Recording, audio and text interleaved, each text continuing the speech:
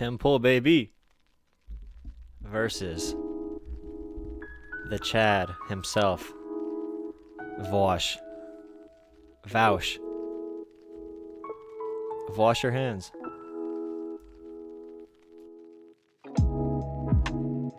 What's up, King Hippo?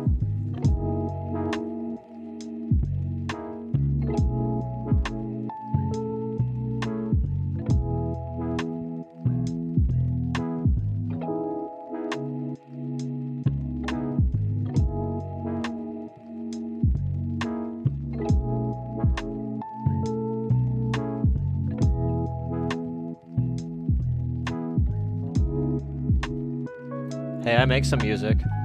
I'm a rapper.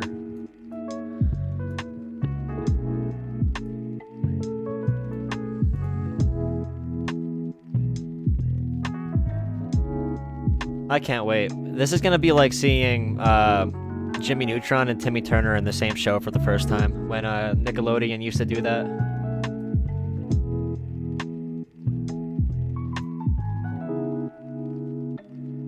Lay down some bars. No, I don't do that.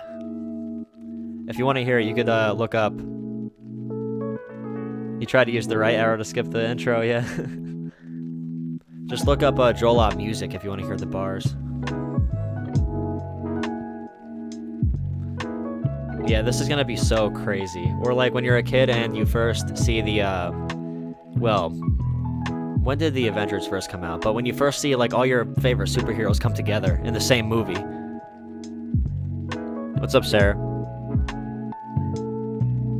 Depression. I wish he would have it on here already so we could start chatting. Incel versus Chad, the debate. Yeah, so Vaush, during this debate, it's 100% focused on convincing outsiders who are watching it. Because it's obvious he's not gonna convince any Tim Pool fans that he is right. You know what I mean? Like, there might be a couple people that are convinced by whatever Vaush does. But this is more what it looks like to people who are in the middle, people who are watching because they're interested, you know, that kind of stuff. It's more about optics and more about getting a bigger reach for Vaush, which would be good. Yeah, they're way too far gone. That whole ploy like, oh, I was on the left until they got too radical works so well. It's so good. That beanie gives him power. Vaush, if he came up wearing a beanie too, I don't think Tim Pool would know what to do. Another 10 minutes until the Vaush versus Tim Pool debate. Yeah, I was having issues with OBS. I was going to talk about the Philadelphia stuff beforehand, but I guess I still can.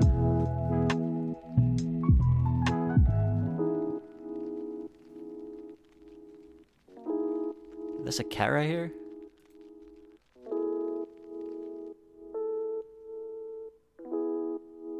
I don't see a cat. This is a lie.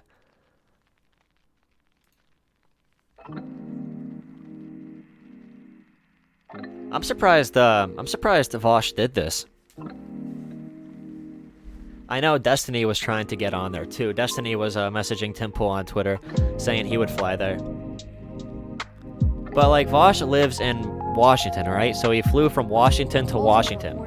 Of how this went down in that neighborhood, and you can see down the street tonight, residents are asking, could this have been handled differently? That's why many residents are here at 55th and Pine protesting. There are live pictures right now outside of Southwest detectives, while police have also set up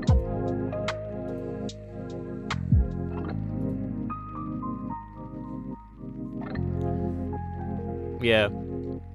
It's streaming on Timcast on this channel right here. Just kind of waiting for it right now. Oh boy. He definitely met Tim by now. I wonder what they said when they met. Do you think Tim Pool knew? Or Tim Pool knows who Vaush is? I feel like Tim Pool has seen him before. But like, Tim Pool seems so like uncaring about everything.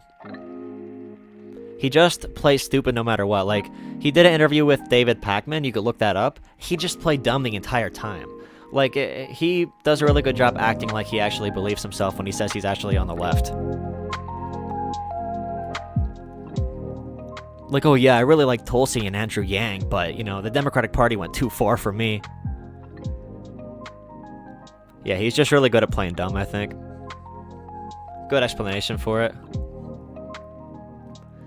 The Philadelphia stuff might come up a little bit.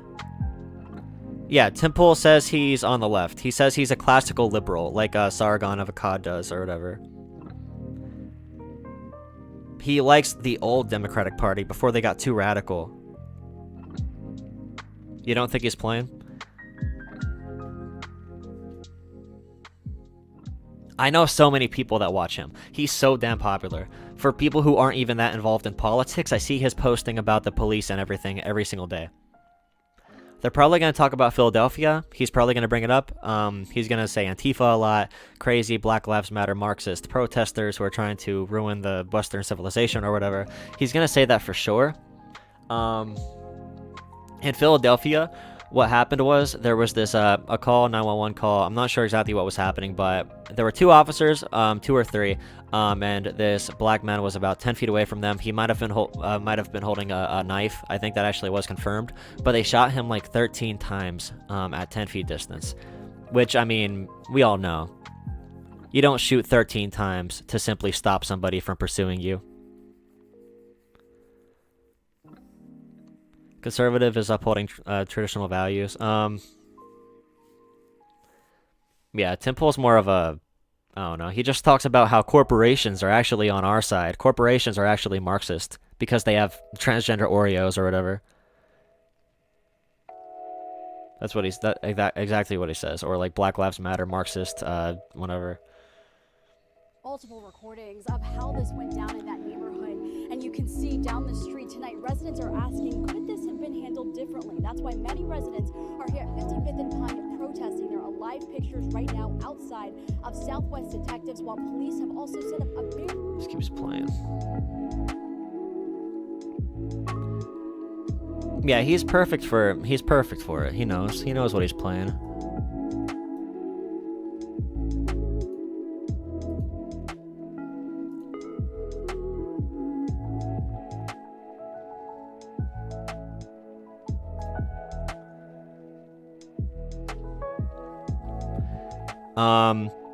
Well, it's not irrelevant.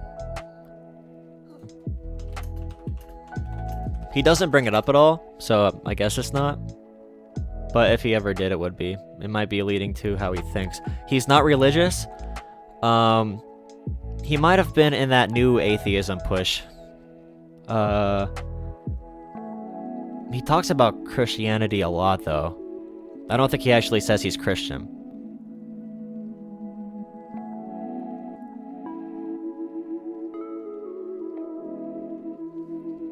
Yeah, like when Joe Biden says, and people make fun of him for it, like when Joe Biden says cops should be shooting people in the legs instead of in the abdomen, it's not, or in the face or in the chest, it's not, you know, obviously what you should be focusing on, but he's also not wrong. A cop should know how to not shoot and kill in a situation like that. And if you're shooting 13 times, you're not even trying not to at that point.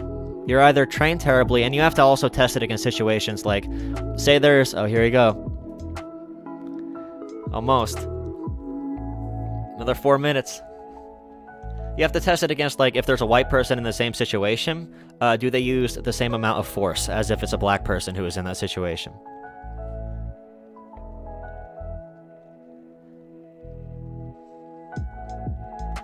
Yeah, just like not shooting to kill is what I'm saying.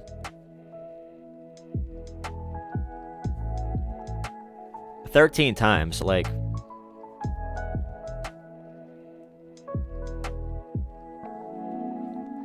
I like this background here, too. Blue stripes. It's funny. When I see these colors, I think fascism. I don't know why.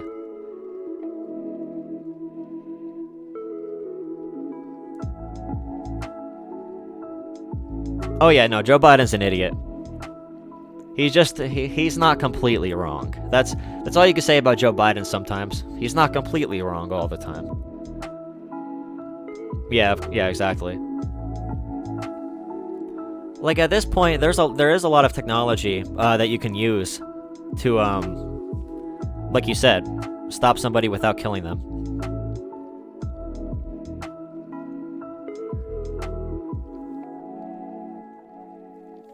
There was another instance in PA too, where a similar thing happened. A person with a mental disability ended up charging outside of a house or whatever with a knife, and they shot him like 10 times too.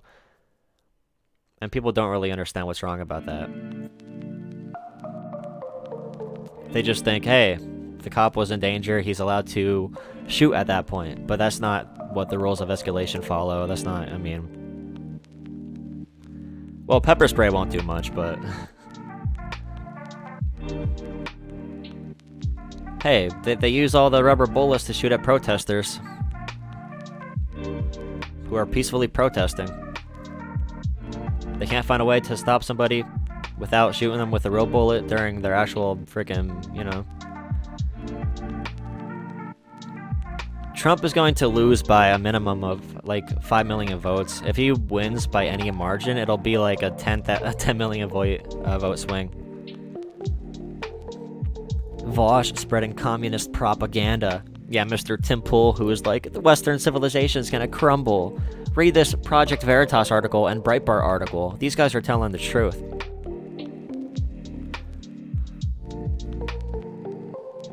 One minute.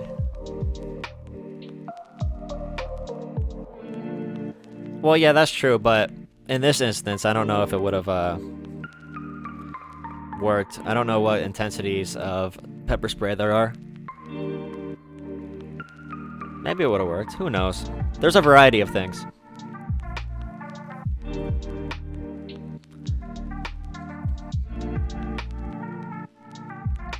Me either. My friend said he was watching it, and I had to smack him back into shape. I'm like, he is not your friend. He might say corporations is bad. He might, you know, he might say some populist things, but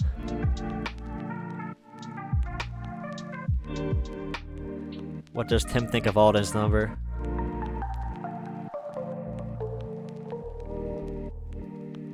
Well, Trump lost by 3 million votes. It's not like Trump did good.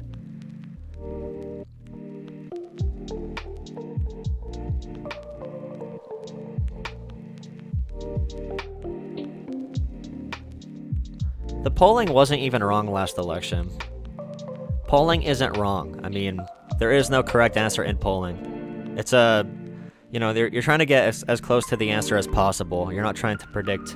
You know, you use the models and you go off those and make your best prediction. But even on election day, it was like 67% Clinton, 33% Trump on a chance to win.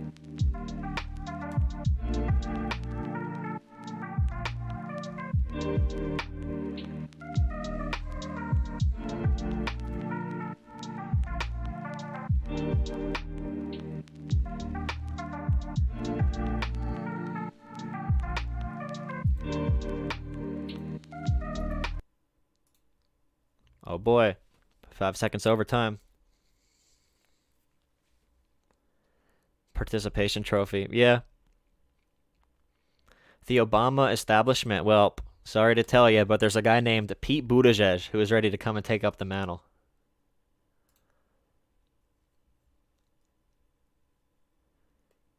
You can confirm, yeah. So as we were getting ready to go live, we're initially planning on starting by talking about the riots that erupted in Philadelphia last night, because I covered this earlier. And as you know, I still live there. We've been setting up the new studio in the new space, but I was literally just back in the Philly area, in the Philly burbs, the other day. And so chaos, riots, looting, it erupted. There was a pickup truck rammed into was driving at a high rate of speed, went through a row of cops. A bunch of the cops jumped out of the way, but one got ran over, broke her leg, got taken to the hospital. So it's pretty serious stuff. But as we were doing this, we got breaking news that the Trump campaign website got hacked. And I was like, that's breaking right now. We probably should talk about it. And then it turns out like nothing really happened. It was just like, so we'll briefly talk about it. I don't care about your stupid propaganda. Significant. But as there's a ton of people already in the chat, because we are joined today by libertarian, socialist, anti-fascist Vaush. Yeah, just about Vaush. Hey, how you Vaush. Vaush, yeah, there we go. There you go. And look, we had Enrique Tarrio of the Proud Boys. I said we'll get somebody from the left in. It's very difficult to get a lot of people on the left, so I appreciate you coming in and hanging out. Oh no, we've been hanging out and talking. I think we're probably gonna have some arguments about the riots, about a ton of stuff. But I just want to say to anybody who thinks that we're gonna have like a blood sports style debate, you're not correct. We don't do this. And so I'm just gonna tell you right now, fair warning, you're mostly all gonna be dissatisfied. I didn't bring on the Enrique Tarrio to literally just attack him and get into a big debate with him. I ask him some questions. I challenge him on some of his ideas and mostly just try to understand him. We're gonna do the same thing with Vaush. Vaush, right? I'm pronouncing it right. Yes. Yeah, excellent. And we're gonna and I think you got it right. We're gonna have a good insight into just a lot of the things we don't normally get to hear from I guess leftists. Is that appropriate? Yeah. The real blood sports is the upcoming me versus Enrique Tarrio conversation. Oh, no. Obviously, that one will be, I mean, I'd be down if you wanted to have a debate and because I don't debate people. I'll have a discussion. We can talk about stuff. Enrique actually mentioned, I think, debating with you. Real? Wait, when he was really? here, was it Vaush that he wanted to debate? No. Oh, Probably know why. Hassan's the. just I know built we you look up. so similar, Yeah. but No, his hair is rough right now. Well, I'm terrified of flying, so we'll pace him out one at a time. But I'm not Try and- principally opposed. Have your mic right in your mouth and Gotcha. Right. Yeah. There we go. Yeah, there we go. Nailing it. There we Get go. better. Perfect. So just because the story just broke, I don't want to just ignore it. But apparently it's like a big nothing burger. Okay. But I do want to show this real quick before we do. Welcome to the show, everybody. This is a Tim Castaro podcast. no. Of course, So this is Ian, like- we got Ian Freeform here. conversation. It's not like Lydia is producing, as I'm most of here in you the are corner. aware, and I am Tim Pool. And Indeed. as you all know, Vaush is our Vaush guest. V. So we're Vaush V. We're gonna argue about a lot of stuff probably, and we'll talk about news. But hit the like button, subscribe, notification bell. We do the show Monday through Friday live at 8 p.m.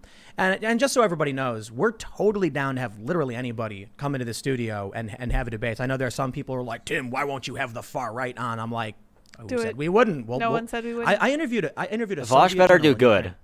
during the Euromaidan stuff. I interviewed a Brazilian gang leader. Well, look, there are some limits. Like I'm not going to bring Now Tim Pool can some say he had a lunatic lefty in serial here. killer You know what I into my mean? Like, house. what about like a? Good content. see, I'll talk to lefties. It would be great. That'd be He's awesome. strapped to the chair, screaming, "I'll kill you!" And I was like, "That's interesting. Why do you want to Why kill do you me?" wanna kill It's me? true. Thank you, Before I honeybee. came on, there was a possum outside they were going to bring into my place. So I'm not special. It really is. It's true. And that also would be good content. Oh yeah, Yeah. great stuff. I like what you think. Well, let's first do this. This is a breaking story. Trump's campaign website is seized by hackers who claim to have evidence that proves his criminal involvement with foreign actors to manipulate the 2020 election. Of course, as of right now, his website is back to normal. We checked. And so I saw this and I was like, whoa, this is like, something's going to come. Let's launch with this. And then it's just a big nothing burger. These things happen. But the gist of the story is his campaign website was seized by hackers Tuesday. A message reading "This site was seized" appeared briefly on the homepage of DonaldJTrump.com before the website was taken offline completely just after 7:20 p.m. The message continued that the world has had enough of fake news spreaded daily by the president. It is time to allow the world to know the truth. The hackers behind the stunt claimed to have compromised multiple of the president's devices. Seems like grammatical errors aren't unique to the hackers. Daily Mail, come on, get a copy Come editor. on, guys. That gave them full access to Trump and his relatives, along with access to confidential information. Strictly classified information is exposed, proving that the Trump government is involved in the origins of the coronavirus, the Post read. We have evidence that completely discredits What? Mr. Trump as president, What? proving his criminal involvement and cooperation with foreign actors manipulating the 2020 elections. The U.S. citizens have no choice. Okay. It's a nothing burger. I almost feel kind of dumb that we even decided to bring it up because No, I I was like like, it. it was like breaking news, and I'm like, oh wow, we got it. What's going on? I think you've got it though. Same typos in the actual Daily Mail writing end of the thing. Maybe they did it. The Send Daily the- You're probably Mail. right. the Daily Mail. inside scoop. Yeah, on man. that. There it is. That makes perfect sense. We've busted. Nah, They're making the news. That's right, I they gotta really be honest. are. Daily Mail needs Stop needs to being have some nice, copy Vaush. editors. So like they have grammatical errors all the time. of all the outlets, there's that.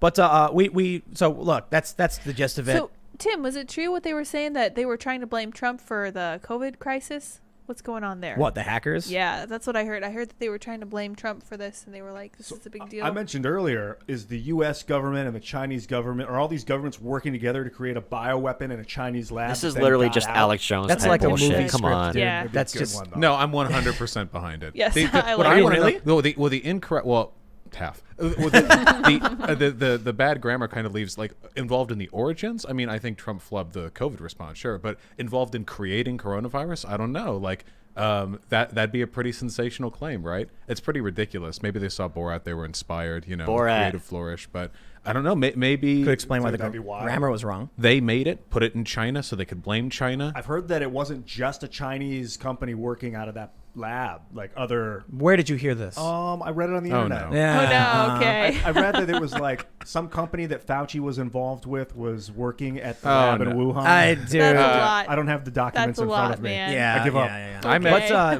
But I met Fauci. He admitted to it, though. It's true. Oh, it's Oh true. really? Oh snap. So well, let's dive in. Cool, You just let's said get in this there, is taking a while to warm up. Trump flubbed the response. Oh, here you go. Yeah. Yeah, for sure. I mean, one of the problems is we don't actually have a metric for knowing what success looks like. Every pandemic response is Absolutely. unique, Would Hillary Clinton have done better or worse? The fact of the matter is America is its own country. No other country is a perfect comparison. We also have a very decentralized government. States are given a lot of autonomy when it comes to responses, which can be a downside when it comes to stuff like this. I think there were a lot of things that he did wrong, from a sort of habitual tendency to downplay the severity of the virus. We know, of course, that he was informed of its severity but didn't want people to panic, which seems like it was an effort to keep stock investors from sort of, hard selling, which may or may not have worked. We know, of course, there was a crash later anyway. But the thing that bothers me the most about the whole response is that I don't actually think there's a metric that Republicans would, like a line where they would say, that's too many deaths. Because right now it's at 225,000-ish. And I feel like, and Trump's saying, well, they said it was going to be 2 million, which was the estimate if nothing was done. So what if it had hit 1 million? Would they say, well, that's half of what was expected? If it had hit 2 million, would Trump have said, well, that's exactly what they said was going to happen? To I be don't fair, know. you could say the same thing about the Democrats. Or, if it's right versus Oh. left, the Democrats would not have accepted Yeah. any okay. number at all. Oh, I mean, and if they were in power, I'd be perfectly willing to criticize for them, absolutely. Yeah. But right now, I mean, Trump has had, his hands have covered this whole thing. It's true, but it feels like then the real issue is, do you like Trump or not? I mean, look, 225,000 is really, really bad. It's horrifying, right? And I mean, even Trump has said that. We don't know what it could have been or would have been. There's no metric for success, which you pointed out. So it's either do you trust him, or do you like him, or do you not? Well, there are things that he did that I'm reasonably sure, like a Hillary Clinton. And by the way, please, for everyone, I don't like Hillary Clinton. We can write that on my tombstone. What about Joe okay? Biden? No. Though I'll admit, I do like him more than Hillary Clinton. I think he is marginally more I'll give likable you as that. bad, than yeah. Hillary I'm with Clinton. you Yeah. there. Hillary Hillary- Clinton is the bottom Oh, of the barrel, God. man. Yeah. Right. Really So is. we're only nowhere to go but up. That's right. Yeah, that's right. But yeah, Spirit. with Trump, when it comes to stuff like, for example, downplaying the severity of the virus, I feel like Democrats would have done that to an extent. But when it comes to stuff like habitually like ignoring masks or like sort of arguing with Fauci back and forth to the point where Fauci now needs a security detail to go in his runs because there are a lot of far right groups who think that he's trying to lock down the whole country, with him sort of promoting the anti-lockdown protests, saying they were taking back the respective states, which has led to additional threats of violence. I feel like stuff like that refers to a particular kind of far right populism that the Democrats don't have the ability to tap into. What do you mean? I don't think the Democrats really have the same base of fanatical support in the way that the Trump supporters do. They have, now there are like K-Hive lunatics, and those people exist and they're real, but I feel like their antagonism is more directed at sort of chauvinism or anti-progressivism, or just against any candidate their preferred candidate doesn't like. But this like hardcore ultra-nationalist rejection of a national response to COVID, that I think is a particular to the Trump fandom. What groups? Like what right-wing groups are engaging in this kind of violence and going after people? Well, the violence is fairly, a violence, like political violence, is always going to be a fairly small percentage of the actual harm done here. No political group could ever do harm to rival the 225,000 dead, Right. But we tend to wipe that stuff under the rug. This is one of the criticisms that I have as a libertarian socialist, like with the general system that we live in, We'll say, like, news media will focus, a terrorist attack, 7 dead. That's horrible, of course. But at the same time, pharmaceutical companies are pushing doctors to give unneeded opiates to people, and in the same Yes. period of time, 13,000 people might die. But that's a statistic. That's not a news story. That just keeps happening. So what I'm worried about isn't the actual political violence. It's about the attitudes we've taken that have allowed COVID to continue to this point. Just today, Trump said, well, as one of his like campaign achievements prior to the election, Yeah. conquering COVID-19. On Saturday, highest recorded number of cases in the history of the country in a single day. Horrifying. And Mike Pence has said, I think he said during the debate, he tweeted it and deleted the tweet, that Trump locked everything down, which is not the case. There's a lot of complicated stuff here because we're going now from COVID, we're getting into political violence. So I think the simple point I can make, which I did, I guess, is when it comes to the COVID response, there's nothing to base it off of. For me, I'm kind of like, okay, well, early on, Trump took action very early on, like it was in January, to form the task force to spend to restrict most travel. There were some cases in which people could travel from China, eventually to Europe. And Anthony Fauci in March said no one could have done it better. So that was the early response. Dr. Fauci said, "Don't wear masks." We had, who was the Surgeon General guy? Don't wear masks. Oh, yeah. I don't know. They both did. They tweeted about it. Fauci is now saying it was a mistake for him to say not to wear masks. There's a video that the Republicans put out where you've got Kamala Harris and Joe Biden criticizing things Trump has said, and then they show that Fauci was the one advising, like Fauci was the one saying it publicly. So in this capacity, I've been covering this since it started, and I remember Anthony Fauci saying Trump is doing the best. I don't think anyone could do anything better. Now we're several months on. We're getting close to election, and all of a sudden, everyone's saying Trump has done a miserable job. Well, to be fair, it's not all of a sudden. I mean, there have been points where Fauci's, and I disagree, by the way. I think initially Fauci's arguing you don't need to use masks was, I mean, the logic he used there was that he was trying to disincentivize the purchase of PPE that otherwise needed to go to medical professionals. Yes. And I think it's irresponsible to put that out saying masks aren't effective or we don't know masks are effective. I think a more responsible way would have been to sort of implore Americans to be responsible with their consumerism, you know? You know the weirdest thing about it is, though? Early on, conservatives were the ones like, I'm going to go buy masks. I was getting messaged by people like, hey, don't What? listen to Fauci, go buy your mask. When? Remember. And now all of a sudden it's... Oh, because they Yeah, go, exactly. yeah, But it's contrarians. both. Like, you had Democrats saying don't wear masks, and the conservatives saying wear masks. Then it flipped at some point, and now it's the Democrats, or Well, I should say the left or whatever it is. I don't think it was that unanimous. I think that for the most part, people were on board with wearing masks, and there was a brief period where we were very concerned about making sure there was enough materials available for the hospitals and for the nurses and what have you. But even early on, and Fauci's in a difficult position here because I have a strong feeling that if Fauci was too critical of the president, he would be replaced for somebody less so. So Fauci's Like Dr. Atlas.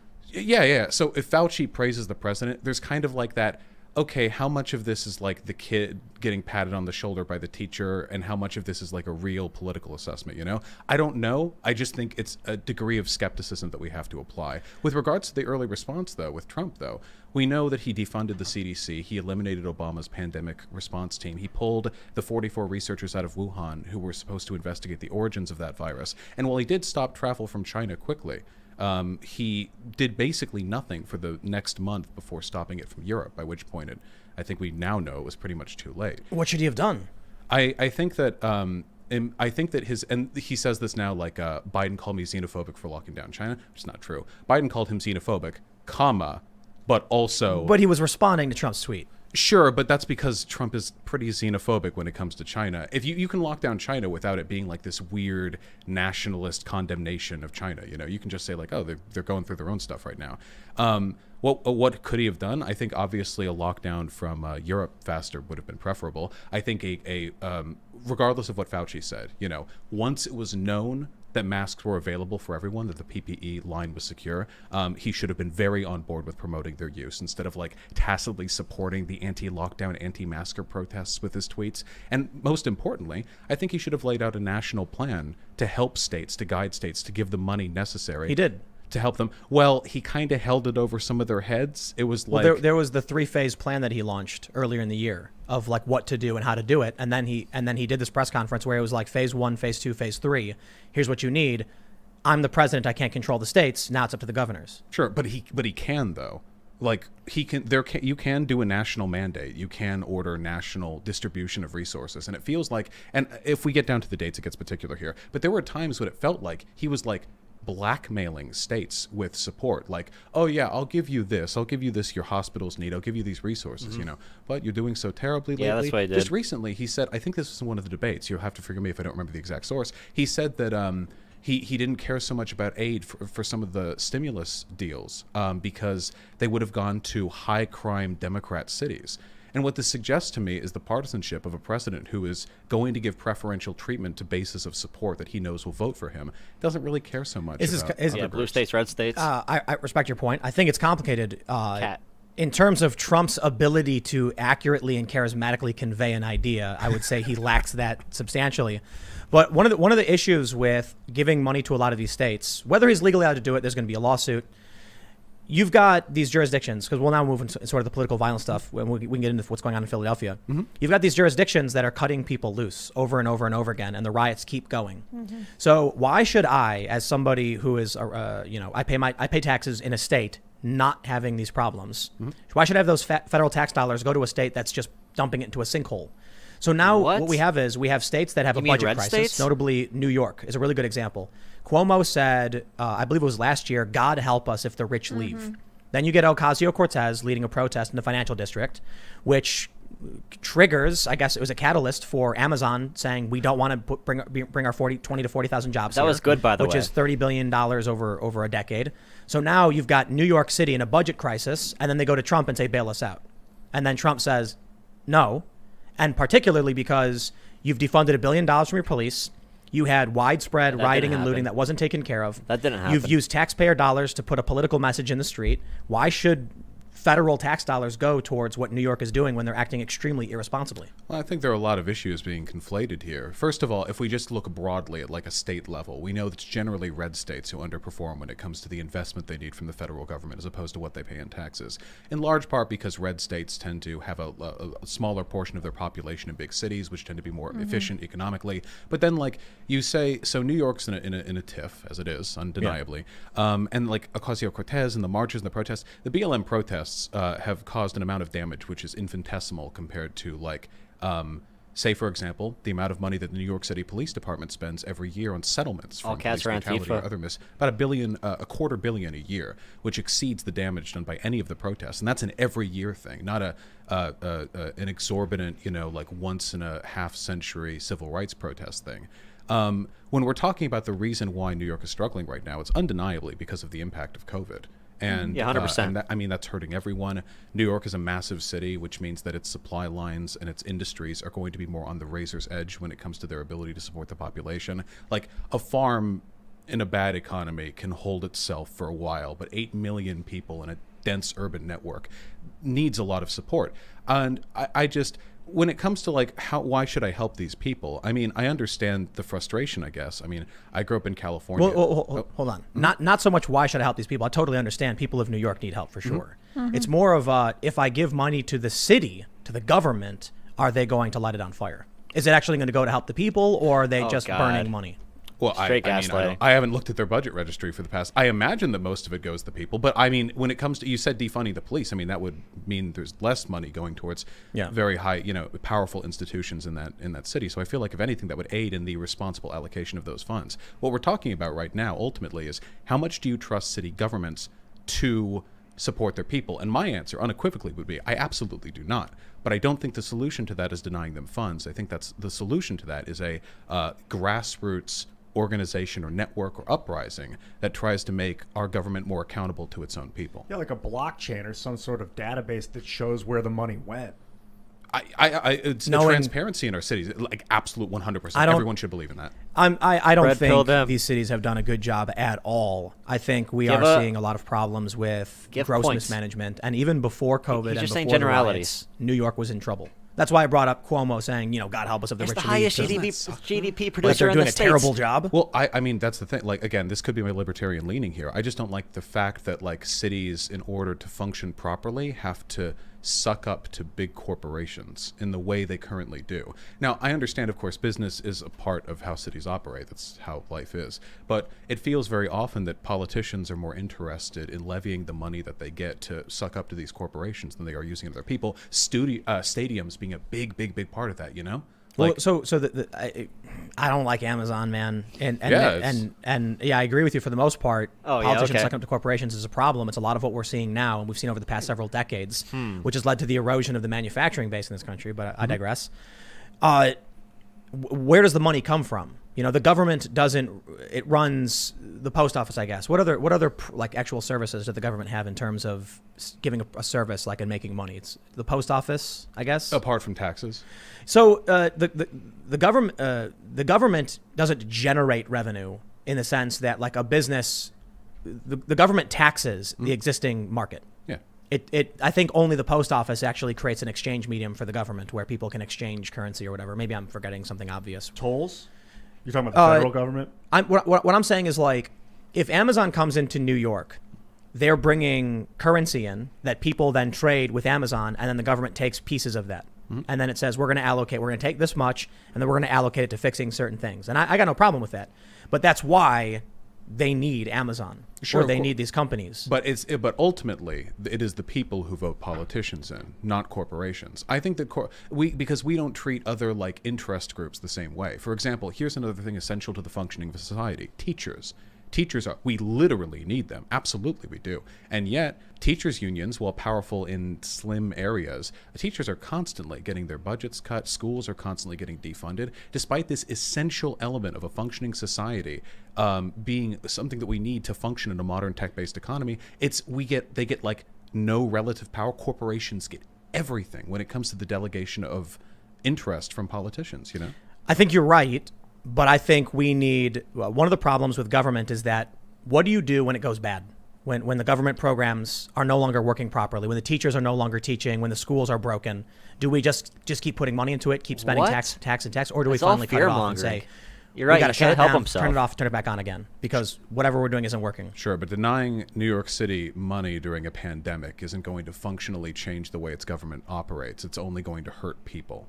I think that, and also just from a functional perspective, it also bolsters democratic political will. If you're not interested in seeing that happen, seeing the president like hold his hands up and let cities like wilt because of some presumption of, you know, poor city management. It's certainly not just New York, you know. In fact, when it comes to actual like percentage of wealth that goes back to its citizenry in a meaningful way, I think New York is fairly in line with a lot of other large cities, including some Republican run ones. But we don't have those discussions about those cities.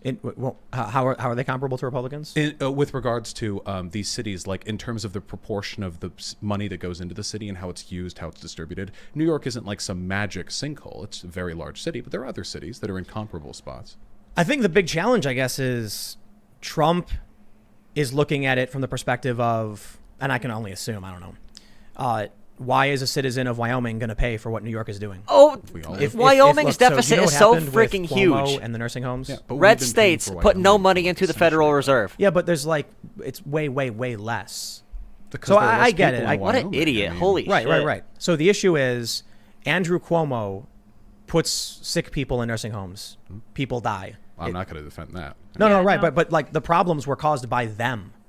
You know what I mean? Sure, but and they're like, but it's the same I'll with be honest. Wyoming, right? You could say the same thing. Like, well, why is Wyoming as a state so poor? Like, does it have to take so much federal money compared to what it earns in taxes? Well, what are those governors doing? What are those city mayors doing? We just never have those conversations. Every time it comes to talk about like the responsibility of city government, we always focus it on democratic-run strongholds, which is in part because cities tend to be more democratic for a number of really complicated sociological reasons, but also because I don't think we want to acknowledge the fact that this poor city management thing isn't a Democrat problem. There's a functional rot in the way this country treats its citizens, and that operates everything from county all up to the national level. And I wish when we had that conversation, it was less partisan, less about like getting owns for one or the other, because I can tell you if Biden wins, and I hope he does, I hope to spend the next 4 years ruthlessly criticizing him and everyone who supports him on these same fundamental points, Right. because they do matter to me. And I agree, New York City is in a lot of ways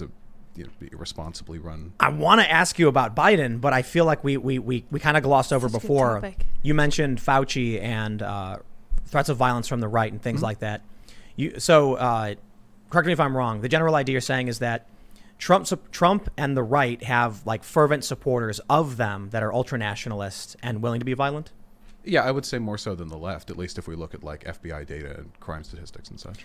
So this past year, how many like pro-Trump things have happened where, like pro-Trump groups have gone out and committed mass acts of violence or targeted people or killed people or anything like that? I can't tell you if I remember the number. I will say though, it's not. I mean, the most thing that immediately comes to mind would probably be the Michigan governor kidnapping, and you could argue. But those guys are weren't those- right wing. Well, they were. I mean, that one guy was. They said he was an anarchist, but he was posting memes about killing commies on Facebook, so he definitely wasn't left wing. Some of them were. I think this is one of the things where it gets really complicated. Yeah, but these guys are clearly just anti-government. I mean, sure, I will, but I mean, and then they went after a Democratic governor who was being very heavily targeted by the right, and they seemed to. Doesn't mean reflect they're a lot- right wing. Well, they were reflecting a lot of the rhetoric that was being used, and some of the people there, pretty sure they were MAGA hats. I would need to look back. They were at Black Lives Matter protests, actually, two of the guys. So I'm not going to pretend those guys were left wing. Mm-hmm. They were just crazy, like anarchists. Like the guy actually. I as an anarchist, I thoroughly disavow. They were they were ANCAPs. They were a very different. I don't even know breed. if they were ANCAPs though. Like they were marching with Black Lives Matter. They clearly have some of their social values aligning with leftist groups. Ideologically idiosyncratic, perhaps. But I'm not going to call them leftists. Yeah.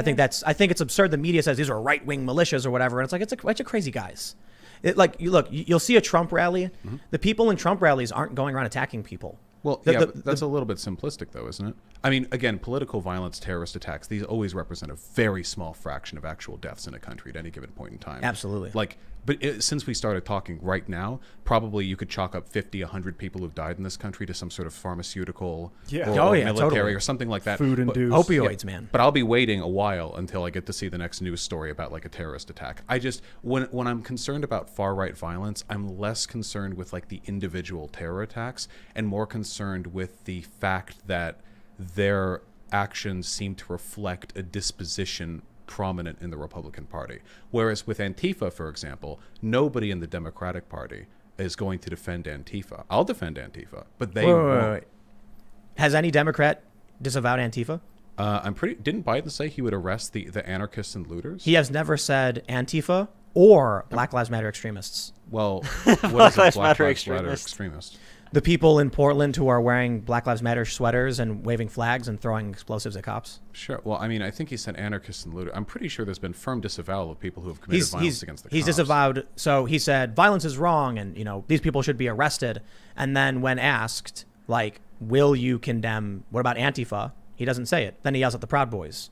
So I think I'm pretty sure I remember him going over that. I know like Antifa doesn't have like a base of support amongst the Democratic Party. It tends to be very far left people who hate the Democratic Party. What about Ocasio-Cortez, Ilhan Omar, and, their cohorts? Yes, of course. I mean, they're left-leaning compared to America, but if you put them in Europe, they'd be considered center-left politicians. I love them, don't get me wrong, but... I mean, when you start talking about Europe and the U.S., left and right becomes rather meaningless. Because then are we talking about revolution versus status quo? Are we talking about economic policy? Are we talking about cultural policy? I think it's fair to say that if you look at Ilhan Omar or AOC, they're probably not on the revolutionary side of the argument, just judging by the career paths they've chosen. But the Antifa people are almost to a man going to be very far left, very anti-establishment types who are probably as disgusted by the Democrats as they are the Republicans. So a lot of people like to bring up Antifa all the time. Mm-hmm. And when, like a lot of the stuff we saw in Portland, I've actually said repeatedly, stop calling them Antifa. They're wearing Black Lives Matter sweaters. They're flying flags that say Black Lives Matter. They have plastic shields that say Black Lives Matter on it. Mm-hmm. The way I explain it to people is if you go to a large group of people and say, how many of you want to protest in the name of Antifa or anti-fascism, whatever, you'll get a decent people saying yes. If you go to the average person, a group of people, and say, how many of you want to go protest for Black Lives Matter, more of them will say yes. So I definitely think you have people who were previously flying the Antifa flag, now flying Black Lives Matter. But you have way more people joining in the ranks of that violence in the name of Black Lives Matter, which is funded through Act Blue, which is the Democrats' fundraising platform, has been routinely supported by almost every, I would say every national Democratic politician. Well, my problem is that this is the exact same logic that people use to condemn the civil rights protesters of the 1960s. Anytime you have a lot of civil unrest, there are going to be groups at different levels of radicalization that get involved. Most of the civil rights protesters, back in the day 50, 60 years ago, probably boomers, just like middle class, fairly progressive, black or non-black people who just wanted to see their rights achieved. And amongst those people, there have always been socialists and anarchists and much more left-leaning people, and sometimes those groups, or sometimes even the regular moderate folk, will clash with the police. And the problem is that when we focus on this violence, especially with a movement as large as Black Lives Matter, which, if judging by the number of people who participated in these rallies goes, the largest civil rights protest in all of American history, when we start saying like, well, these few people threw rocks at cops here, and then we're talking about fractions of millions of people. So I'd like to say Black Lives Matter as a movement is, with Biden, reformist and generally quite nonviolent as protests go. And then amongst them, are there more radical people? Absolutely. But I'll even defend to an extent radical action when it comes to protesting against injustice like this. Do you know any people last year, how many unarmed black men were shot and killed by police? Oh no, he's doing it. Unarmed black men? Unarmed black men shot and killed by police. Somewhere between 20 and 40. I don't remember 13. the exact. 13. Do you? But I would want to be clear. It's unarmed black men shot and killed. There are instances, like George Floyd was not shot and killed. But it seems like if you have an estimated 375 million interactions with police, if we're having double digits of unjust killings, it's not so much a widespread problem, but just areas where we need to hold people accountable. Sure. And I definitely think police are often not held accountable for sure. But does that warrant millions of people, protesting? Does that warrant changing banners at every single park, every major corporation They adopting changed the the slogans? banners. Does it Painting. warrant street painting No, with they said taxpayer Black dollars Lives and then Matter. using police to protect it? Does it warrant those dare who would they. commit violence in their name for 140 plus days? Well, and will any of the Democrats call them out? Well, the corporations and the politicians doing all of that is just, I'm trying not to use the term virtue signaling. They're doing it because it makes them. Yeah. Well, that's the thing. But I'm not going to defend corporations who are throwing up like the black, For sure. IAP icon for 30 days. Then they throw it up. Of course. But they're only doing that to appeal to a popular narrative. But I'm not going to defend their virtue. Their CEOs could be racist. They could be not. I don't care. Like, it doesn't matter. They'll do whatever makes them money. When it comes to like the protest itself, you have to recognize that the police killings of unarmed black men are very much the tip of an iceberg, even a glacier here, where that is the most easily and objectively verifiable injustice. Like George Floyd, I think a lot of people recognize, not great. Breonna Taylor, likewise. Mm-hmm. But underneath all of that, those... Do you mean when you say not great, like those stories were not clear-cut acts of... Like, what do you mean by that? No, I mean that they're very easy things to protest against, because Yeah. I disagree. You think that the George Floyd thing was like, people should see that and go like, I think when the George Floyd thing happened, I covered it shocked that we had a video of this cop kneeling on this guy for 8 minutes, and I think it was 43 seconds or whatever. That shouldn't have happened, but more information comes out later. So I recognize that protest, I do. But I don't think any info more came information out that made it any less horrible. that he Vaush. had fentanyl in his system, a lethal dose of fentanyl, and that when the body camera footage got released, he's actually kicking his way out of the car saying, please hold me on the ground, hold me on the ground. So I have to push back against this. He would not have died if that knee had not been on his neck.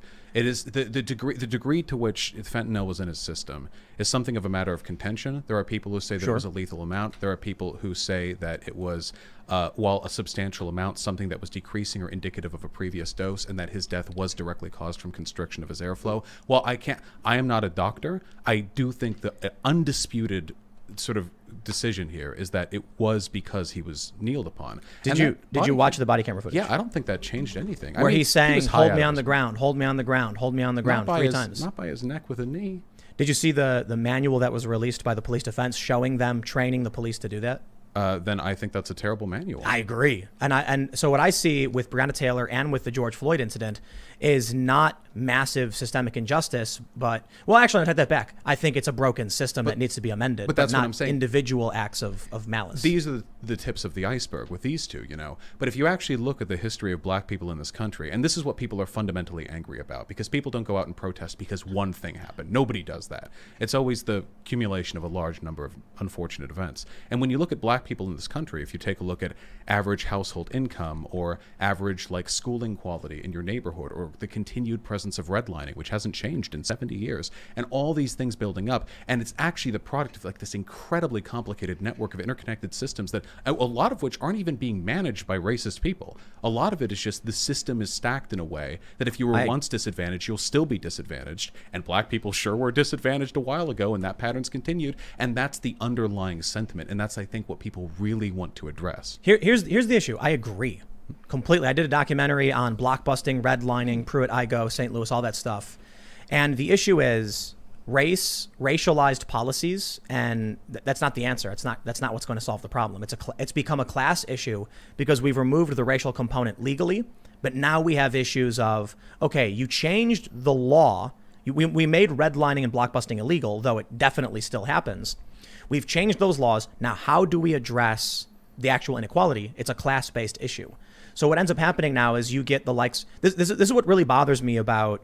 You create Black Lives Matter. I think it was created from Trayvon Martin.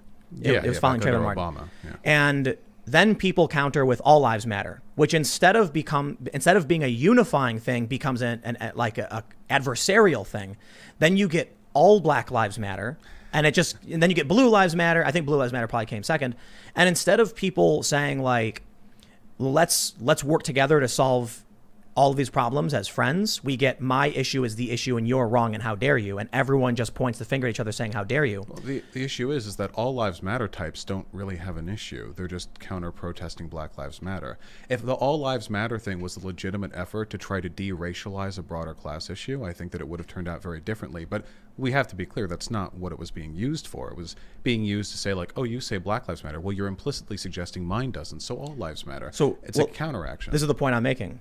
If you have an area, say like Ferguson, where it's predominantly black, but there are white people who live there, you're cutting out people based on race, and it makes people angry. Well, what policy are you referring to here? Because I haven't. I'm just talking about the slogan. So for me, growing up on the South Side, it was a very mixed race area. You had white people, black people, but there was a segregating line, 47th Street. I watched the cops brutalize everybody. I watched the cops plant drugs on whoever. I watched white people die of heroin overdoses, or I shouldn't say watch, but I've had friends who died of heroin. And so you then start, you start talking about Black Lives Matter because of brutality, and then you're going to get a bunch of poor people. And of course, there are more poor white people in the United States than poor black people. I'm not saying proportionally. I'm just saying the hard number. More white folk, yeah. Well, right, exactly. So what ends up happening then is you create a movement that tells someone, we are not focused on your problems. We're focused on their problems. And they say, but what about me? Everyone's going to say, what about me? And I think that's a simple solution to addressing all of the problems. This is my thing, though. The All Lives Matter thing was not made up by poor white people who are trying to get that solidarity. It was made up mostly by Republican counter-protest. The All Lives Matter thing was never made in a good faith effort to try to broaden the net. I think you're in a bubble, man. I really don't think so. I was in Cincinnati. But I can tell you, even if that wasn't the case, though, even if I were to accept your premise, back in the civil rights protests, the original ones, there was a slogan that was used pretty frequently amongst the black folk marching. It was, am I not a man? Am I not a person? And to me, when we're saying like, well, Black Lives Matter, you're leaving out the white people who are poor. This sounds to me like if a woman of that era was to walk up to a man with that sandwich board over his chest and say, well, I'm not a man. What about me? I recognize that the language can seem exclusionary, but if you pull back, you recognize the Black Lives Matter movement is not exclusionary. Even if the language may suggest some sort of exclusionary focus on black people, the people marching out there and the policies proposed by BLM advocates are generally very, very progressive when it comes to class-based issues and class-based solutions. And they also protest white folk getting killed by the police or black folk getting killed by black police too. Your analogy, I don't believe fits what we're talking about right now. If you had, black people in the civil rights era saying segregation is wrong, we need equality under the law, and we're also talking about getting rid of miscegenation laws. Those were actual laws in place. What we're talking about right now is, are people facing injustice at the hands of police, and are people facing disadvantages in life based on class and wealth issues? The answer is yes, it affects everybody. So why would you choose to exclude somebody?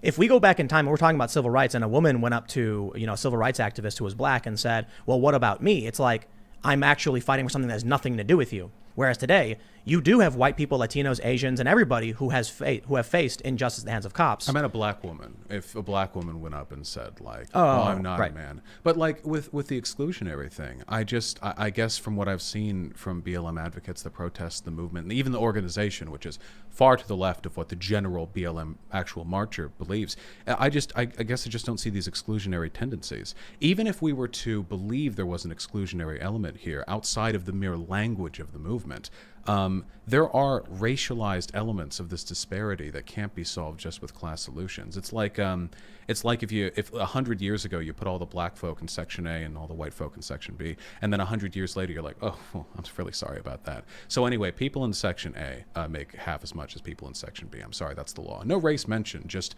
what neighborhood are you born in? And the breadlining and the distribution of wealth has reflected a distinct racialized oppression in this country that I think we can solve with race-neutral policies, but we must acknowledge that it exists. But Black Lives Matter isn't advocating for race-neutral policies. They're advocating for racial policies, Like what? racialization. Like, so for instance, in Seattle, they're doing, POC and non-POC separate events.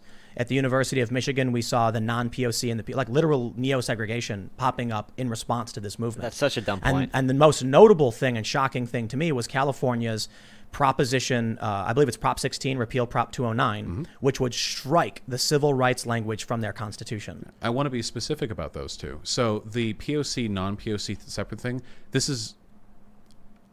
I don't really think that this is like an official BLM thing that's being pushed for. I think that's woke crap as well, by the way. I don't think that you can make an argument for it, provide a safe space, whatever. I don't think it does what it's supposed to. But the organizers of Black Lives Matter say these things. Sure, yeah, but when we're talking about like what BLM wants, I don't mean like these little events or soirees which may have like these weird elements that are kind of like misappropriated woke culture. What I mean is like broadly, how are we fixing this multi-trillion-dollar economic gap that we have? Yeah. And when it comes to the California thing, I'm mixed on this. The reason they're doing that is because the language of their law prevents them from implementing affirmative action the same way other states in this country do.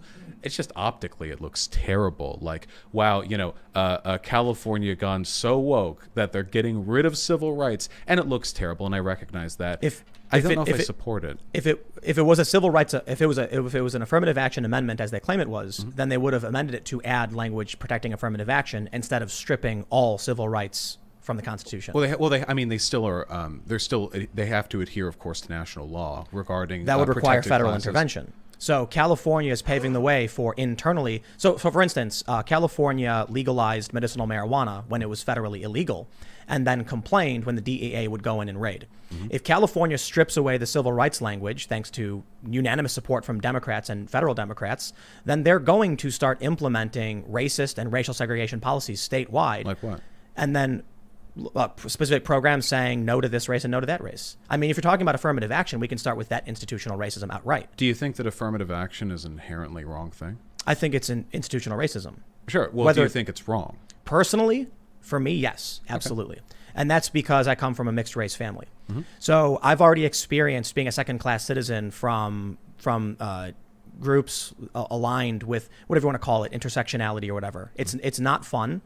I believe it flies in the face of everything my grandparents fought for in terms of civil rights. They were a mixed race couple. It was illegal. They faced prison time over this, and they had to flee several states because of it.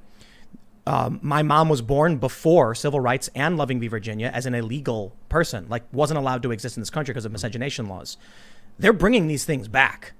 I don't think they're bringing back miscegenation. No. They're bringing back. I'm talking about they're stripping away the civil rights law. They're bringing back segregation. I really, given the reasons and the multilateral support that this proposition have received, the idea to me that they are removing a specific California set of policies to then become the most racist state in the nation, even though they're equally beholden. Because let's be clear, once California removes these laws, they're going to be at the same point a lot of other states in this country are.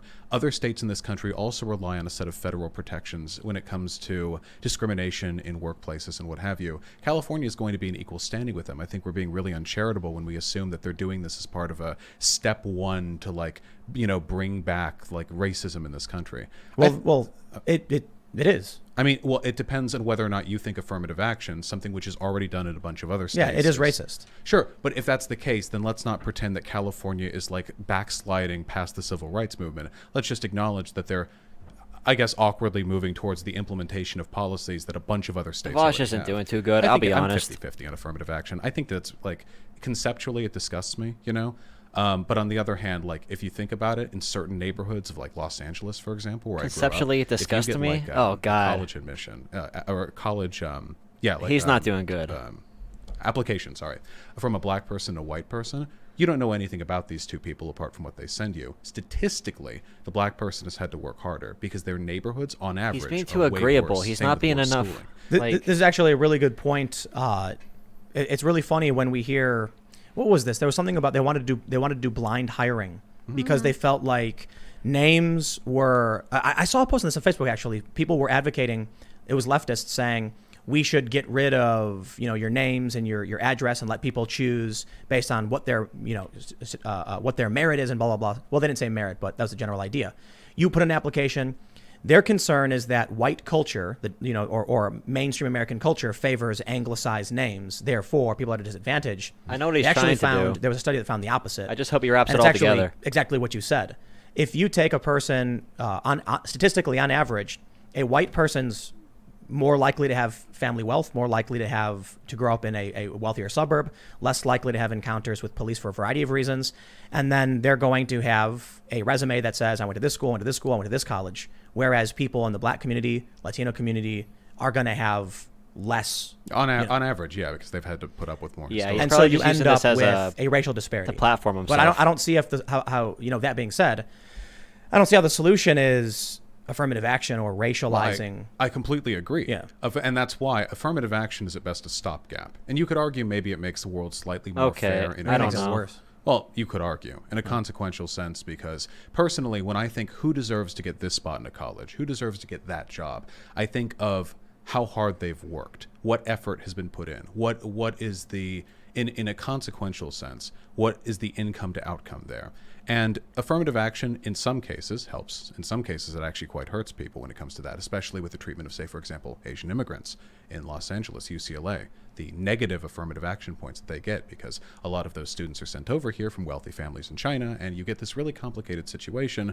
And ultimately, we can avoid all of this, and I'd love to avoid all of this, if we just put more effort into addressing the underlying racial disparities in this country. But nobody wants to do that. Which would be what real anti-redlining policies and reparations, not on race, it gets messy, but on class. Because if you were poor 100 years ago and white, you had it better than if you're poor 100 years ago in black, for sure. But there are still issues you can fix across the board, and that way you don't get a lot of really messy racial politics that might otherwise involve, like, what do? Like, you test people's blood, Exactly. Yeah, right. I agree with that for sure. Yeah, that gets really, really messy. But nobody wants to do this. I mean, Republicans, Democrats, neither of them want to do this. How do you feel about? Oh, sorry to interrupt, man. How do you feel about universal basic income? Yeah, I think so. As a socialist, my one contention is my concern would be that universal basic income would assist in perpetually commodifying the standards of life. I don't want people to have the money necessarily to afford medical care or food. I want those things to just be available to people, with that wealth maybe being divested to or diverted to like luxury goods, that sort of stuff. But I think that like right now in this country, this is me like picking which two beautiful, delectable fruits I want to eat from a tree. If we could get UBI in this country done properly, like a good UBI, absolutely, and that would go a long way too to fixing the situation poor folk are in. So we got two routes to go. I definitely want to talk about UBI, socialism, etc. But I want to make sure, because we were originally talking about Antifa and right-wing violence. So going back to what we were talking about before, with Antifa on the far left, we have people engaged in violence consistently. I mean, if we look at the death count. But what is death? I mean, death doesn't change the fact that someone gets bashed over the head with a brick. Sure, but I think that generally speaking, if we're looking to quantify the amount of violence done by any given number of groups, the fact that we've had historic racial protests in this country with Antifa involvement at some of these protests, and I think we have one death, and it was that 100% Antifa guy who was in Portland, I believe. Well, you had the security guard who shot the guy in the face. That guy wasn't Antifa. No, he was just a Bernie bro, but he was there. But he was there as an unofficial security guard. Sure, but he wasn't operating in the capacity of like a revolutionary protester. He was there, and I don't know the circumstance of the death, but he wasn't like Black Bloc. You have that, and the fact that there's only been so and so much death from these groups, I think, when we're looking at over the past 10 years, hundreds of deaths from the far right groups, indicates something. Whether that indicates the far-right group uses more lethal methods, Yes. guns as opposed to bricks, I'd be willing to bet that. Antifa don't carry guns for the most part. Except for that one guy. Right, yeah, every once in a while, But when you see a far-right militia group, these people are not carrying flags and bricks. These people carry firearms. But I think that ultimately, discussions on stochastic violence are distractions from greater systemic violence that I think that we all need to pay a greater level of attention to. I think if you got the left and the right in a room and talked about the opioid crisis in pharmaceutical companies, they're gonna agree. Yeah, I genuinely agree with that. The problem for me is, man, these guys in Michigan, I don't care what you want to call them, lock them up.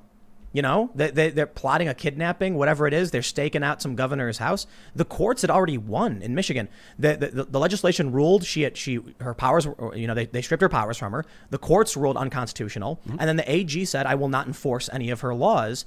And these guys were plotting for what reason? Like, the system we built, it worked. And so these guys were nuts. They got caught. The FBI staked them out, locked them up. Congratulations.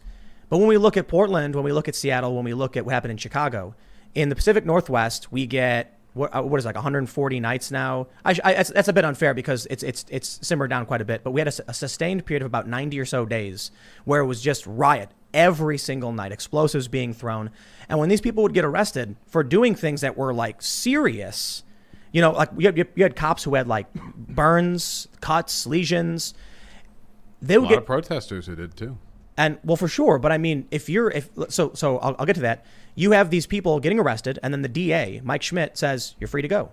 So it was so bad, the state police said, what's the point of being here if they're getting released as soon as we arrest them? And they left. That's a good question. Well, Trump came in and deputized them, then later deputized the police, and now the feds are dealing with it. So death is the worst possible outcome. And we have Michael Reinl, who killed that Trump supporter, and that is extremely horrifying. And we didn't get mass national press coverage about it. Wait, which instance is this? Michael Reinl, the guy in Portland who said, we got him right here, and then he fired two shots. We don't know if it's horrifying because he never lived to see trial. He was murked by Trump. No, it was definitely horrifying, and it was definitely horrifying that he got killed. Death is horrifying, but I mean, like, we didn't even get to see a trial there. Like, you're right. That's something that the right doesn't really experience, by the way, too. You have like Fort Hood, for example. You treat these people with kid gloves, but that guy outside the house, apparently, according to like a bunch of eyewitness testimony and the conflicting narratives of the police who were there, he didn't draw a gun. They just saw him. Well, I'll tell you this: there's shot conflicting witness statements, but only with minor variations. The vast majority affirm that the cop story isn't true. That he did not draw. I read that there was a witness who said they saw him drawing, but I'll tell you what, it doesn't matter. You know why? Because even if we have witnesses saying he did and he didn't, Trump said twice. Oh, he was at a rally. And he goes, they knew who he was. It took him 15 minutes. They didn't want to arrest him. Retribution. And the other time he said it was retribution, and that's messed up. I'm trying to avoid swearing. No, I saw you tweet that, by the way. When I saw it, I was very happy to see that. The president claiming that we should just get retribution and go kill people. No, we want that guy on trial so we can hear everything about him and make sure we know who he is, we know what he's doing, we know why he's doing it. To me, it shows to an extent fear as well. If you are confident in your case, legally speaking, you want them to stand trial because a trial is a years-long, prolonged shaming of them and everything they represent. Right. Whereas them being murdered, martyrized them, the only reason you wouldn't want that is if you were concerned that a trial would bring out information or would be inconvenient to you in some way. That's why, look, I think I'm not a big fan of trusting the government, but we've got a couple we got a couple statements, and it just seems like inconclusive. I'm not inherently going to distrust the cops who were there. I'm not inherently going to trust them either. Inconclusive is the best you can ever get when it comes to conflicting witness testimonies. Well, So to my point, just because sometimes one group of extremists kills people doesn't mean we ignore the other group of extremists. Oh, I'm not arguing that. Though I will defend a lot of the protest violence that's been taking place.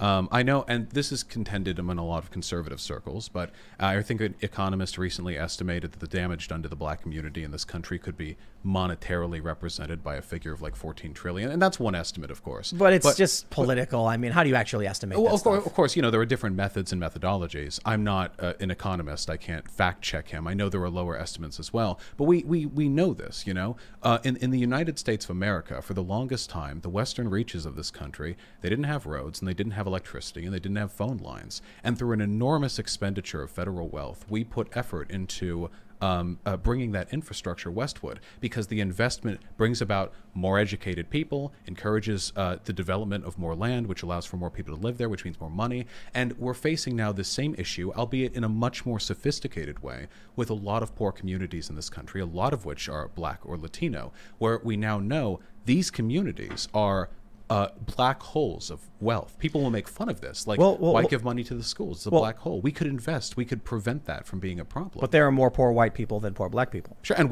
we should invest, absolutely. But there are specific elements of black poverty. To be fair, I think you already said reparations on class, not race, anyway. Yeah, I get it. There are some elements that are heavily racialized. There are studies, for example, about the criminal justice system that are non-sensationalized, like just flat out the likelihood of given charges or what your sentence will be, even if every other factor is accounted for, just race is left. And then you have things like implicit bias, but those things are cultural shifts. I don't think we can fix that with law. I certainly don't want there to be like a federal mandate, all judges must give black men 10% lower sentences to compensate for the racism we assume they have. But when it comes to non-cultural issues like that, the deficit we see in these black communities, this is something worth protesting. And I think for a lot of people who grow up there, this is something worth fighting for. I don't think it's good to drive a car through cops. I don't think it's good to hurt police officers.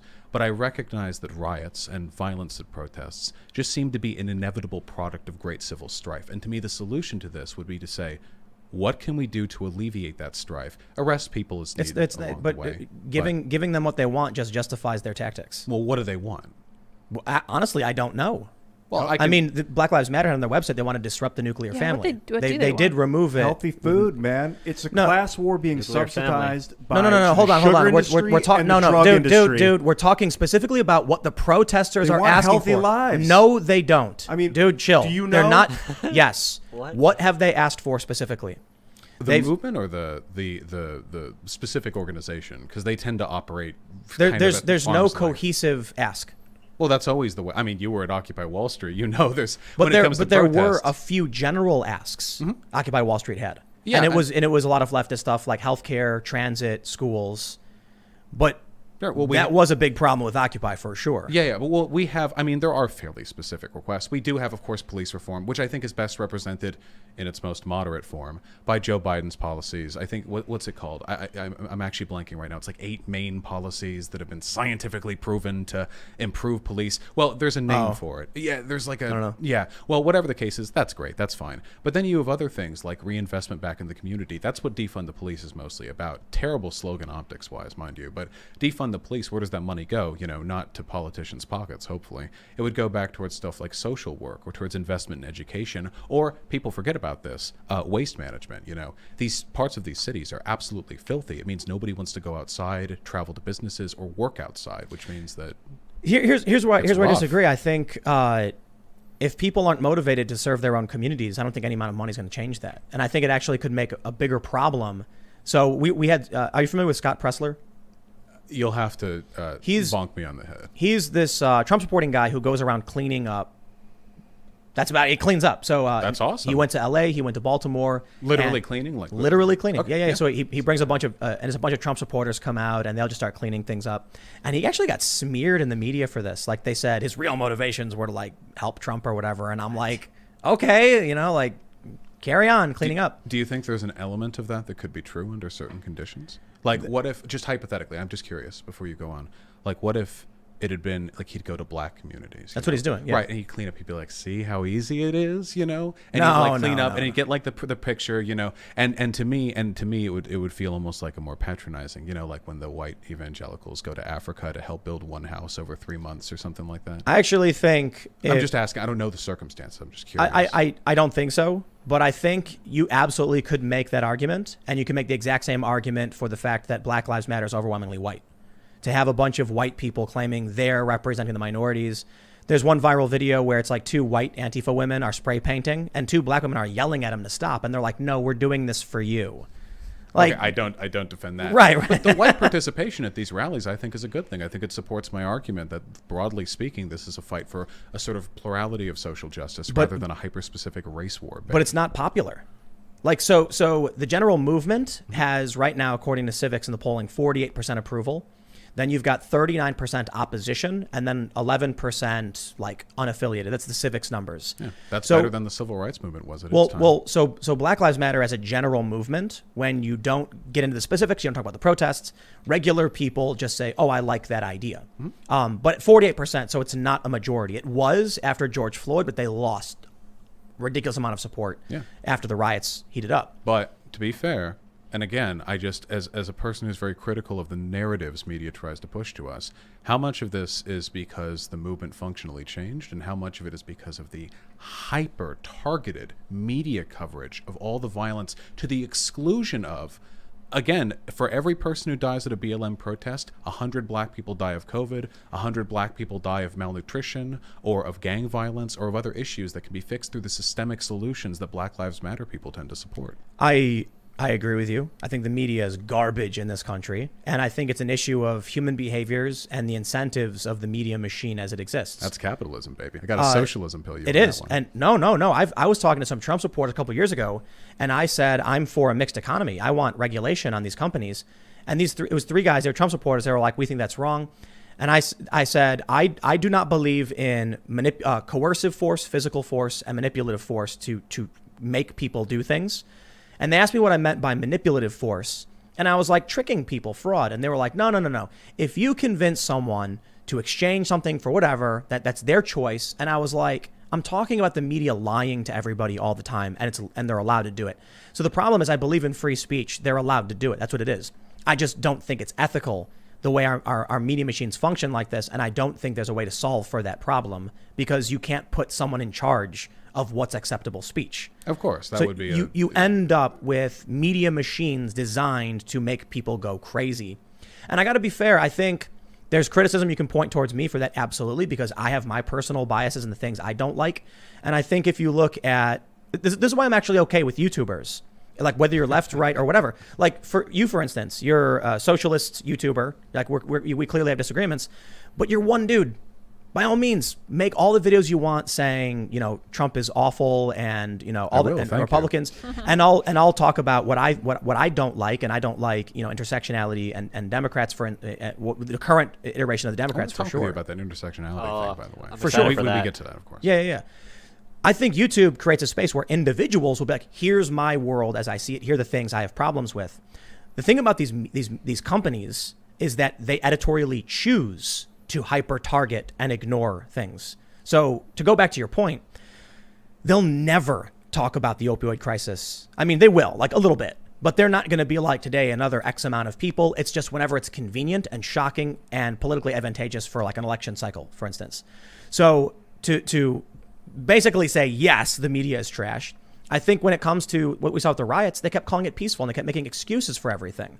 Well, some did. There's that very highly publicized clip of the guy saying, despite some fires, mostly peaceful, well, like what? So that I will say, absolutely hilarious. Not great. I don't know if that's representative of the general coverage. I do think, for example, that a lot of it was necessary to push back on the narrative that like cities were burning. I hear this phrase all the time: Portland burning, Seattle burning. Nothing's burning. One or two buildings in a block sporadically once in a week. That's not good. The semantics. I'm not, of course, but when you use hyperbole. the term, but there is a reason why that hyperbole is employed, and it's not just a rhetorical flourish. It's to give the person the impression that these cities are actually collapsing. Which is of course not true. I've been to Portland. But have you seen all these small towns that had those problems that are struggling to recover because like when you have a small town, Michael Tracy traveled to these places, journalist. He went around to a bunch of small towns that people didn't care about or know about because they're not going to get national coverage. Mm-hmm. And they had widespread lootings and were putting things on their doors like, we support Black Lives Matter, please don't hurt us. Yeah, but I think that's terrible. But their recovery is like it's not going to happen because they're a small town that money doesn't exist. Right, but I mean, there is nothing I would propose that wouldn't try to solve that. I mean, the death of small town America has been one of the greatest like demographic crises that we don't even care about small town America anymore in anything other than a folksy aphorism we can use to drum up voters. When it comes to actual investment, we don't do anything about these communities. And the way our businesses consolidate makes it easier and easier for everyone to just live in big cities. Yep. I live in a big city. I like living in a big city. I would like it if people could choose between that or more rural life without knowing they will have fewer opportunities in the latter, or at least severely hampered opportunities. But with regards to that, like we support BLM, please don't, loot us. Looting's illegal.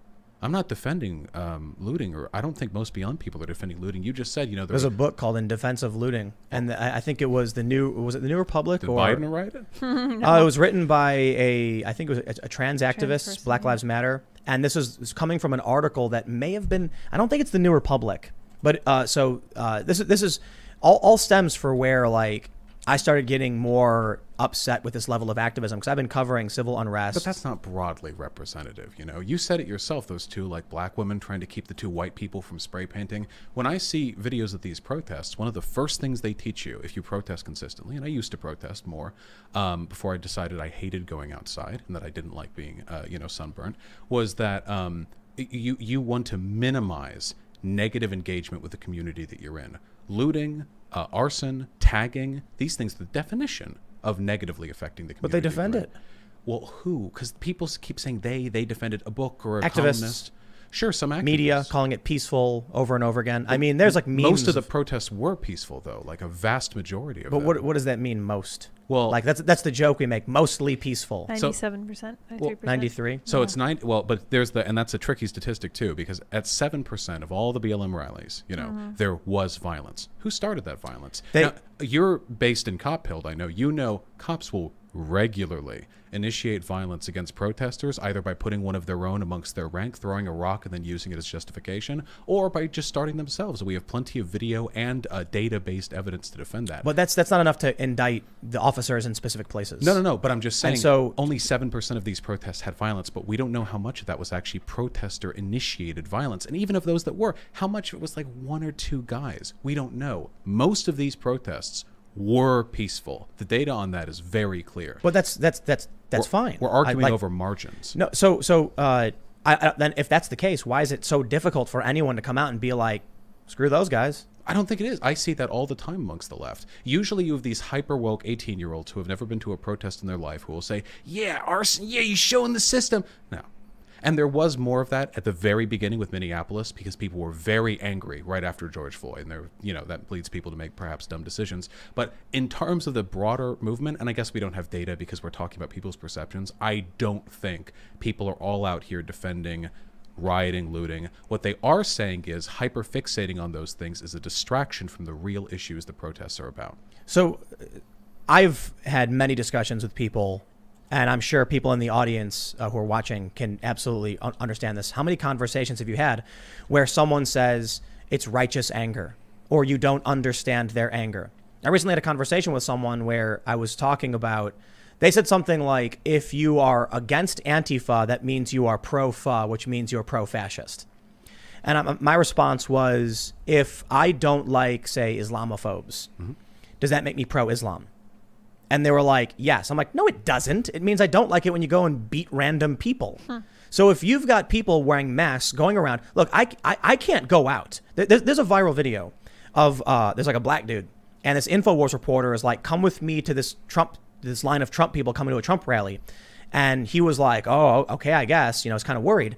And everyone there is like, he says, I don't like Trump. I'm not a big fan. They're like, hey, man, that's cool. No problem. Shook his hand, gave him hugs. Some ladies were like, oh, that's fine. We just love that you're here talking to us. Gave him a kiss on the cheek. And this guy's like, man, I get more of those. I'm going to come hang out here. This is great. And then she goes, now let's go over to the protest side. And they start screaming vile, disgusting insults. And the guy's face just drops like. Random black guy? It was, so I don't know the exact context of who this guy was, but he was talking to a reporter from InfoWars. Well, they might have been screaming at the. They were screaming at the InfoWars lady. Oh, okay. Yeah, No, that's totally fine. Yeah, there's nothing wrong with being black. There is something wrong with being an InfoWars reporter. So I'm fine with the respective levels. The point I'm bringing out is this vile hatred exists, like, but that's overwhelmingly. That's fine. Shouting at people you don't like is fine. That's but I'm just giving that as an example to talk about. If I were to go out right now to a Trump rally. There's gonna be a lot of people who are gonna be. If I said I don't like Trump, that's fine. In fact, I called Trump a very disparaging term on Twitter, laughing about it, and I've done it like 10 times in the past 2 weeks. And people are just like, I disagree with you, Tim, but I respect that you're giving us your thoughts on this one, and you're treating the news seriously. If I went out in I think it was 2017 or 2018. I think it was 2017. It was in Berkeley. Antifa was posting pictures of my mom, and me, and threatening me. And I went to a skate park, minding my own business, and I had guys come to me and start threatening me for no reason. So I can't defend all these individual. Obviously, I think going after people's family members is unconscionable, regardless of the people you're targeting. I can't. I mean, these are very spread out. The broad argument that I'm making is I genuinely do believe that the sentiment behind Black Lives Matter is about the things they're protesting for, and not the defense of the most violent, extreme, hyperbolized actions that take place in a movement that tens of millions have participated $2 billion in damages. I mean, and that was just the insurance cap. Yeah. So beyond that, it's way more. What do you want? But what do you want to do about it? Condemn it, call it out, and say stop. But I guess, I mean, I'm in some pretty far left circles. I think that what I remember is this: after George Floyd and after the Minneapolis riots, there were a lot of people who were very gung-ho about the rioting. And just a couple of weeks later, I remember there was a live stream segment from a far right, I don't know if it was a YouTuber, Twitch streamer, I think he was a neo-Nazi. The chat on screen had a lot of wacky stuff in it. And he was there at a BLM protest, and he was saying, hey, you guys, can you flip that truck? And he was trying to get other people to flip. And the people who were there, who were BLM protesters, all turned on him. They were like, no, what do you... Absolutely not. Right. And they started trying to chase him out. The guy ran away, and chat was like, oh, gotta run. And when I saw that clip, that made its way around the Twitter, the YouTubes, and people were celebrating it, because the goal of protests should always be to affect positive change. And you aren't going to affect positive change with the looting, the burning, the rioting. Those things do happen, but an overfixation can be detrimental to the actual message being made by the vast majority. There's a video of some guy with a hammer, and he's smashing up the sidewalk and pulling bricks. Yeah. And have you seen this? They run up. I've seen that. They grab the guy and they throw him to the cops. And then the cops grabbed 2 guys, and one of the guys was actually helping, and then they cut the good guy out, and they arrest the guy who was vandalizing the street. So I definitely praise that. By all means, peaceful protest is what this is the foundation of this country. We have the First Amendment right to do so, and it's amazing when we do. Violent protest is the foundation of this country. Technically, but when we told the Crown, the American colonists, stop oppressing us, stop sleeping in our homes, stop murdering our people. And they didn't live here. They were from, you had people who were born and raised in the colonies. And what did they say? They said, we're severing ties from you. So what did the Crown do? They sent the regulars to the States, and then we said, F off. So it's a bit different than a bunch of people showing up, an extreme minority of a community that is at odds with what the community wants, burning it down, getting defended by the press, and then just only getting let's not focus on the extremists. I think that's a really sensationalized narrative, because we are focusing on the extremes here. We have to remember we're focusing on a very slim minority, probably exclusively stuff that's gone on in New York, Portland. There are cities, of course, that have greater levels of agitation. No. Demographic. But there are actions like that take place otherwise. But when we talk about persistent media coverage, say Portland, for example. I would be willing to bet that for the most part, the people in the city of Portland are largely behind what goes on there, for the most part. But even if they are not, I still I guess I just don't understand why this is as much of a talking point as it should be. If we want to fix this, I think you should check out. We don't have it, but Michael Tracy drove to small towns that never made the press. I talked with Michael Tracy. I was very critical of him for his work in that bit. What you think? He went to all these small towns and showed that the riots reached places that didn't make the news. Let me tell you, I have family members who live 60 miles outside of Chicago, and for some reason, Black Lives Matter activists showed up to these towns of a couple thousand people, demanded that the mayors allow them to march, and when they did, they started trashing the place. This is directly from a family member of mine saying, I don't understand why this is happening. We're a small, sleepy suburb out 60 miles outside of the city. And then here's the issue. In Minneapolis, you keep hearing things like they have insurance. And we've heard that from prominent activists in Black Lives Matter. They have insurance. They don't. So in Minneapolis, for example, there were several stories covered by the Star Tribune that insurance only covers up to $25,000 for hauling away debris, which the cost of hauling away totally demolished buildings was 5 times that, which meant they just said goodbye and they walked away. The business never to come back. Well, you won't find me defending insurance companies. Well, for sure, but the issue is. But what do you want to do about it? So what I'm looking for specifically is the prosecutors in Chicago, New York, Fort Worth, Seattle, and Portland to actually start prosecuting these people. I have heard many accusations. I have not seen many claims to indicate, or I've not seen much evidence to indicate that there are legitimately people just being let out. What often happens is that police will gather up big batches of people that are even associated with an area surrounding a crime that took place.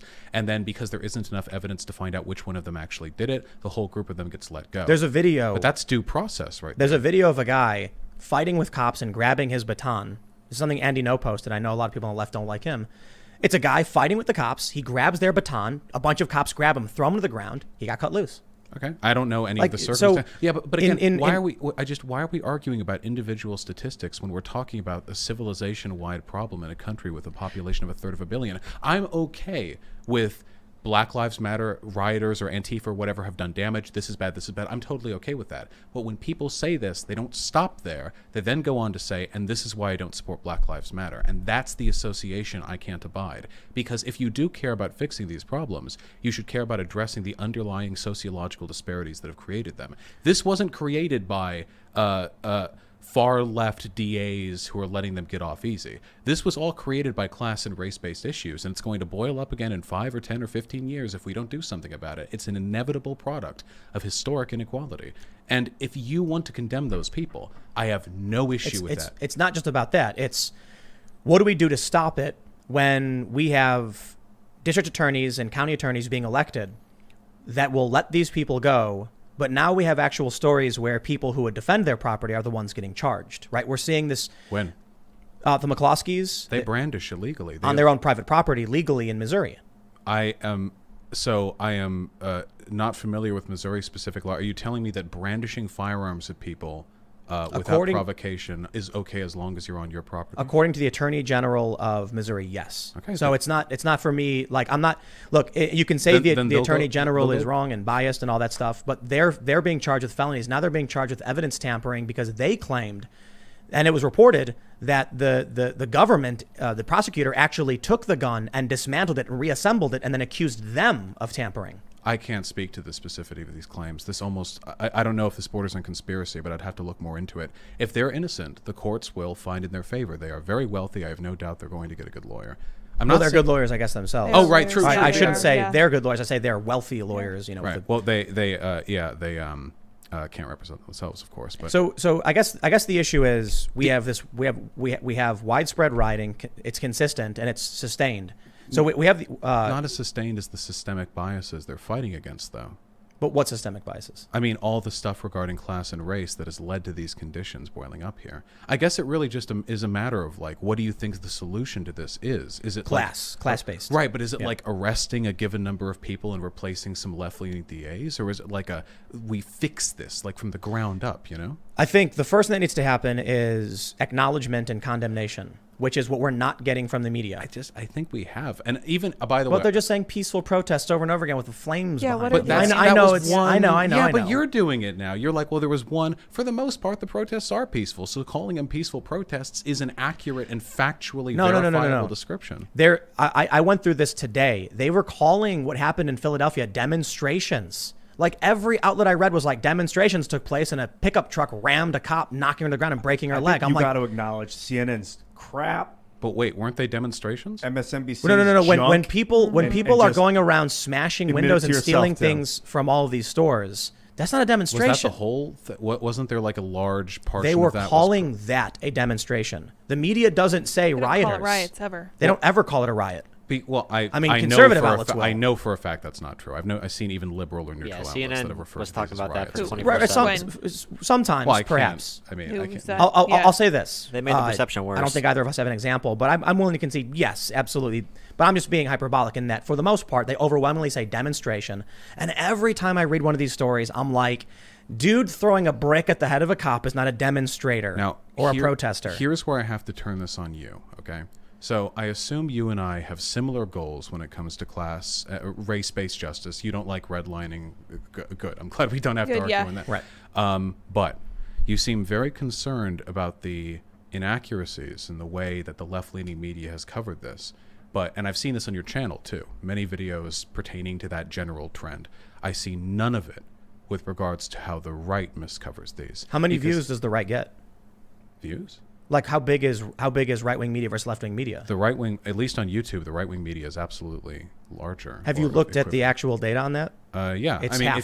if you, I mean, it depends on what your metric is for left-leaning. There are some like neutral leaning. Like I don't consider CNN to be left by any metric, for example. But they're anti-Trump, and Cuomo specifically said, "Since when do protests have to be peaceful?" I think that that's a true statement. There have So, been I mean, many that's definitely non-peaceful. left. No, there have been plenty of non-peaceful protests. Some of them led by right-leaning people in the history of this country. Protest does not inherently mean peaceful. And also, the point I'm making there is that he's clearly on the side of the unrest. I don't think being anti-Trump makes you left-leaning. I think that just makes you a fan of human decency and life on this planet. In terms of how the media covers what's going on, CNN's on clearly one side.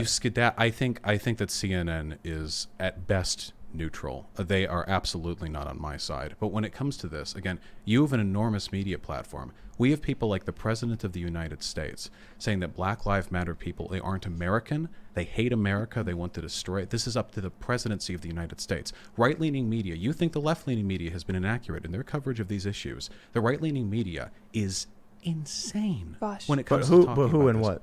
Sorry, I just had a quick Fox. question. Huh? So I really wanted to ask you, one of the things that you mentioned was that you did not like Michael Tracy's coverage of these small cities. Mm-hmm. And I kind of wanted to loop back a little bit because we are still talking about riots and we're going to go to super chats, maybe eventually.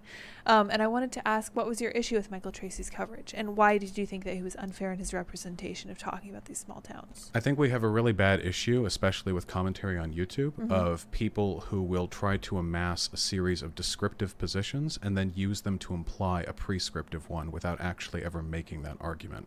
So, for example, if your argument is that Black Lives Matter has led to damage in some small communities, or that Black Lives Matter has increased the propensity of COVID-19 spread, which seems to not be true, those are descriptive claims that you can make, but you're not making the prescriptive claim, which is that BLM is bad. The problem that I had with Michael Tracy is it seems like he wanted to do everything possible to supply the right wing with arguments that would support their idea that BLM is bad without actually making the case himself, just That's making so sort of interesting. hodgepodge descriptive claims to Why? support it. Why would he do that? The right is on the outs. The Breitbart is flagged, deranked, banned. Their live stream of a congressional press conference was removed immediately from YouTube. I would consider you far right, and you have 110 million views. Far per month. right? Yeah. Oh, yeah. The actual. Let's go. I like talking to you. Don't get me wrong. The actual stuff that you do on your channel, though, is hyper partisan, like almost conspiracy bait. Like what? Like there was the clip you did where you said that if Joe Biden wins, they're going to rewrite all the definitions in your dictionary. People are going to come to your house with fireworks and guns. It's all going to be over. Those things have already happened.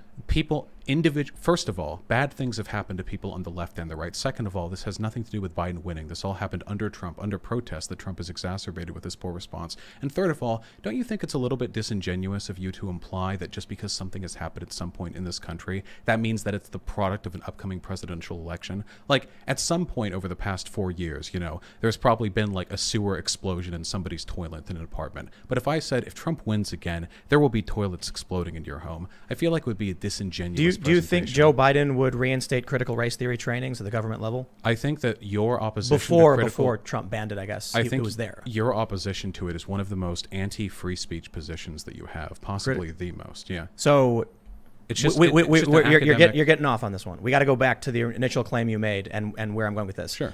When I said that if Biden wins, and I don't know the exact quote that you're referring to, they're changing the definitions, which they've already been doing. Definitions have changed dramatically to the point where Wikipedia makes no sense anymore. It makes perfect sense. And definitions change all the time. Hold on. If you go to Wikipedia right now, and I brought this up before, and look up the word woman, it has nothing to do with the word trans woman, and they both disagree with each other on reality. It's a Wikipedia article. What does that have to do with Biden? That happened under Trump or Obama. What does that have to do with Biden? The point is, you have Donald Trump, who just recently banned critical race theory, and any company that does critical race theory trainings is banned from contract with the government. Yeah, and it's actually reversing this. Well, that's fantastic, Critical race theory is neo-segregationist. It's overtly. Can you describe to me what critical race theory is? So, in layman's terms, I don't have the academic definition pulled up for you, but specifically like privilege plus power, whiteness, minorities, traits of whiteness would be specifically like hard work, scheduling. I'll tell you this: the tenets of critical race theory. Though I've definitely done segments on the overt academic definition of it, I don't have it pulled up. But when they put out a list that says whiteness, they say things like down with whiteness. Traits of whiteness include schedules, hard work, planning for the future, 2.5 kids, and all of those things. You're just listing the one Smithsonian Museum pamphlet that was passed out and largely criticized. Critical race theory. Criticized by who? It was in the Smithsonian for decades. That specific pamphlet, no, it was not. This pamphlet you're referring to right now, I know because I covered on my stream and made fun of it as well. No, it was made specifically, probably some new int student or somebody who was in their 20s made it. It got taken away almost immediately afterwards following bad reception. To pretend that this is indicative of an entire academic theory is very silly.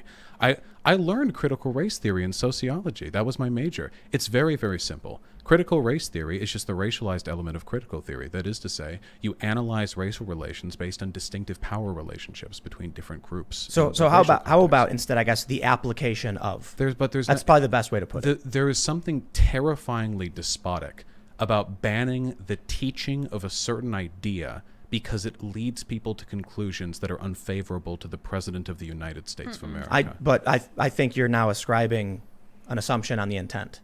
What I'm saying is, why is it good that it's banned then? Well, the first assumption you made was exactly why Trump did it. It made him look bad. I think actually Trump doesn't know anything about it. Trump specifically said that it promoted anti-American values, which is the same tin pot dictator excuse that every authoritarian has ever given for their excuse. And so the context here is that Christopher Rufo appeared on, I think, Tucker Carlson and said that, and then Trump just parroted it and didn't actually know what he was talking about. So when it came to the debate, he had no idea what he was talking about. He's the president. I'm going to hold him accountable for his language. Sure. Yeah, Trump didn't know what he was talking about. Yeah, for sure.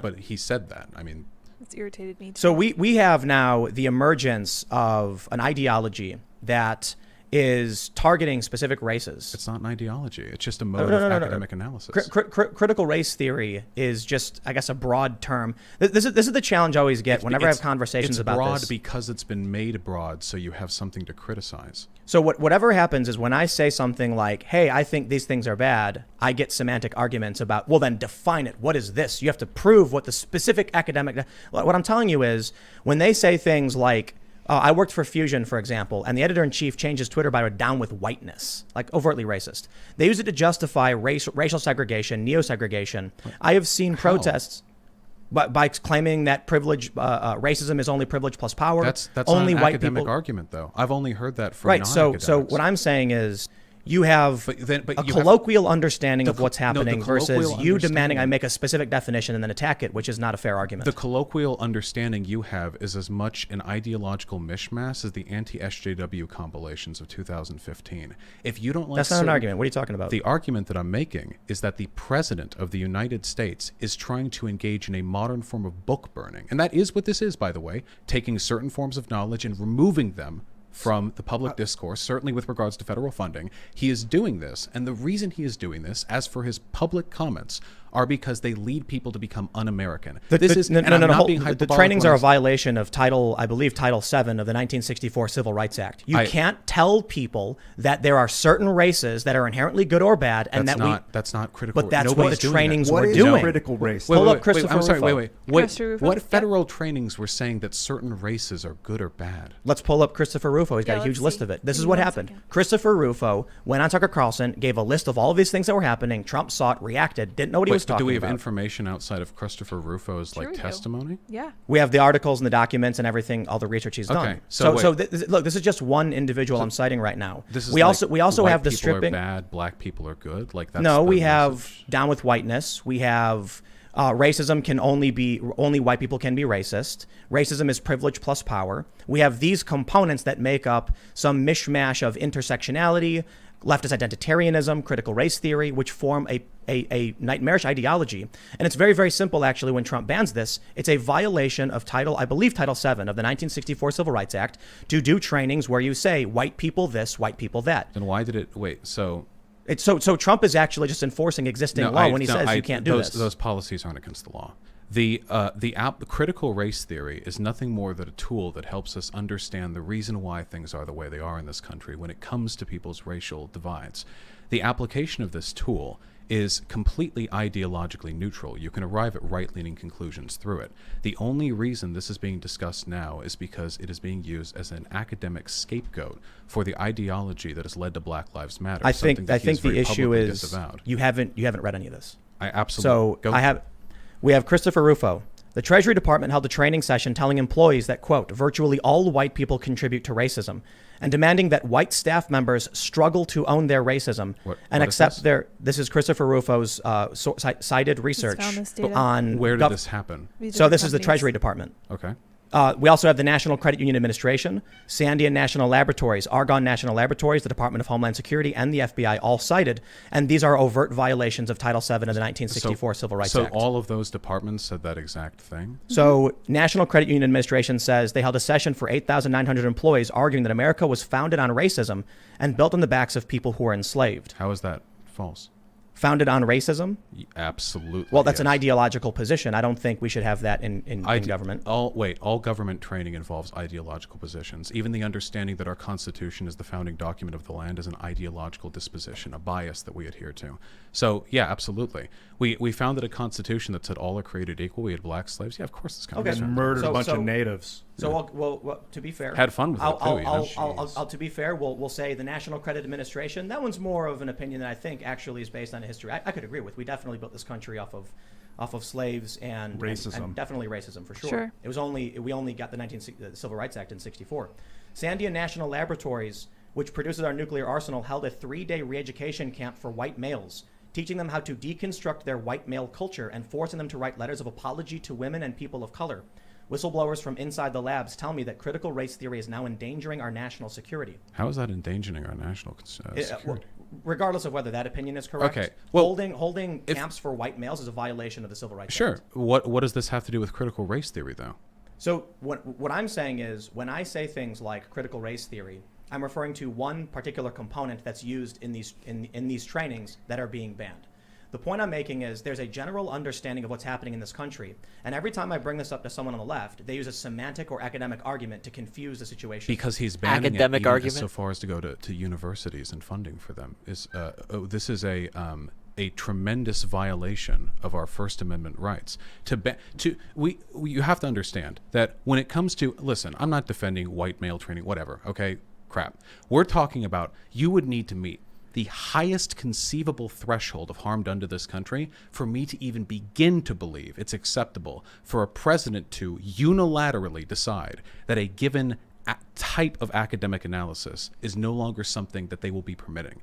This is it is insane to me that a person who considers themselves anti-authoritarian could ever even begin to condone this. If there are problems with those individual things, and I have no doubt, by the way, corporations have been doing cringy, terrible diversity training for decades now. They've done it with men and sexual harassment. They've done it with like tolerance and everything like that. They've done it with LGBTQ people. They're doing it with this. That's always been going on. But there are ways to address that don't involve this. And even if there weren't, this is way worse. Well, so hold on. Mm-hmm. I agree. I think the issue is that Trump doesn't know what he's talking about. And I think he saw a Fox News segment and then was just like, oh, we got to ban all this. When asked about it, he couldn't actually tell people. That's terrifying. It is terrifying. I wouldn't say terrifying. This guy is the nuclear arm codes. He's going to do unilateral executive action which restrict the First Amendment rights of federal institutions because he heard it from this is I can't believe. Look, I think the degree to which we find Trump's lack of knowledge on this and his overbearing action, that's where we're disagreeing, I guess. My issue is this is a First Amendment violation. I mean, it's just you consider yourself. No. Hold on. Mm-hmm. The government should ban violations of the Civil Rights Act, and that was the issue at play. Did Trump blanket banning critical race theory? I guess it depends on what the actual executive order is and to what extent critical race theory is banned. But insofar as it pertains to the training specified by Christopher Rufo, then brought up by Trump, that should be banned. This is how it's always done, though. And by the way, I know everyone loves the bring up Godwin's law. This is how it was done in Nazi Germany, too. When book burning started to take place, they didn't just say, let's burn everything progressive. They would say, this specific ideology is... But you're not arguing the No, 1964 Civil Rights Act. Wait. So in either case, there's a quote that I'm wonderfully fond of, and it's, if one considers himself a defender of human freedom, he must regrettably spend his time defending scoundrels, because it is against scoundrels which authoritarianism is first aimed, and if it is to be stopped, it must be stopped at its beginning.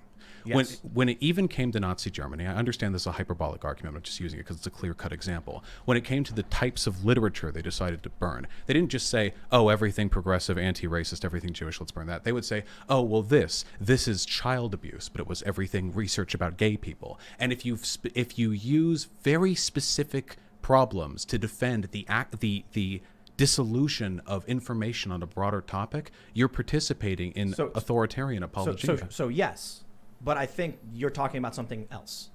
So we can break this down. First, if Trump went so far as to ban universities teaching critical race theory, then that's a serious, serious problem. I've seen people complain that there was like I can't remember what it was. I think it was West Point did a class on like queer theory, and people complained about it, and I'm like, why are you complaining about a class on something? If people want to go and learn about it, they should learn about it and they go to university for it. The actions being taken that I have issue with, that I can only specifically cite, was Trump saying these specific trainings violate the law. Now, I think it's fair to say Trump didn't know what he was talking about. That's easy. He couldn't even answer on the debate stage.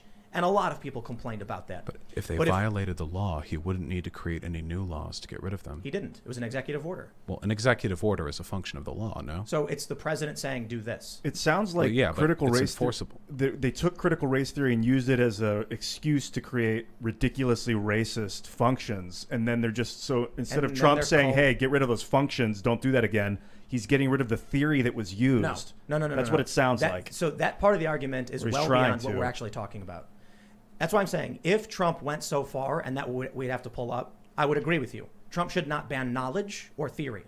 But if Trump is saying the government is engaging in trainings that teach this thing to employees, and those things are violations of Title VII, we can't legally do those things. Is the idea that white people are inherently racist a critical race theory idea? I think that most critical race theorists would argue that everybody carries with them racial biases, whether you're black or white. I think any academic who would say that only white people carry with them internalized biases is absolutely ridiculous. Well, we used to talk about we have comfort biases. So whatever you're comfortable with is what you're if you're not familiar, like familiarity biases. So if a white person was born in a black neighborhood, they'd be familiar with the black people, and white people, not the white people. White people, by the way, who are born in like inner city, kind of like black areas, tend to develop the same cultural affectations as black people when it comes to relationships with the police or other institutions like that.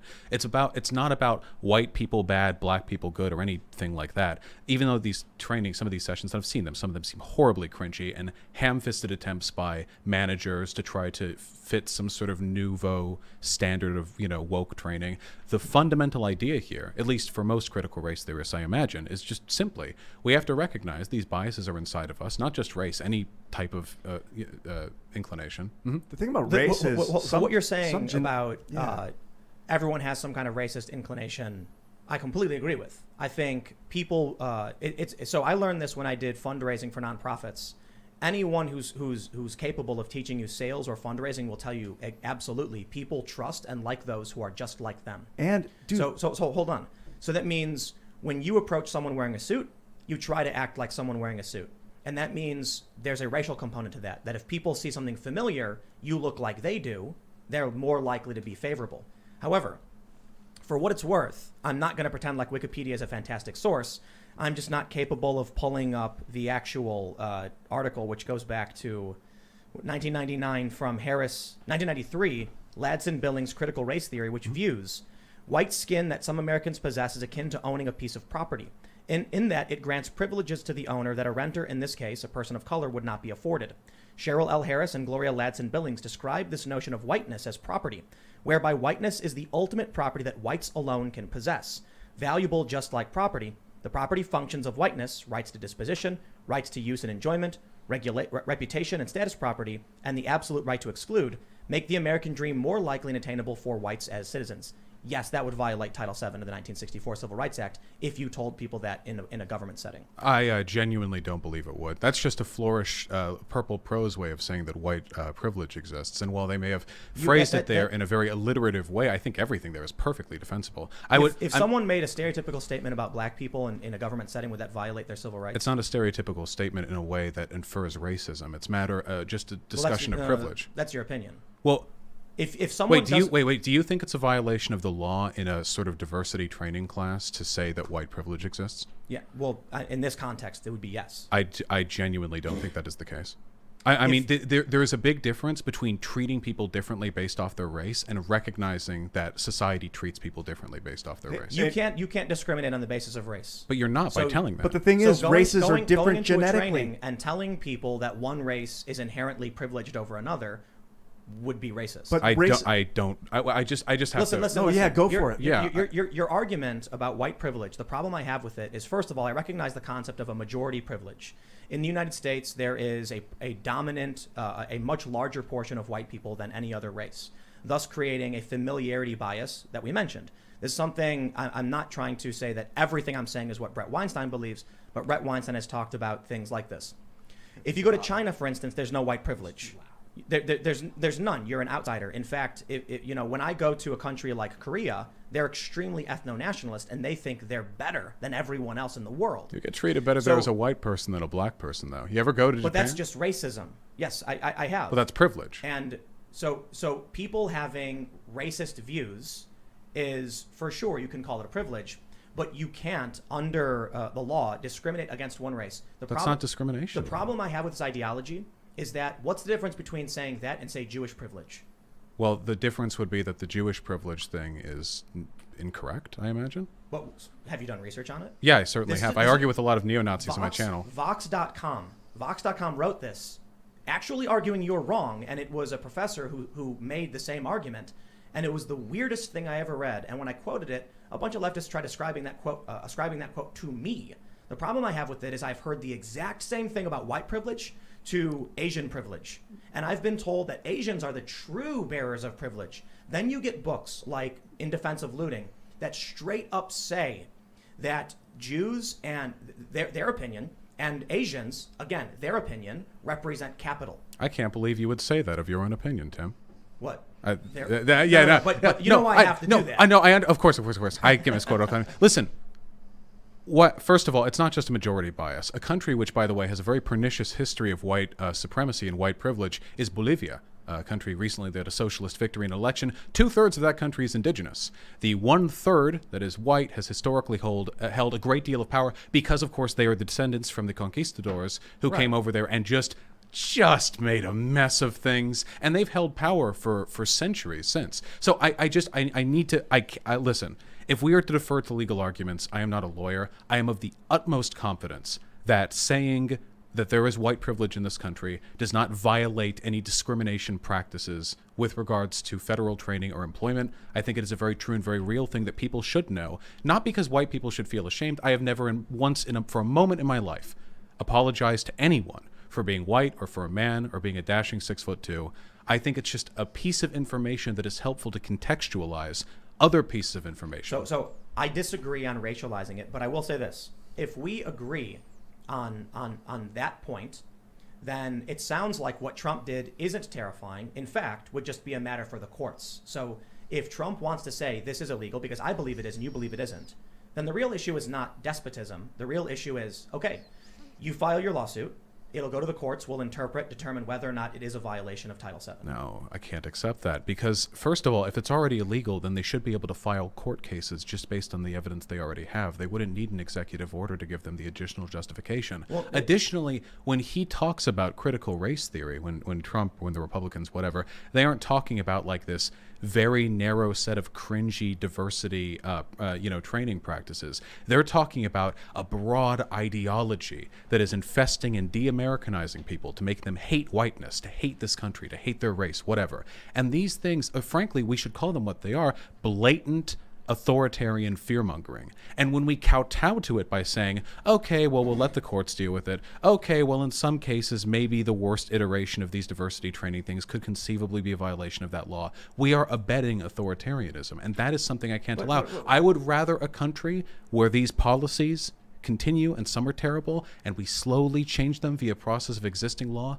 than one where the President of the United States of America, apparently operating on poor information, unilaterally decides to just shut it all down. That is a very dangerous precedent. But this is within the confines of our existing government, what the president has the authority to do, and there are means of rectifying it if it is a violation of the law. Yeah, sure, but that doesn't mean it's not authoritarian. Yeah, it's some bad authority with like the it's Patriot executive Act and stuff. Yeah, just like- because he has the No, authority no, doesn't mean it's right. No. It means that we have a system that, for one, is imperfect, but it's good in the sense that if Trump does something, he gets sued all the time, and he's lost several times. And in my opinion, I do not like the idea that there would be a government program, a government training program telling people that whiteness is inherently this, that, or anything I wonder else. what's white. Like, are you white? You're Asian. No, so are and- you and white? I'll- and I'll tell you- I'm I'll not tell even you- white. My skin's No, not no, white. I'll tell I'm you- like I'll tell you- pink. I'm voting Biden. I'm going to be black in a couple of days. You're not, there So is you no will- black you will- human. I will There's no change, white yeah. human. Let's get that out of the way. There's No, shades. listen. No human has that color. Those are shades. We use them improperly, those words. But people will have biases based on what other people look like. And so That's the true. problem I have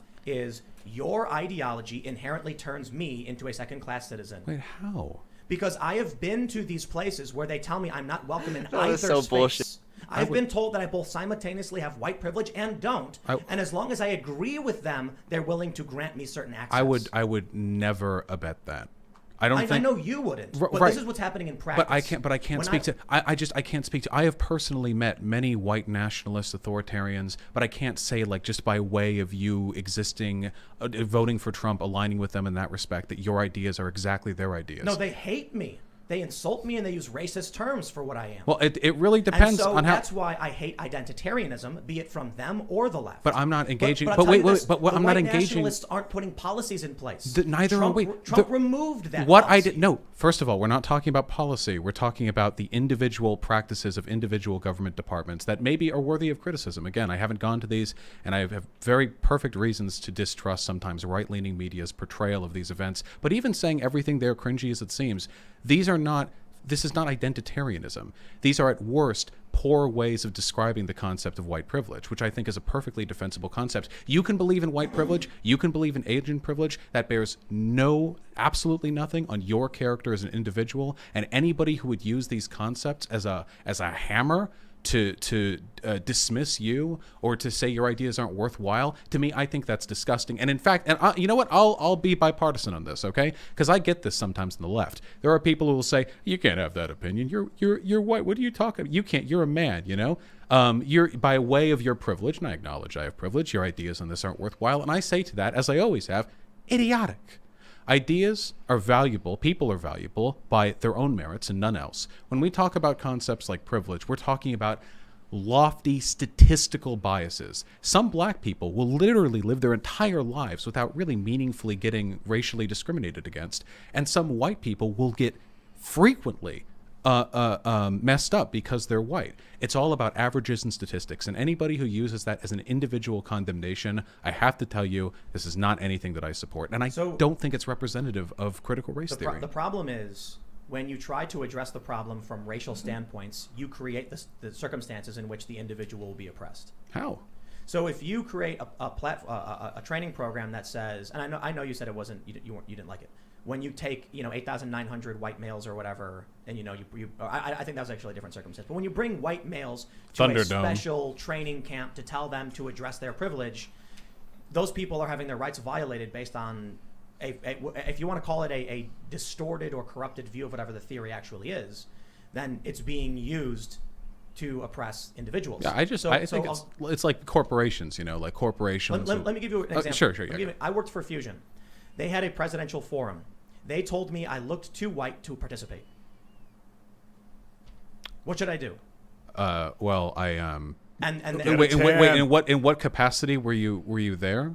So I worked for this company as a senior correspondent, and they were doing a presidential forum where they were going to be asking questions of presidential candidates. And I went to the president and I said, "I'm just wondering why I wasn't notified as a senior correspondent and somebody who's supposed to be hosting things for you." And they said they brought in someone else who was black, and he said, well, he's like, you're too white. And I was like, I'm second generation mixed race. I was like, I've dealt with violence and racism. And he was like, yeah, but come on, man. He's like, look, man, these people are extremely racist, so you can't do it.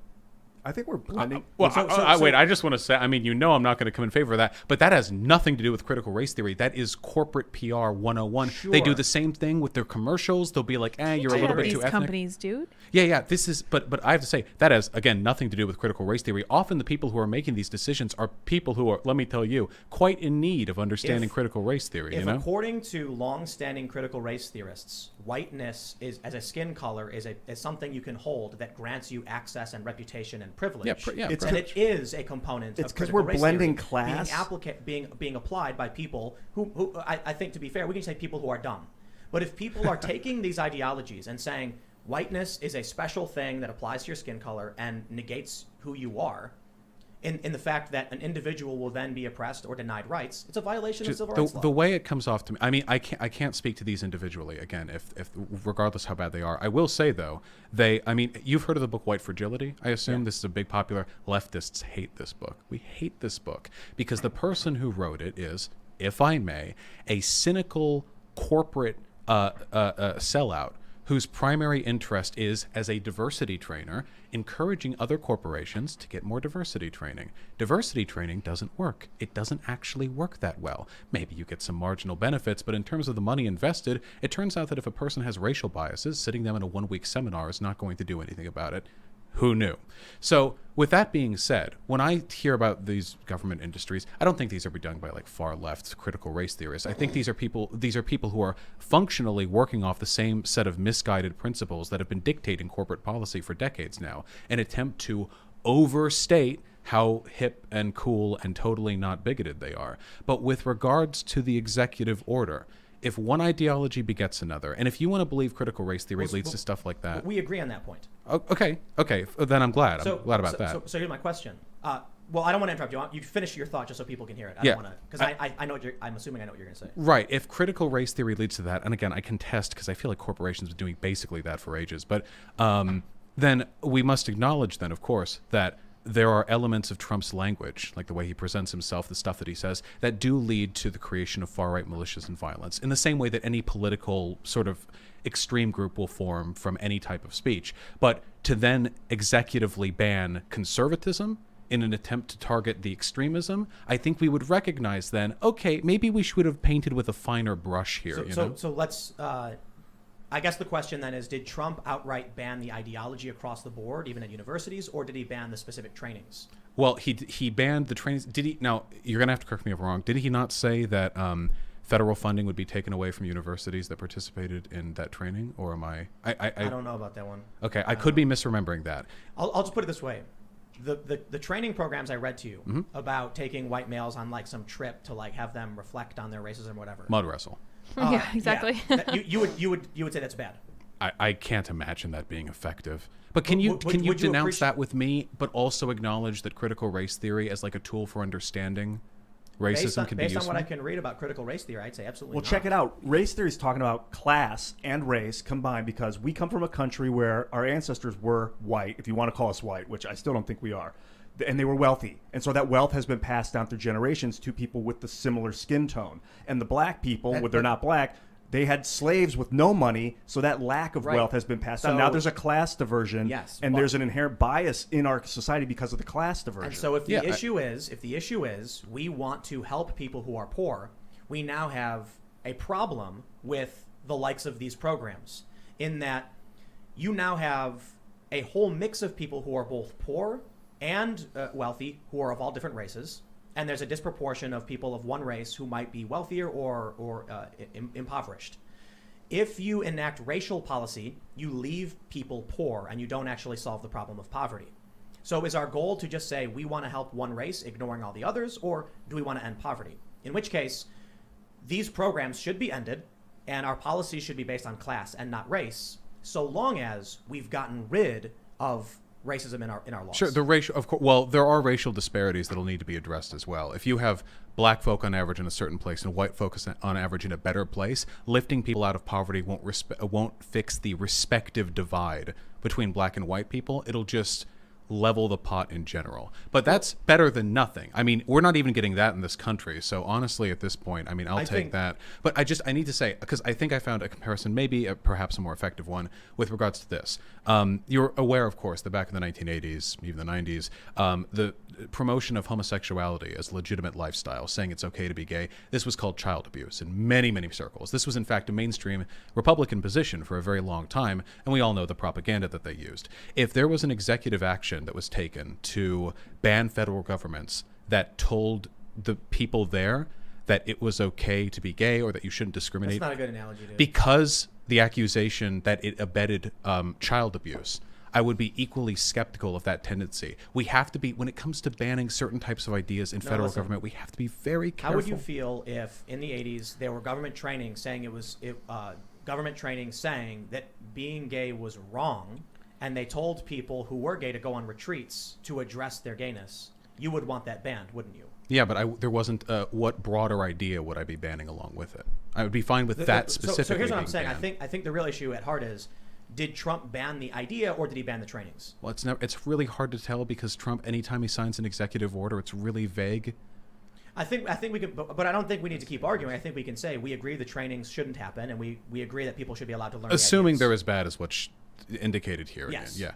Yeah. Yeah. That's fine. I don't think they're effective anyway. I mean, you'll find most critical race theorists don't agree with that. Critical race theory, along with critical theory, are derivatives of the Frankfurt School and a generally Marxist perspective on social events. That is to say, a sort of agitative, discursive process of different classes interacting with one another. Leftists don't like corporate diversity training. Of course. Yeah.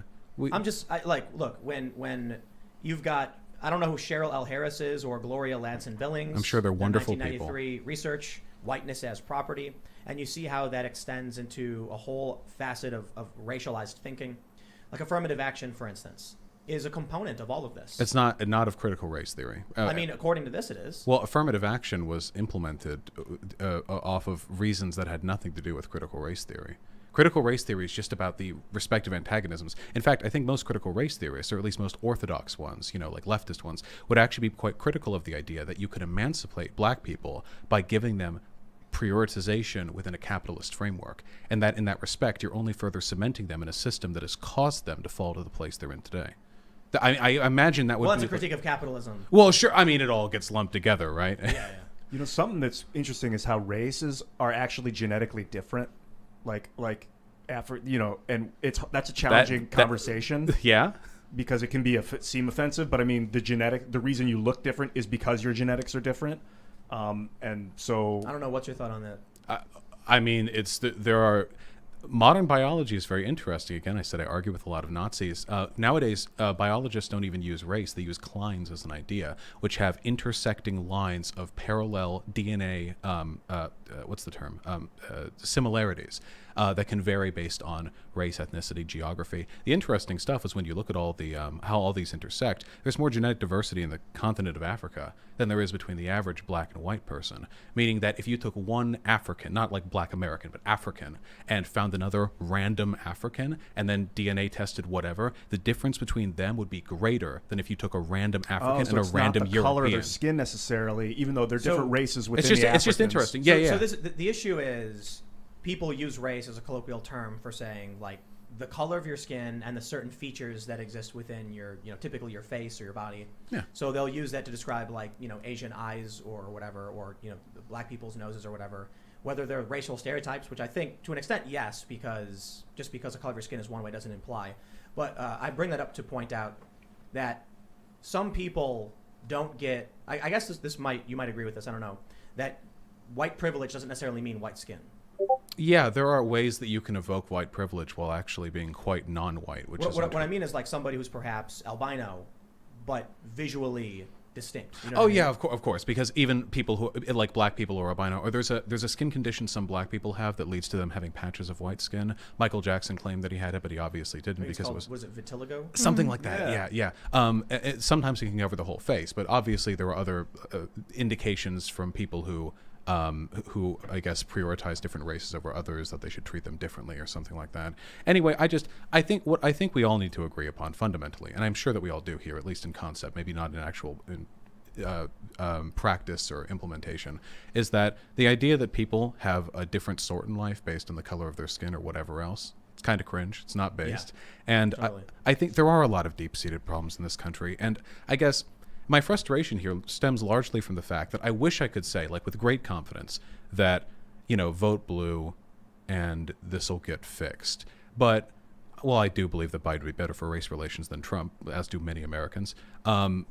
We know that's not true. A lot of these cities with these deeply held racial disparities are Democrat-run cities. I don't think Republicans would necessarily do better, but it does indicate that the system we have right now is not really fixing this problem. No, it's made us debt slaves, man, to the banking system that wants interest. That's a great point. These cities that have the problems of police brutality, the places where these individuals have lost their lives that sparked these protests, run by Democrats. Now, again, we don't have the metric to say that big cities run by Republicans would do any better. I think we have San Diego, which has a Republican mayor and didn't see, I guess, it's not on the high crime because they're all list. stoned, man. Southern California. Maybe. Well, it's the same problem with COVID in America, right? No two cities are alike. No one country is alike. The best argument I've heard is that a lot of the cities that have high degrees of racial disparity are also run by Democrats because a multi-racial, multi-ethnic city is more likely to vote in Democrats, just based on demographic trends. San Diego has a lot of white and Hispanic people, doesn't have as many black people, so it might contribute to the trend. I don't really know. So this was a post, I think it was Washington Post, they mapped out the highest crime cities because I think Trump said they're all run by Democrats, and they found that I think in the by sheer numbers, that's true. But obviously, New York has more people. They have more crime. Yeah. But per capita, I think there were no Republican cities. There were 2 non-affiliated cities, and the rest were Democrat. And that would exclude San Diego, which I think is like the 8th biggest city and doesn't have a high rate of crime. But I think it's fair to say that doesn't necessarily mean that the problem is individual Democrats. I think it shows a problem might be single-party control, no political competition. So in California, for instance, they've had an ongoing problem with homelessness in Los Angeles, San Francisco. And what happens is, because I actually worked for a homeless shelter in the LA area, you keep getting Democrats who campaign on this, but they have no competition. So when they win, they just laugh and do nothing. Then you get wealthy people in the actual LA proper saying, not in my backyard. So then nothing gets done about it. And unless, I don't know how do you change that, because what happens in these cities, people just go and they say Democrat all across the board, and then nothing changes because nothing has to change. We need we need ranked choice voting in this country. We live in a shockingly undemocratic country. Nobody feels represented by either party. We're not supposed to be overtly Democratic. No. Well, of course we have the Republicans, but we need at least. I mean, even the founding fathers said that a 2-party system, or even parties in general, would lead to the downfall of this country. And there are a lot of problems with them. But if we're going to keep parties, man, ranked choice voting would allow third parties to actually exist and flourish. Right now, they never can. They can't do it. It's not possible. The spoiler effect will always lead towards 2 parties being the 2 dominant ones. So let's do this and jump into Joe Biden and Donald Trump. Hey, my man, rocking. We're going long tonight. I'm super long. Wow. Wait, what? Wait, what time is it? It's 10. 10. What? Really? Yeah. We've been talking for 2 hours. Yeah, man. Oh, okay, well, I'll take a sip. You got to stay hydrated, people. Take a sip, Definitely. guys. I don't like any of the political establishment.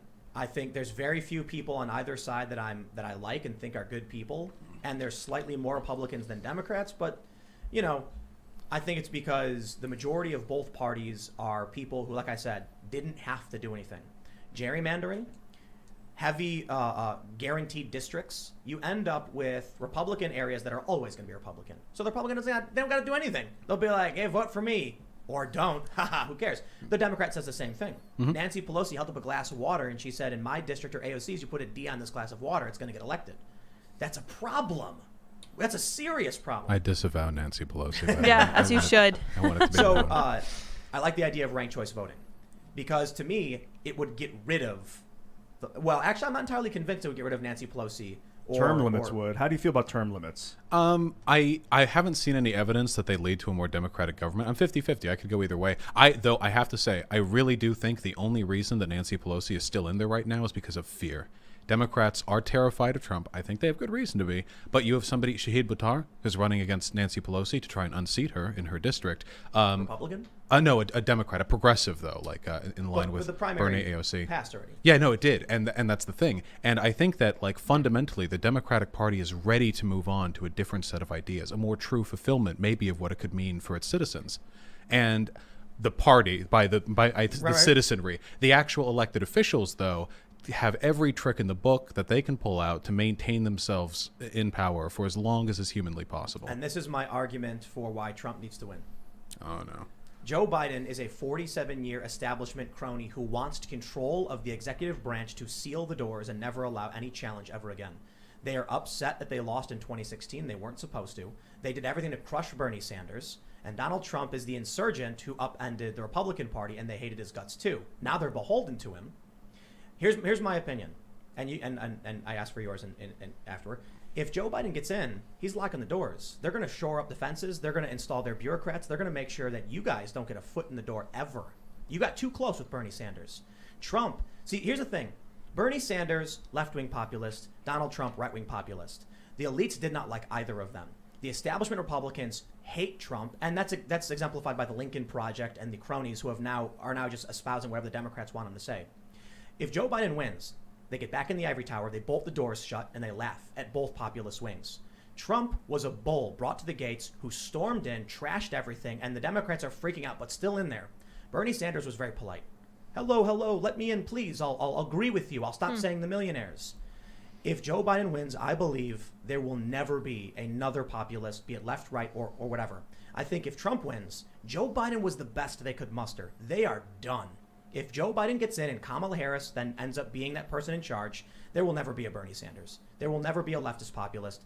But if Trump gets in and the establishment withers and dies over the next 4 years because Trump's going nuts, he's going to fire everybody. He's stripping all these government protections from these employees. He said he's going to fire the head of the CIA. To put his own cronies in, yeah. But is he going to be able to do that? And if he fires them, somebody has to go there. But that's still an argument beyond what he is doing. So maybe that's an issue. But if Donald Trump gets rid of the bureaucrats and he strips the establishment of its power, then I believe in 2024, you're going to see something new and wild, whatever it is. I don't think it's going to be Trump 12 years. I think Joe Biden is the best they could muster up to try and save the crony establishment.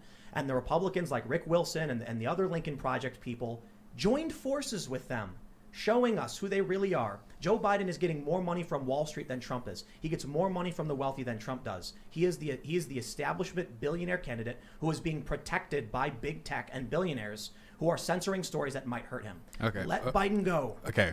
So we've got a lot to unpack here. Oh, yeah. First of all, I fail to see in any meaningful way how Trump is anti-establishment.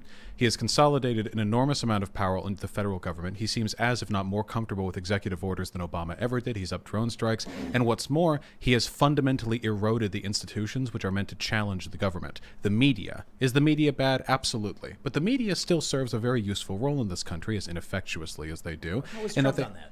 The media has constantly called Trump has constantly called the media the enemy of the people. He's threatened to remove press badges from people who are mean to him at press conferences. I know Obama did that to Fox News. It's the degree to which this took place is not even comparable. These are two different worlds. And calling press the enemy of the people is like fascism 101. I don't care about right-leaning people getting their populists in office. Right-leaning populism has a name. It's fascism. I don't want these people. It unquestionably is. I don't want these people in office. I don't care about Can you define fascism? Yeah, fascism is an ultra-nationalist far-right form of governments which relies on the assembly of the common will, the unification of a national narrative against enemies from both within from without. It usually has to focus on things like machismo or perhaps on the belief in a type of ethnic or racial supremacy. So how would you define right-wing libertarians? Right, I don't think there is a such thing as a right-wing libertarian. Well, how is that possible? Because I have never met one. I keep talking to people who say they are, and then they stop being libertarian the moment it comes to literally any issue other than taxes and weed. There was a dude who took his clothes off on the stage of the libertarian debate to argue about freedom, and they had a debate over whether or not you should be allowed to sell heroin to kids. Yeah, they are some amazing people. I will not deny it, but they aren't populist. Libertarian don't tend to be. Wait, but I have to say, because we have so much to unpack here. With regards to Trump, okay, Is Joe Biden a candidate that I feel proud of voting for? Of course not. Absolutely. Yeah, I'm not even going to waste time defending that. When it comes to the means for populism to interfere with the government after Joe Biden wins, I am optimistic. He has managed to, that is to say, Bernie Sanders has extracted an enormous number of concessions from Joe Biden, and what's more, there are increasing signs that the popularity of the Squad and of other more populist, left-leaning, progressive, sometimes even socialist candidates, they are starting to wean in on the Democratic Party. The constant conflict between Pelosi and AOC, and the fact that at certain points Pelosi has had to defer public opinion to AOC in those respects, is an indication that within that party there is a real chance at these dinosaurs. I think the average age of the Democratic politician is like 71 or something. These dinosaurs being ousted. Now, mind you, I am a socialist. I don't think AOC is radical enough, but I recognize that progressive change in a given direction is preferable, especially when we recognize what we're gambling with here. Even if I were to believe that Donald Trump was some sort of anti-establishment bull, and I don't, consolidated heavy amounts of federal power, defunded institutions. What does that mean? Well, the constant use of executive action, the fact that he has normalized attacks on institutions which attack him, like, for example, his attempt to try and get the FBI director fired during the Russiagate investigation, or the constant attacks on the press and the media, or the fact that he seems to be contemptuous of the very idea of losing an election itself. He's consolidating federal power, but trying to also fire the heads of these organizations, institutions. It's federal. I should be more specific. Executive power. Yes. Right, but hasn't he been heavily constrained in every direction? He's been sued a million times. Yeah, because he keeps breaking the law. He breaks the law constantly. Like he does. Yeah, he has engaged in scandal after scandal after scandal over the course of his presidency. Just be specific. With what? I mean, like, we could name a scandal, name laws broken. Because we hear it a lot. I can tell you that does Trump use his authority and push really hard and then get challenged in the courts and lose sometimes and win sometimes? Sure. Yes. Sure. So we can talk about the administration. First of all, the Russiagate investigation led to literally dozens of credible indictments and arrests with regards to their misappropriation of funds or with their collaboration with foreign governments. We have the Ukraine scandal, of course, with regards to him bartering aid with their willingness to help him. That seems true now, though. What do you mean? That Joe Biden was using his son as an intermediary. You still can't withhold aid on the condition that they release that information. Well, so it's an argument about whether or not Trump had a right to withhold aid. That's illegal. Joe Biden did it. He did it. He literally did it. We have him on Joe camera. Biden said, So they're both you criminals. won't get the money unless you do what I want. Yeah, so they're both criminals? Wait, I'm not. Wait, I have never at any point in my life defended Joe Biden. No. I know. But if we can make that argument, we could say then Joe Biden's doing the same thing. Yeah, the difference is that Joe Biden wasn't the president of the United States of America when he did it. Yeah. I mean, if you want, you can. You're free to investigate. You're free to investigate when you do this. They? What do you mean? Like, why is like the media and its big What do you mean the media? Wait, this organizations this vague Yeah, conspiracism. 'cause you guys are the media too. No. The New York Times and the Wall Street Journal have both now written that there was a big effort to not cover the Biden scandal. I would need to look into the specifics of it. One of the things that I don't like when we talk about like the badness of these characteristics is when we start playing defense for them on the assumption that the media is going after them or not going after them. The left-leaning media will go after left-leaning aims. Yep. Right-leaning media will go after right-leaning aims. There is no such thing as journalistic integrity or objectivity. There are only people and power and money. Well, the establishment media. I don't know what the establishment media. So the New York Times, for instance. How is that just the what about Fox News is the most viewed news station in the country? Tucker Carlson is the largest pundit. Talk show and do you know radio. How many views Chris Cuomo and Rachel Maddow got combined? I mean, like 8 million. And do you know what Tucker Carlson got? In his average was 5. So if you're comparing, he's peaked at tens of millions, hasn't he? Hasn't he peaked recently? He got like his ratings hit like. It's 5 million was like the historical record. He's like the most viewed. Oh my goodness! Sorry. But when you combine CNN, MSNBC, ABC, NBC, CBS, it's tenfold. Because you're combining all of the left-wing media, and arguably some of these are barely left-leaning, with one partisan right media. If you take a look at all of talk radio, if you take a look at Fox News, if you take a look at OAN, for example, OAN's viewership is like it's not great, but it does have a lot of influence within the government because we know that Trump watches it, and Trump is himself a form of media. When he talks about things with the broadcasts that he reflects essentially far-right partisan talking points. These are in many ways reflective of the political opinions that right-leaning people have forthcoming. We got off a little bit here. we did. I want to talk specifically though about Trump with regards to his practice in government. Yeah. Even if we're to leave aside the supported criminality of any candidate, because as far as I'm concerned, being the president is a crime. I'm not. It's a weird job. I'm really not in a position I'm to. okay with the president, but I'd all like to have more This people. is one of the things that I've said. Even if, because you don't want Bernie Sanders to win, you, my fellow lefties, whoever's watching, would be devastated to see what even a left-leaning person has to do to be and stay president in the United States, especially with regards to foreign policy. But if we want to look past that stuff, if we want to look at stuff like climate change, or if we want to look at stuff regarding like education, or if we want to look at stuff just regarding like the fundamental gentlemen's agreements that have operated in this country for centuries now that seem to be unweaving, I don't think that the Trump presidency is anti-establishment. I think that he's very pro-corporate. I think he's very pro-government as long as it's his government. I think that his persistent refusal to acknowledge that if he loses in the election, that he should actually step down peacefully, is terrifying. And I think that while Joe Biden is a haughty institutionalist crony who probably has as many original thoughts in his head that weren't given to him by like focus groups as like your average chipmunk, Yeah. I think that he Fair. is that's me to chipmunks. yeah, I'm sorry. I apologize. I'm sure Much I've love known many chipmunks. wonderful Chipmunk chipmunks. demographic. I think that he is, at least with regards to climate change, which I think is a very simple, very, very easy thing to focus on, an objective improvement, and that he also allows for meaningful left-wing populism as opposed to what Trump is, which is a gateway to very, very bad far-right populism. Have you read about Obamagate? Yes. You mean the thing where he spied on Trump? So, like the meeting with Sally Yates and Comey and Biden and Obama, where Joe Biden suggested using the Logan Act against Michael Flynn to falsely prosecute him, where they then threatened his son with imprisonment unless he agreed to testify against Trump. Okay. Did any of that actually happen? Yeah. Okay.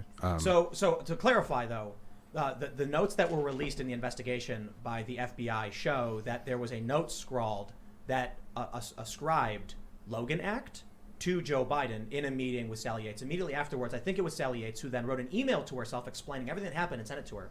And then several government employees in the FBI took out liability insurance, saying, I'm paraphrasing, that we're in serious trouble. We better buy insurance because we're going to get sued over this.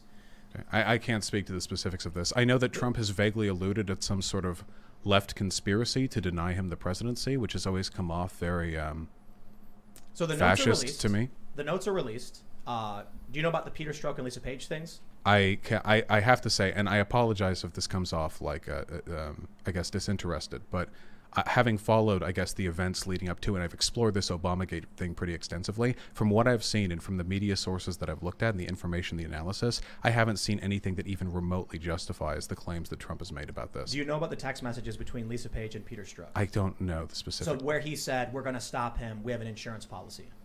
I This is all public information. I think the issue is when you talk about Russiagate and Trump's actions, it's coming from a place of you not actually looking at the evidence. No, I assure you I have. The issue is that... Well, if you didn't know about the meeting with Comey and Yates No, and I'm Obama and the Logan Act and what Michael Flynn was threatened with, and do you know about the ongoing court case where Judge Sullivan is blocking the government from dropping its own case? No, I'm familiar with the things that you referred to here. The issue is that what usually happens with this is that there are a lot of nuances to these cases that need to be looked over thoroughly, and usually the way they're presented is extremely hyperbolic. Like Russiagate. Well, Russiagate So- provide. Well, again, keep in mind this is the big difference between right-leaning claims and Russiagate. Russiagate was investigated, dozens of indictments and arrests. All these Not accusations. related to Russiagate, though. They were brought about by the investigation into Russiagate involving the misappropriation of campaign we have an funds. ex-FBI lawyer who was recently indicted on altering evidence to frame Carter Page and get false FISA warrants to investigate in the Russiagate. So some of these may have been, maybe what's the saying? Fruit of the poison tree or whatever? Fruit of the poison tree. Fruit Yeah. of the poison tree. Yeah, So, I mean, a lot of the for Trump instance, administration Paul has found Manafort. themselves arrested. Do you know how Paul Manafort ended up getting found out? It was actually Ukrainians colluding with the DNC operative and providing documents, which led to the investigation of Manafort. So it was all overtly political actions. There's nothing. Well, it's Wait, not. I wait. There's nothing necessarily wrong with political actions. We're talking about the investigation of a political administration of the Trump administration. The reason I bring this up is And by the way, we've moved somewhat off of the electability or the electoralism argument here. So here's the point: the way you framed everything about Trump and the actions and the things he was saying, firing Comey, sounds like Comey should have been fired based on the information that's come out since he fired him. That is, wait, hold on. That is, first of all, even if that is the case, which I sincerely doubt it is, that is absolutely not why Trump claimed to. The evidence that was provided with regards to his attempt was he wanted Comey fired because Comey was looking into him. You can't post hoc justify an illegal act because it turns out later. Trump tweeted way early that he was being spied on by Obama. He wasn't being spied on by Obama.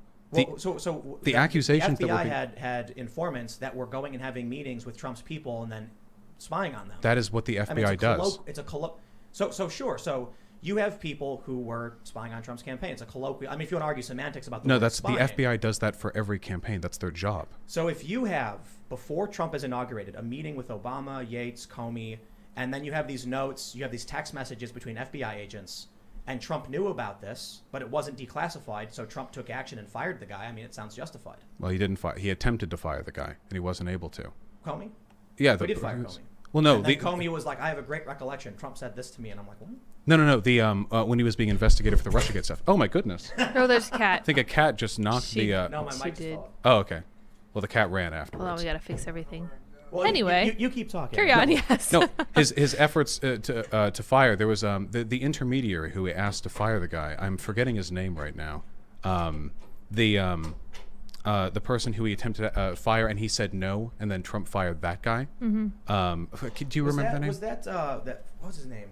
Oh, I man. can't remember. I'm sorry. Yeah, I'm completely. Huh? Is it Total No, blank. Sessions resigned. No. Yeah, Sessions right. Look. I'm not bringing this up to be like everything. Yeah, I just feel perfect. well. No, but it's just it's interesting to me because again, it falls like on this vague conspiracism. Like with But regards to it's not vague. I mean, look, if you read the news on these things, you know what I'm talking about. no, but I have. It's just a lot of these claims get jumbled up, and to be honest, I forget which narrative or which universe that I'm operating in at any given point. With regards to like the Russiagate investigation, there was solid evidence. They went in, they investigated. What was the evidence?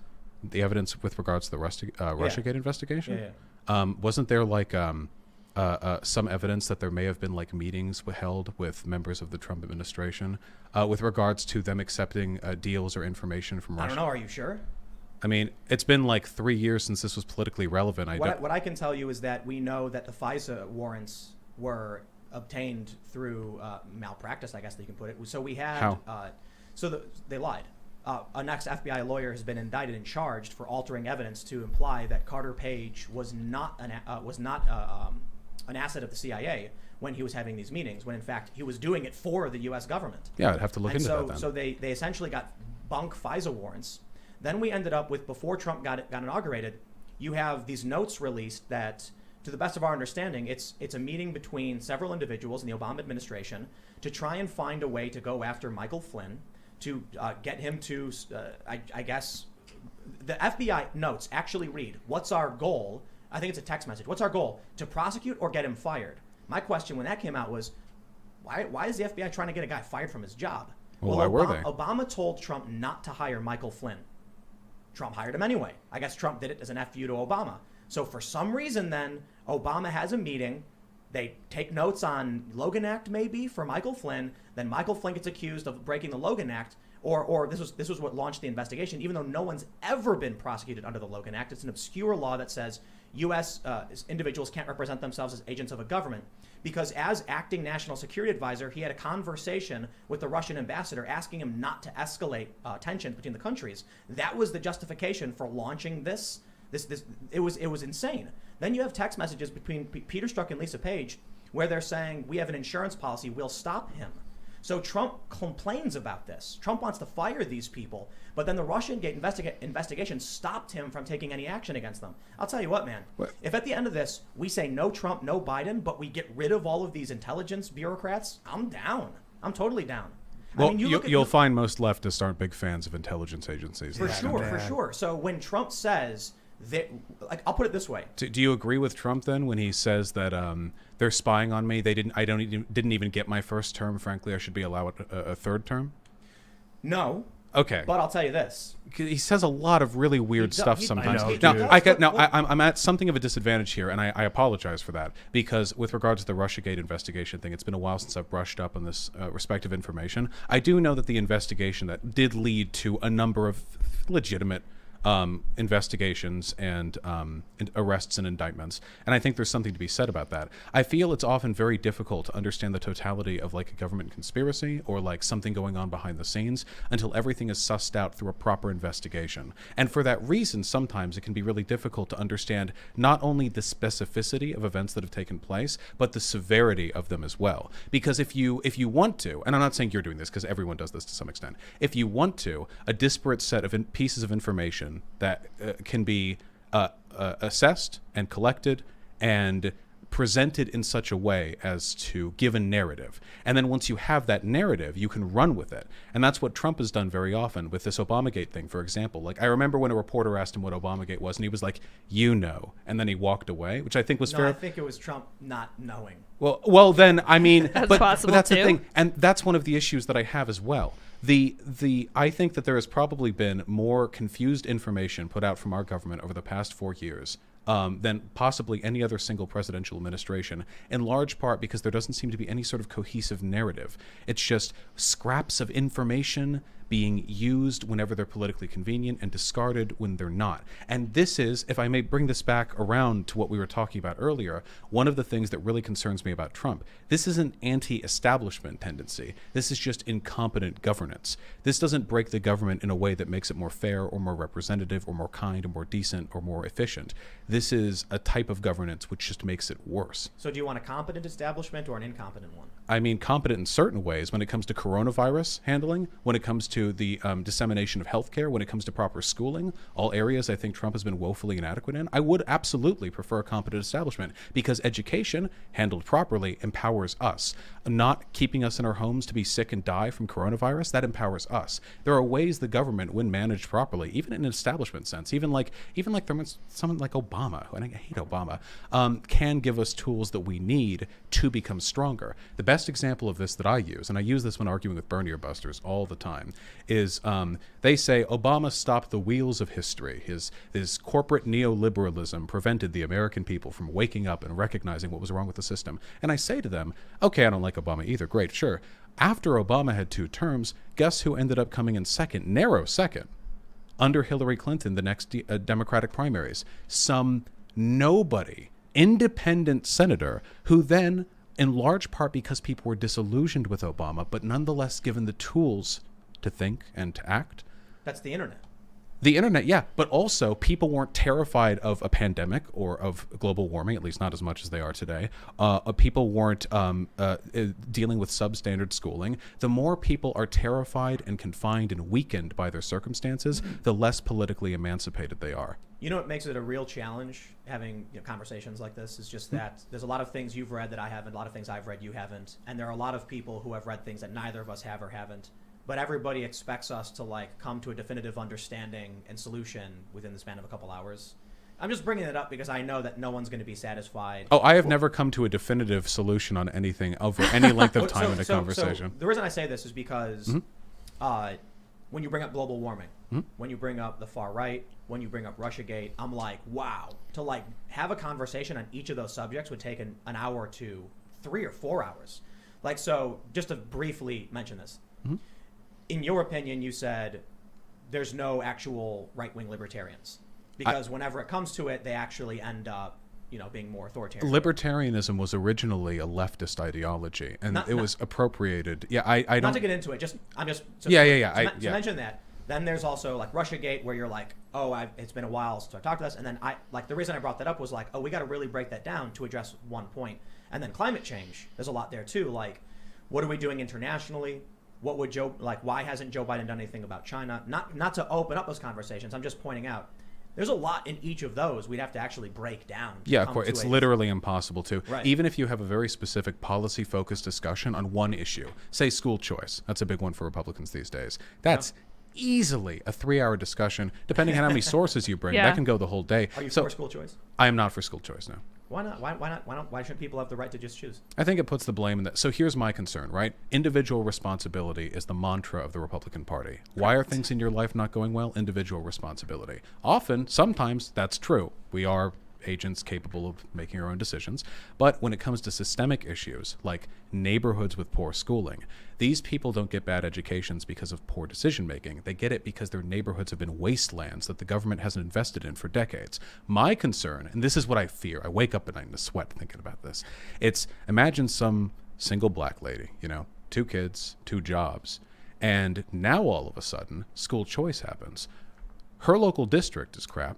There's one 30 minutes away she could drive her kids to, maybe even 20 minutes away. It's better. Okay, so you drive your kids to and from. Well, maybe you don't have time for that. Do you hire like a sitter to do it? No, you send them to the crappy school, they would normally have to go to. Right, but that's the thing. And now, when that woman writes online or writes an article or appears at a town hall and she says, "What can I do? I am struggling." The answer is, you should have took them to a better school. Sure. And that worries me But a why lot. take away the option? Because I think there's a better solution to the same problem. We just invest in these communities. Also, we have to keep in mind, if a lot of people choose to move to different school districts or like take their kids there or whatever, the school district that's already there is going to be even worse because these schools get funding based on, participation. They're going to get cut more and more, meaning it'll be even worse for the people who don't have the option to go to the other ones. I say, why enable people to leave their wasteland and blame them if they don't, when we could just fix the wasteland? So this gets into the bigger question about socialism, I suppose. Why I'm not a fan of socialism. I'm in favor of a mixed economy. I'll get you one day. No. That- Mixed economy, I think we need regulation, but I think we need people to freely trade. And the issue I take with schools, for instance, is that when they have problems, we just dump more money into it, as if a general investment fixes it. The problem, though, is we say, okay, what about review boards? What if we have like a review of the expenditures? Nobody wants to be the person to cut the job or to gut the schools. And then when people actually do, they complain the schools are being gutted. If the school isn't functioning properly, and I shouldn't say school, just government spending in general, what we tend to see, like in Chicago, for instance, is you get a wound. This is the way to describe it. You get a wound in your society where you have people who are suffering or struggling. We put a Band-Aid on it. We say we're gonna provide funding in this area to try and solve the problem. A few years go by and this hasn't going. I don't know. Throw more money into it, and they put another Band-Aid on top of a Band-Aid. Yep. Eventually, you just have a festering wound. It's never been solved. With a lot of Band-Aids.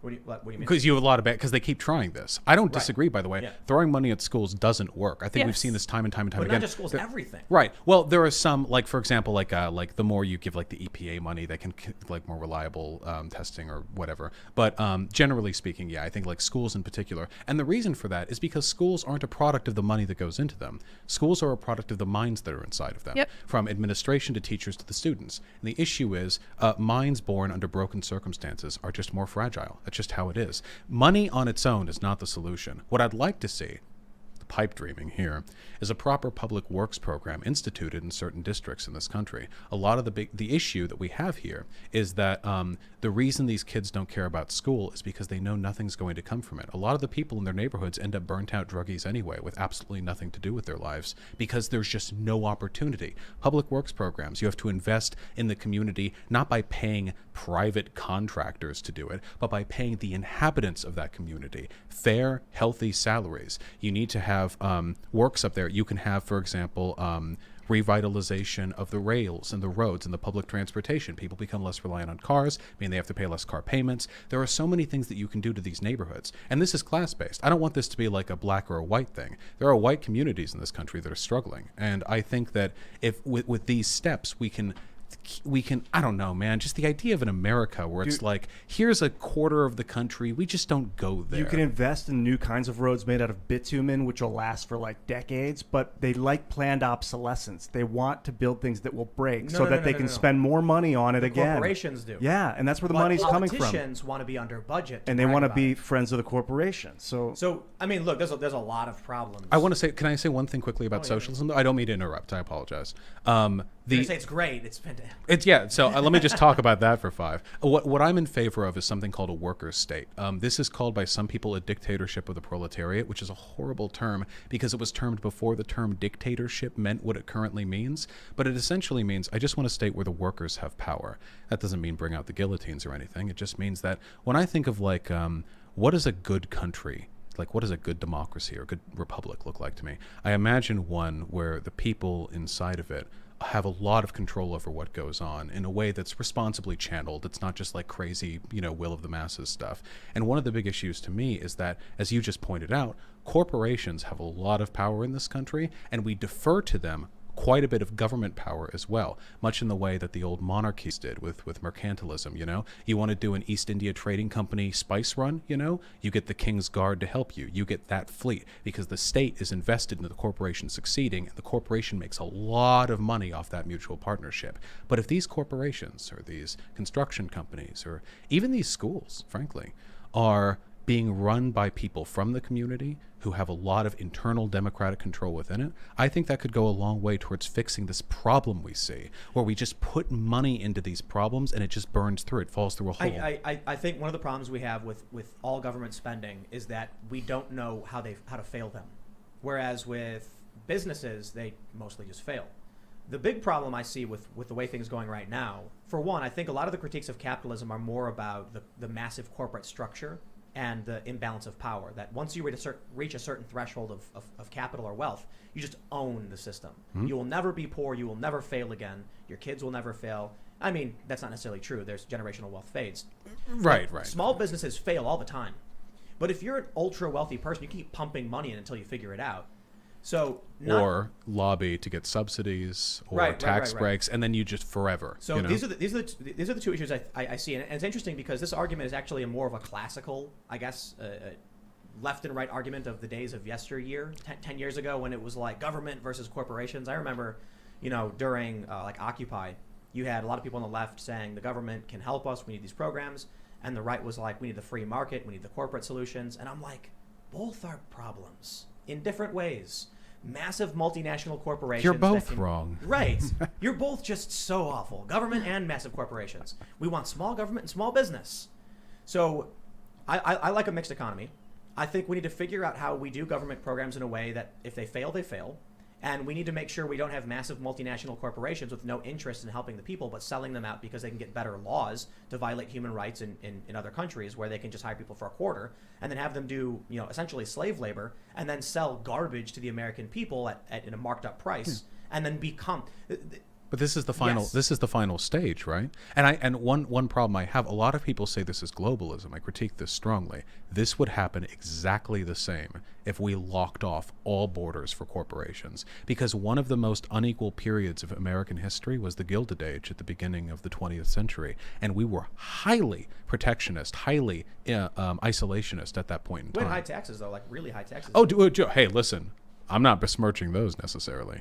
But at the time, the problem isn't the internationalism, I believe that corporations and government should be able to work together on an international scale. The issue is they're not doing it for us. They have a completely separate set. Marxists call this class interest between the bourgeois and the proletariat.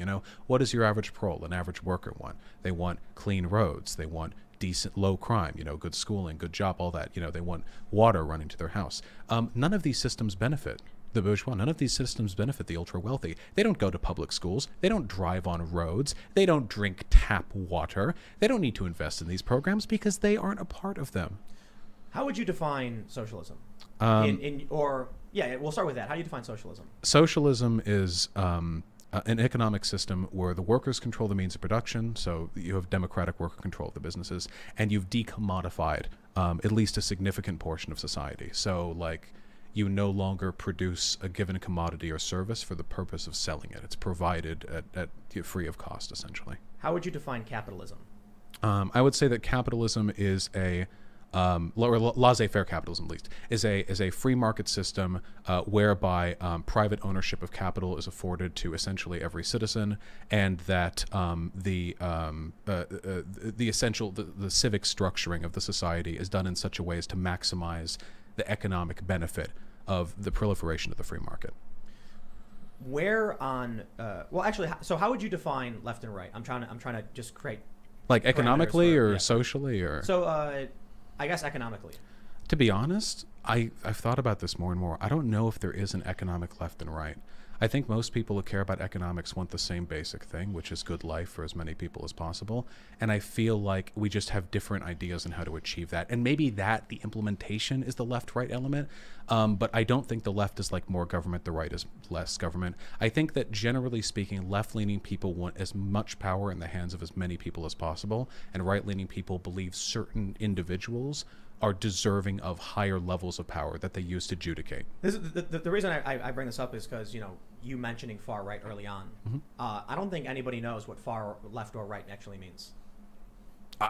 They're definitely really arbitrary terms. I should say, I was lazy of me to use that. I try not to use that very often because they are necessarily definitions which require sort of like immediate codification, and it changes depending on the context of the conversation. I think defining far left is actually kind of easy because you tend to have tendency, not absolute. You have leftists who are adamant in socialism, communism, and alongside that typically falls some kind of social progressivism. Mm-hmm. Typically, not always. You have the dirtbag left, which are not woke, and you have the woke left, so there is a divergence there.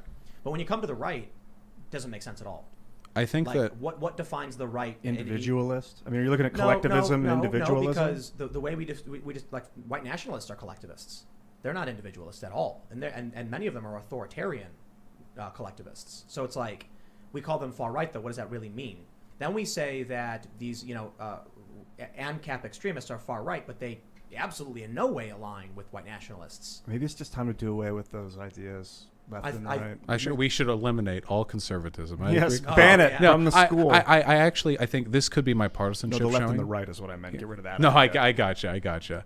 This could be my partisanship showing, possibly. But I think one of the reasons for this is because the right is a lot more idiosyncratic than the left is in a lot of ways. Most left-leaning values were hammered into books 150 years ago, Like, if you talk to, like, your average socialist or communist online, you're probably going to find that a lot of them have, like, an investment in some type of theory or literature that is very specific and very laid out, and you can agree or disagree, but it was written there, And a lot of right-leaning ideas, I feel, are more of, again, I understand this is a product of my partisanship, but sort of an emotive response to a given set of material conditions. So The same national argument goes the other way, man. I know, and it really depends on perspective. Like nationalism, for example, very few people subscribe to the intellectual tradition of nationalism. Yet, we have a lot of nationalists in this country. What do you mean by the intellectual tradition? Well, the intellectual tradition of nationalism came along with the codification of the nation state, and the idea was that the individual will should be subservient to that of the nation, because the nation was with the sort of amalgamation of the people's will. The individual dies, the nation lives. Really weird Orwellian stuff, Trump supporters. That's like authoritarian nationalism. Evolution of monarchy. So you have the libertarian argument over borders, and some people are like, no, true libertarian supports borders. No, you can't be libertarian without borders, because how do you protect your ideas? Like, I see it from left, right, up, down. Everybody says, the left this, the right that. Mm-hmm. I think in terms of trying to actually identify the right and the left, you've got right and left in terms of social values, tradition versus progressivism, Mm-hmm. traditionalism, and then you have economics, right, laissez-faire capitalist versus left socialist. The problem is people use them interchangeably, and they essentially end up meaning nothing. This is one of the things that I really respected about Bernie Sanders. I think, as people disagree with me on this, I think there are a lot of people in this country who are just, let's be real, just don't like black people very much, and that it forms a lot of their political opinions. And I don't think there's anything I can do about that with policy or with my channel or anything like that. But there is something the vast, vast, vast majority of the people in this country want and care about, and that is a good life for their children. I think virtually everyone. You'll have some anti-natalists now and again, but almost everyone wants that. And Bernie Sanders was good at tapping into that. Bernie Sanders did not align himself with any like nouveau woke tendencies with regards to progressivism. He would support, but his main messaging was very consistent all the time. Until he got on the debate stage and said, when you're white, you don't know what it's like to be poor. I agree. what? Wait. I remember that. That was bad. That was a slip up. I know if I talked to him and he was like, yeah, of course there are But white people. he gave in. Well, he gave in. Well, what do you mean and gave now in? Now he endorsed Hillary Clinton. Now he I voted for Hillary Clinton. I'm farther to the why? because she wasn't Trump. Because because come on on. because She's on worse than Trump. I understand Biden at least, no well wait and I think Biden's bad. I think that Hillary Clinton is an odious person, but when it comes to basic policy issues like climate change or like what economically you're going to do for the country, I think the Democrats just generally have a better plan for this country than the but we Republicans. had the best economy in generations. It's a continuation of Obama era policies. What policy did he Obama said- implement? So we had tariffs. We had But the- strict wait, border so controls. wait, We what- had- Bailed out Freddie Mae and Wait. Fannie Mae and brought- Freddie Mac Wait, and wait, pumped one- trillions of dollars one at into a the time. economy. So- So it looked great. One I at mean, a it was time. a terrible economy. One at a time, the tariffs were maligned by virtually every economist in the country, and he has had to spend an enormous amount of money with subsidies Subsidizing used. on the Right, farms. exactly. So I don't think that had anything to do with the economy. That could be considered a detriment. When it comes to closing down the border, I have seen no evidence that that's improved the economy. All of the unemployment rate, the GDP, this was a straight line continuation of Obama era Obama policies. said you wouldn't reach these numbers, and then he did. I don't think that changed anything I Factories said, though. came back to Michigan. That Massive multi-billion-dollar investment. massively overstated the extent to which the manufacturing industry came back. He said it was like tens of that. It was like a couple thousand, and even then, having it's like that's your goal, like a couple thousand. Whenever we get a presidential change, I remember this since I was little. It's like, oh, actually, the success of this president is from the past president because everybody always does this. We look at Like, at policies though. If so, Obama did inherit a mess from George W. Bush. This isn't just like, oh, it was because he came after Bush. It was a objective thing that had happened under Bush's presidency, and Obama's policies allowed the economy to get back on track in a straight line trend that continued into Trump's years. I haven't seen any evidence that Trump's policies meaningfully affected that trend, with the exception of his handling of the coronavirus pandemic, which did end up spiking everything back into the touchdown zone. And of course, that spike down would have happened under any president. It's a pandemic. But recovery has been in large part hampered by a non-existent federal response, and the tone deafness of, again, like, we have conquered coronavirus the day after the worst record number of cases since it all started.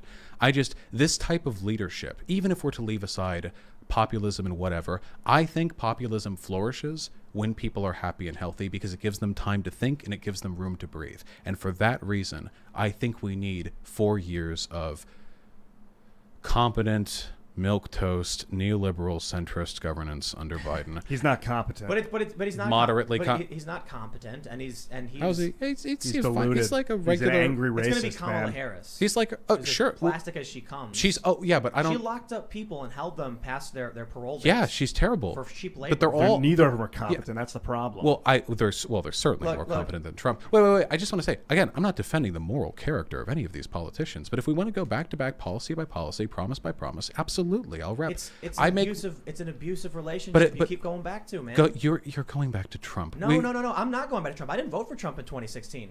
I'm saying right now, I'm sitting back with my feet up watching a bulldog trash around the ivory tower. Okay, and but it's making me laugh. people are dying while you laugh. No, you brought this up earlier. It was a really great point. We have no metric of success for COVID. I look at what Fauci said in March when Trump was taking action. He said no one could do better. Why would I now change my opinion on this? Because he said that once, and because he's in a political position where he has to say things that are positive. What on earth? Oh, Betsy, I think she's The cat's the rubbing cat her. was scratching her shaking the face. camera. We had several governors praise Trump for his response in, I think it was May. Look. A quarter of the deaths from COVID worldwide in a country with 4% nursing homes where the governors of Democrat-controlled states put sick people, killing. That's not. Wait. Again, that's not good. I feel like we're engaging in whataboutism right now. No, The fact of the matter remains that this country has more federal power and more wealth than literally any other country in the history of this planet.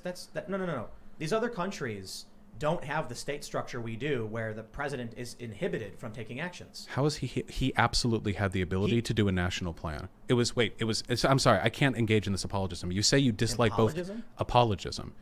You say that you don't like either candidate, but the 10th Amendment doesn't prevent a national response to the COVID crisis. Trump would have to invoke serious powers. Yes, and people then were send encouraging him to evoke the war powers because this is a time more people have died during this than they've died over the past 50 years. You're making a political statement about whether the Republicans who wanted it or who didn't want it, the Democrats who did, one side was right or wrong. Yeah, I am. Yes. I'm saying is You made the point earlier. We have no bar of success on what this would have looked like but because that just doesn't it is. wait. It is. That doesn't. Yeah, but that's the thing. That's the apologism. Just because No. we don't have a bar where we can objectively determine how well Hillary would have done doesn't So mean we do you can't like Trump criticize. or do you not? No, it's not. We know that this country has done terribly. We know this administration lies about it. We know we have 4% of the world population and a quarter of the total number of deaths from COVID. And hold on. We know. Wait. I have to. Before you say that number, you got to take out the nursing home deaths and then tell me. And what what the about the number is. 94% Trump- that were 2.6 comorbidities? Wait, No, Tr- that's not. wait, an wait, issue. and all the Trump lack is the- of flu deaths. Now Trump is the because they're all being president- No, COVID that's not. deaths. That's not the issue. How is that not an issue? Trump is the president of the whole country, Democrats included. The Democratic governors and everything they do is all part of Trump's overall. Trump can't control the governors. Trump can't control the governors. He can control our national response, which has been non-existent. He's lied frequently about the nature of the coronavirus, the extent to which it will harm this country. We know he would. For good reason. No, not for good reason. Do you think a panic would have been better? I think being honest would have been preferable. Wait, you earlier on Twitter, you were criticizing Fauci for saying that masks weren't effective when we know now that they are, but you'll defend the President of the United States of America repeating him? lying to the population? For repeating? No, Fauci never said that COVID would be no big deal. Trump was Yeah, he did. informed. He actually did. Tru- He actually did. You need to watch the videos because he did. No, and wait. the video was put out with all of Fauci's statements. And Fauci, I've criticized Fauci over and over again. Early on, I was very And much, not Trump. And because Trump's repeating what Fauci says. Trump does not just wait, they fight constantly. No, early on they didn't.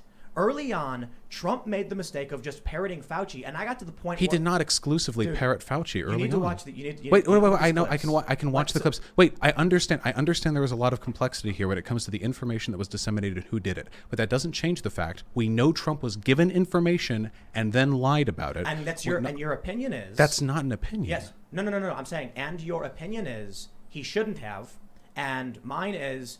I don't know. Maybe there would have been a Right. panic. Maybe there wouldn't. Like Trump in made Canada? Trump made a call, and you're criticizing him, and we don't know what the result would You've have been. criticized Fauci for what he said about the masks. How As- How can you say Trump? Well, maybe it would have caused a panic, but then not say the same thing about Fauci when he said that masks weren't effective sometime in March. Wait. We should have worn masks the entire time. Are you sure? We don't know. Are they like if we made don't of cloth know, and dirty? We don't know if a panic would have destroyed everything and killed 10 times the people. How would that, being honest about the extent, first of all, hundreds of thousands are dead, and they're dying in large part because we don't have a consistent national policy about social distancing and about mask wearing. That is, And obesity. No, dude. I don't know. Sickness in That's a general. COVID. Trump can't issue.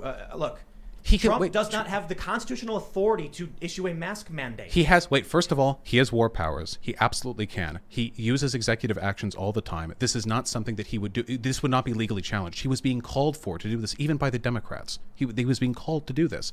He disbanded the pandemic response team. He removed and people. consolidated it. He withdrew their power. So who did he consolidate then? What? Did you? Can you pull the? I don't want to pull up the fact check on this. Trump consolidated the roles of the pandemic response team.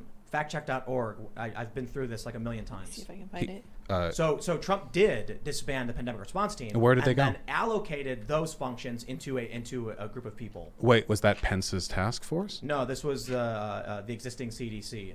The existing CDC that he defunded by like a So massive there was percentage? So factcheck.org, the way they put it was Trump was trying to streamline the process early on, and that it's been weaponized by partisans to make it seem like he just straight up got rid of it. So he got rid of it, then took its functions and put it into the CDC, and he's cut the CDC's We budget. got to pull up. No, it's factcheck.org. It's Trump disband. I'm familiar This with the is site I'm looking. factcheck.org. I know she's trying to. But I mean, do we want to look at like CDC cuts or what he did with the people in no, Wuhan I'm that he saying pulled out? that if we want to pull up the source and talk about Trump consolidating the roles of What I'm we gotta trying pull up what the I'm source. trying to talk about is the totality of evidence that he has mishandled this pandemic, and it's interesting to me that you were extremely unwilling to criticize him for that. Because what's the alternative? The alternative? What would have happened in any other circumstance where we have no control group? What am I supposed to say? So, well, if wait, Trump how many would have have backflipped, he how would many save a life. how many would have had to have died before you would criticize him? I don't know. Give me We a don't number. know. Wait, so you could have let 1 million? So what you're telling me is that we have no idea what would have happened if Trump did anything else. We don't and now ever. We're supposed We to don't. make a determination. That's you're making a tautological statement. That's how the universe works. We don't Right. ever know what would So happen if other what things. am I didn't. supposed to say when Fauci early on praised him, when governors early on praised him? Now they're critical of him in an election Not. year. Oh wait. First of all, the praise of governors is irrelevant. Are governors health experts? Second of all, Fauci praised him a couple of times. He's also under a lot of political pressure to do Right. what Trump says, or otherwise there's a very decent chance of him getting canned. Fauci has made plenty of statements which Trump has later contradicted. Trump has been back and forth on the mask issue, going so far as to make fun of people for wearing I masks. do not Trump have didn't the wear a mask in expertise, public for months. Wait. But again, nor the clairvoyance to say if only Trump did X, Y would have happened. then you can't criticize anything. What if we didn't go into the Afghanistanian war? What if some terrible thing would have happened if we hadn't done that? What if we hadn't gone into Iraq? No. I think we can objectively say, wow, that war was bad. We shouldn't have done that. Yeah, I can say this is objectively very bad. And We should be doing and something I can say different. Trump should have done these things, but I can't get overly angry about making assumptions on what I think would or wouldn't have happened. So you are of the opinion that you should not be able to criticize a sitting precedent as long as you don't have. You're using semantic arguments. This is not semantic at all. Because I actually said you made a good point, and we don't have a measure of success for what Trump should have done. Yeah, that's to indicate we what's can't know for happening sure, now but we is can make reasonable you're using arguments. hindsight to make it seem like you could have done a better No, job. we than know he he did. lied at the time. Wait, I'm Right. not. Wait. I'm not the president. I'm not saying I could have done a Listen. better job. I'm saying that he messed up. And if you actually are Should he- anti-establishment, wait, should he have had- wait. he should have panicked. If you actually are anti-establishment, as you claim to be, you are shockingly unwilling to criticize Trump on some of the most That's not- objectively. that's ridiculous. Wait. You listed the tariffs that he did, even though it destroyed American farming for essentially no benefit, as a As a positive. policy he did to the and- economy, and then as a it ended- and positive. then we ended up with a good economy.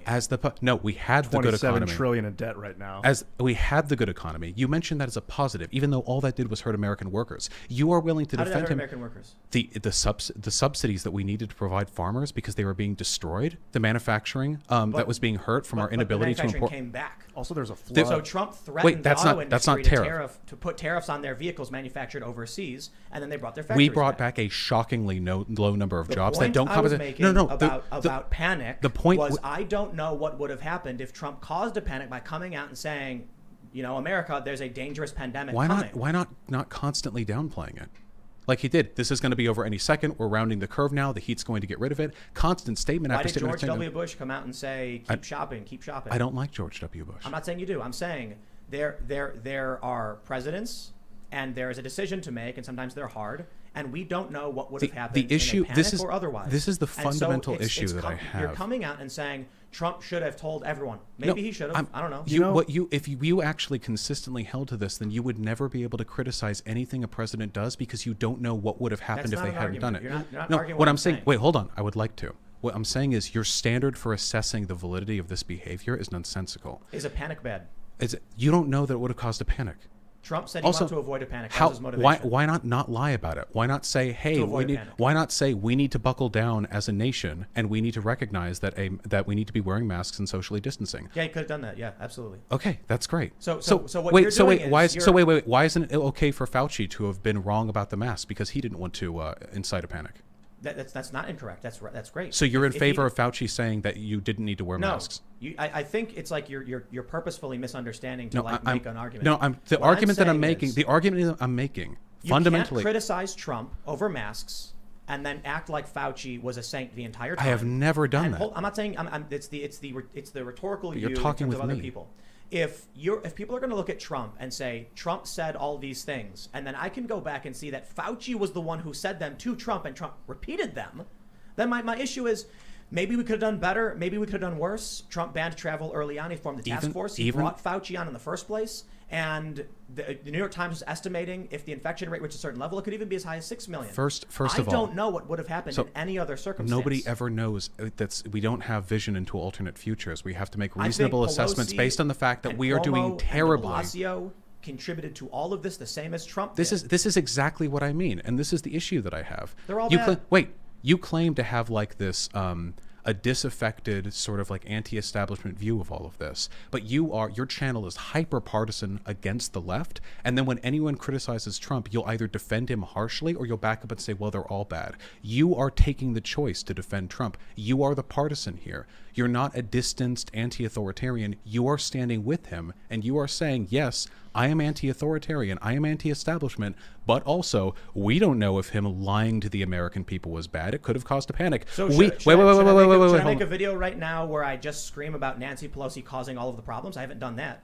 Why, I don't know what that we had should to just do talk with what I about just lying. said. Well, so if Nancy Pelosi went out to Chinatown and said, everyone come party, if Bill de Why do Blasio you- went out to... This is whataboutism in the extreme. You can't do it. You can't accept criticisms of Trump. You can't tell me that I'm whatabouting by You know, can you criticize won't say this those about people. Trump. You can criticize You those only people. criticize- Wait, what about but Trump? no, What about Trump, This Tim? is whataboutism. You can criticize those people. I criticize those people. I love the paradox of you whatabouting me on Trump and then claiming I'm whatabouting when I... I- when Let's I talk Don't- about Trump wait, lying. Wait, I okay? just, but that's Is that good or bad? Well, that's my point. If You my- can't. You if- keep if the defending issue him, then is- backing up to other people. It might have been Do good that he you lied. want me to make a video mean, we where I gotta go over dissect how this. all of the Democrats screwed everything up? I haven't made a video They're about not the- Fauci and masks. I haven't made a video about Pelosi in Chinatown. I haven't made a Then video about de you- wait, Blasio and what does Concho this have to do Bilbao. with what I was saying? You can if you want to. You want to say that I say they're all bad. They are all bad. Yeah. Okay. But And I didn't make a video critiquing Pelosi the same as I did about de Blasio. I've mentioned all of it and Trump in a sort of, we don't know what would have happened, but I'll tell you what, if you want to say Trump was bad for the things he did, so were they.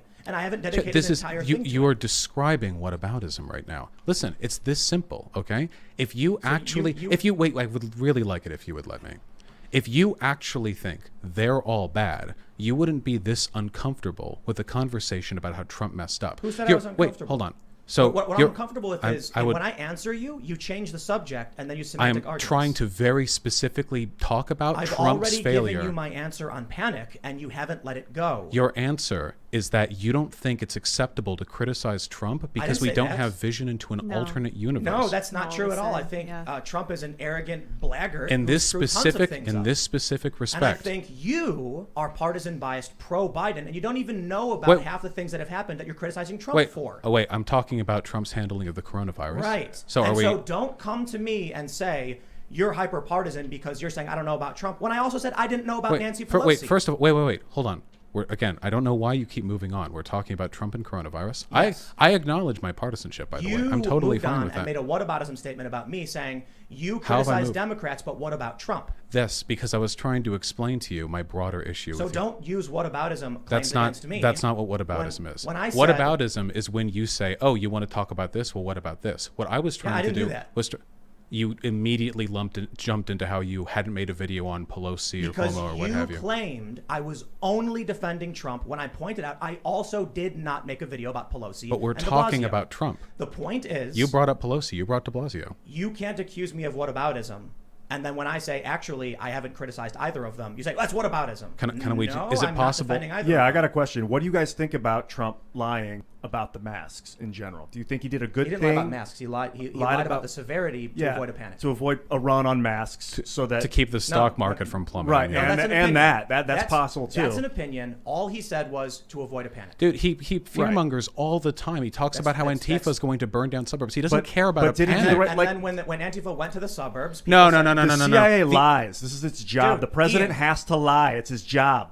That's one of his You were job saying- Oh my duties is God, to lie when you dude. need to lie. Sure, Right, and we so can stupid. criticize them when they do that. Trump fearmongers constantly. Every rally of his is a treatise on how America is about to be destroyed by far left lunatics. I don't think he has a problem with panic. I think he had a problem with panic being tied to his name. Whether that be a product of the stock market dipping, which ended up happening anyway, that was pretty much inevitable given the consequences of the action, or whether that just be a matter of his personal image, which is also something presidents have to be concerned about. I think this is worthy of criticism. But it's weird to me. I agree with you. By the metrics of this country's performance relative to other countries, we have done shockingly poorly. And Tell at the me the end, metrics on nursing homes. I think that's bad too. So you it- can't just No, talk no, about Trump. You listen. have to bring up other things. Because if you... How many deaths were caused by the nursing homes, by the way? I Out of the believe 200 it was like 40% or some really large number. of the deaths in America? Can you pull up the numbers?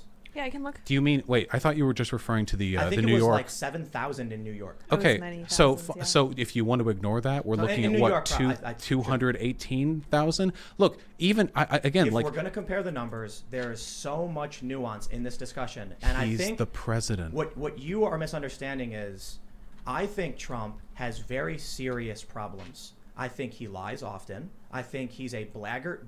He boasts. He won't shut up. And I think most people know he's got a mouth that he couldn't stop blabbing to save his own campaign. Mm-hmm. I think he caused a lot of his own problems. And there is an actual really great argument that he should have been honest with the American people. This stemmed from me saying, I don't know.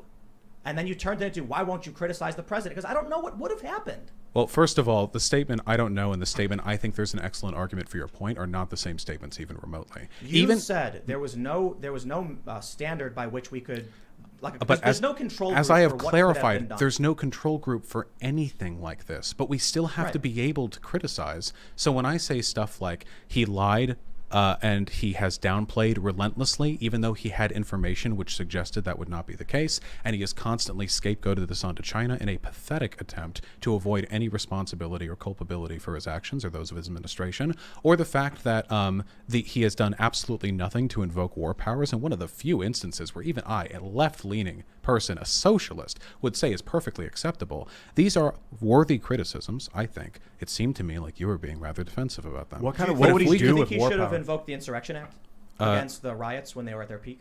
This is whataboutism again. We're talking about coronavirus. What would he do with war power with coronavirus? Wait, have 225,000 people died to riots? Can we pull up the numbers on that? God, I hope I'm not. sure they haven't. I would But the question is, at what point are you okay with authoritarianism? At whatever. First of all, I don't think invoking war powers is the same kind of authoritarianism. You said an executive order was.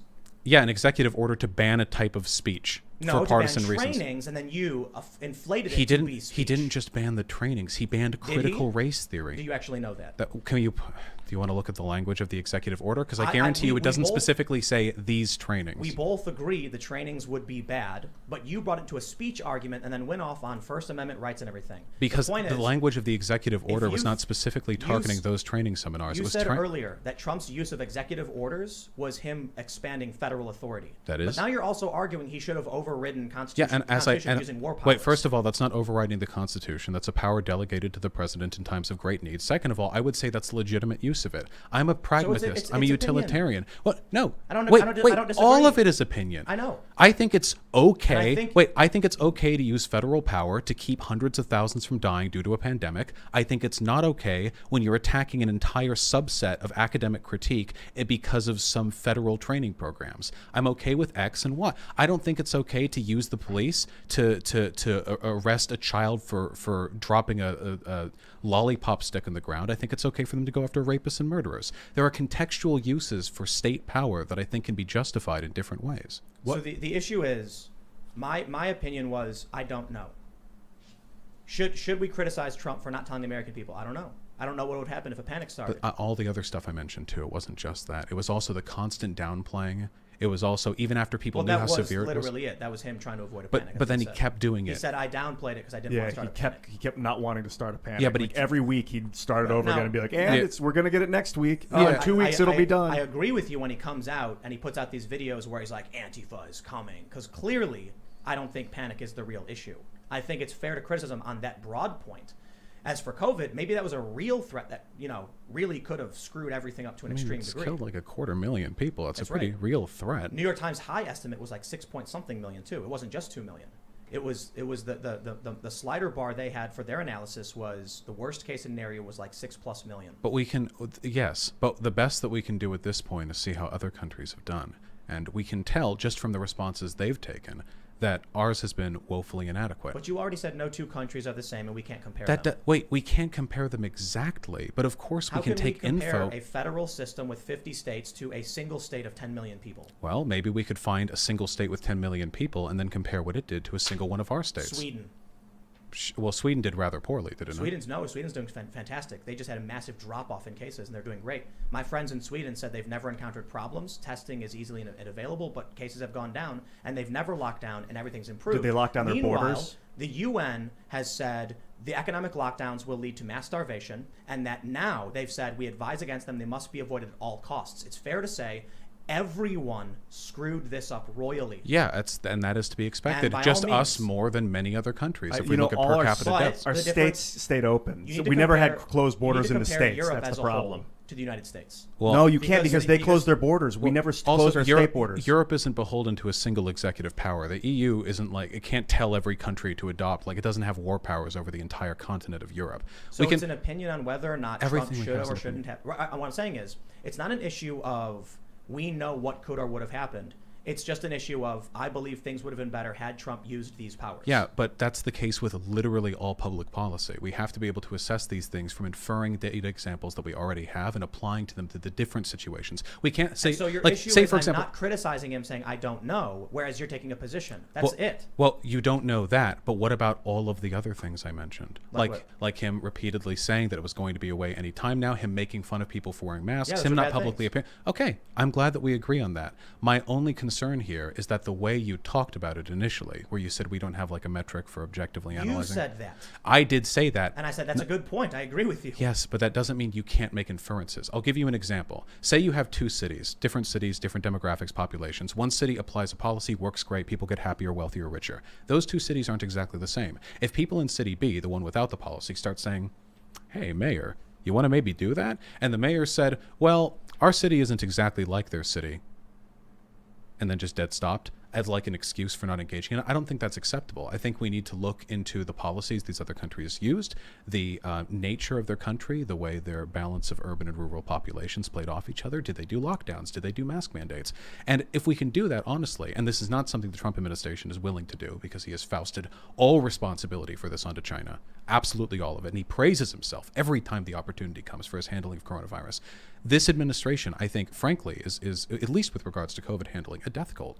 And if Oh, come on. well, no, we can agree people on are criticizing, dying. But a death cult? People are dying, and many of the people who are dying, that, or I guess not dead themselves, because that'd be voter fraud, are then going to go out there and affirm the practices of a candidate who has lied to them. I just read it was a 97 to 99.4% recovery rate for the virus. Yeah, that but doesn't seem deadly at all. Well, I mean, if you hit millions of people with that, that'll be hundreds of thousands dead. Yeah, but that the flu does that too. The flu doesn't kill nearly as many Or people heart as attacks. COVID. No, I think People the with flu was obesity like with the like flu. a third. Yeah. How many people with Death rate. 2.6 The flu's death rate morbidities? is like a third of COVID. Flu is also not as transmittable, and also it's not as another thing people don't talk about with COVID. This is what scares me personally. Like coming out here, for example, I flew across. Fantastic. I love flying. I say sarcastically. COVID-19. I'm young and healthy, like a horse. I'll be fine. But sometimes there are after effects, you know? I've heard a lot of cases, people who've had COVID-19 that's a pre-existing condition, heart and lung problems, sometimes even brain problems. That really, really Blood scares clots, me. blisters. Yeah, yeah. Ventilators mess people up too. Well, they're not doing that anymore. Yeah. But I the don't know about secondary that. effects They're are serious. crushing their lungs. It's like actually terrifying. And it's because a flu could never, I mean, I guess in very rare cases, a Look, flu could do that. I But think COVID's If very you serious. mix it with other and I diseases, think, it can really the flu can mess if you we were up. going to make any determination, I think we can look at, if we were going to go country by country, I think we should look at Sweden and say we really screwed this one up. Did they close their borders? I don't know, That's and a good question. I I don't actually know if don't they know. did it. I I'm don't looking think at so. New Zealand. They They were apparently full have, lockdown. Yeah, Well, they for have- sure. crazy. Well, they did it. They did it. They have. No, it came back, and then they did another hard. They did another. There was a light resurgence, and they locked down again. Was I? Oh well, I mean, I suppose they're very sensitive Well, to fluctuations, it's- but as it's the moment, I two think cities. they're doing. Hawaii has a lot. Like not a to mask disparage mandate. New Zealand's, they've got I think Auckland and Wellington. Yeah, there are a lot of Kiwis right now who are pretty mad at what you just said, Tim. Well, it's like 4 million people. So Yeah, small country. Of course, it gets easier the Island- smaller you get. Yeah. island nation, Definitely. they could easily suspend travel, do Plus, a short lockdown. COVID can't I swim. swear the food supply, man. the United Unhealthy people are going to get sicker faster. If That- you well, have an that's- obesity that's- epidemic, Right, that's true. So the United States has other health issues which contribute. In to New this. Zealand, you have to fish for all your own food. They actually, the police will Ah. shoot you if you buy anything from a grocery White store. rice It's true. and No, fish. you know what it is? The cost of living is really high in New Zealand. Oh yeah, for Right, sure. it's It's expensive. by the way, from what I've seen though, beautiful country. I've never been there. It I don't is. even It's know why I'm amazing. repping them, but Yeah, it's I would super love to cool. go. And the Lord of the seasons are Rings. inverted. yeah, Southern they have Hemisphere. Let's go in the winter. they have Christmas in like July. Look. Yeah, that's cool. I I wanted Unless to it ask be you, by the Noel, way, is it? just out of curiosity, and this isn't a criticism thing. I'm not a public health official. What would you do? You had war powers, whatever. What direction do you think is best for getting America on track with COVID? early on, I think in a bunch of videos I did, I talked about the severity and the need for locking down our borders. But I never thought an economic lockdown. The concept didn't even exist to me. And I think at this point, based on everything we've learned, it probably is a really, really bad idea. So the few things I would say is protect the vulnerable, take strong measures, keep the economy open, suspend travel and border crossings for the time being. And that's probably the best we can do. And then we really want to make sure that we have control in the hands of local officials who know their regions better than anyone else. There were a few cities in New Mexico that shut down. It was crazy. When I drove out that way, there was a city where the sign actually said, no outside visitors allowed. That's up to them. And I think there's a big difference between the way that America handles things, the way Americans will respond to things, and travel suspension, leaving it to local officials. And I think the one place where Trump did well but then did poorly was early on. He was providing quick assistance. He got praised for it. But then, as you mentioned later, he started, playing games with federal assistance, which I guess, there's a conversation about the riots, but perhaps the issue is a difference between a view of America as a single nation or as a union of states and a balance of authorities. Yeah. My view is I don't think Trump should have used the war powers. And it's also similar to how many on the left want to get rid of the Electoral College. I don't, because I don't think this country would run better through a top-down executive approach. I think we need to have a balance of powers at local, regional, and then federal levevels. I don't think the Electoral College does much to empower the small states. I think the Senate does. So we should abolish that too. No, I'm kidding. Yeah, sure. I mean, you can hear that argument. It's really hard to say with the COVID stuff. I agree that the localization thing is really, really important. China seemed to have handled COVID pretty well after an initial burning period, but China has the ability and the authority to do. Well, they can do stuff we can't do. Yeah. And I wonder. I mean, to what extent is that effective? Like hypothetically, imagine money's not an issue. If you could do a month lockdown where you suspend all rent, mortgage, everything, like suspend all forms of systemic, debt payment, and provide people a base stipend, and then have local officials who are tasked to provide like groceries or rations to every house. If you could do that without money, that would do a really, really, really good job. But that in America, in a country this huge with this many different people, with this many different ideologies, that would be a... Well, it's authoritarianism versus libertarianism. And so I've had this argument with many libertarians who don't want to accept it, but there is a strong efficiency in serious authoritarian regimes, notably China. When a pandemic hit, they welded people into their homes and sacrificed the individual for the sake of the collective. They glued everyone to their seats in their house. It was a big campaign. They'd run in with the Elmer's bottle, But they really would weld their doors shut. No, yeah, but and the thing is, but this would be my counter argument. I like to fashion myself a libertarian socialist. I don't like the government.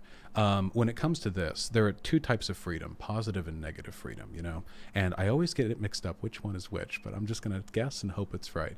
And you have positive freedoms, like the ability to do whatever you want, freedom from law, essentially. And that's what most libertarians talk about. Are you talking about rights, like negative and positive rights? Yes, I think I get them mixed every time. A positive right is something granted to you, and a negative right is something that can't be done to you. It's kind of the easiest way to put it is a positive right to life means if Ian threatens me with a knife, you must save me. A negative right to life means you're not allowed to kill me. I don't blame you. Yeah, I think I will butcher it if I attempt to recite it verbatim, so I'll simply say this. I think there is a freedom in not living in a country with a pandemic. Because there are implicit threats to my safety that come not from the autonomy or agency of any individual, but simply now from the process of participating in society. So which freedoms do I value more? Do I value my freedom to not get locked into my house by the government for a month? Or do I value my freedom to live in a country over the next 2 years in which there's not a pandemic? And I don't have an answer to that. I genuinely don't. It's often a rural versus urban issue in the United States. So people in cities, it's probably better just lock in your house for a short time and then get back on with it. But people who live out in the middle of nowhere are going to be like, screw you, I can do whatever I want. Oh, yeah, true. There's no way. Yeah, you go out to Wyoming or something. These people are never, ever, because we have such a diverse country. That's one of the things I love so much about this place. That's why a national mask mandate would not even be enforced.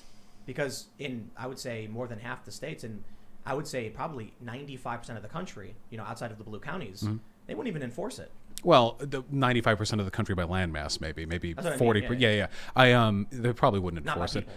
I think the best thing they probably could have done was set up a system of incentivizations for all the cities and governors and what have you, with relative levels of COVID. Get paid to wear your mask. Now we're talking. Well, or like get a piece of crypto every time you're seen in public with a mask. Like a state gets an extra so and so much if they can report a certain number, but then you have toxic incentives too. Like what if they underreport cases because they want to beat a federal quota or something terrible like that?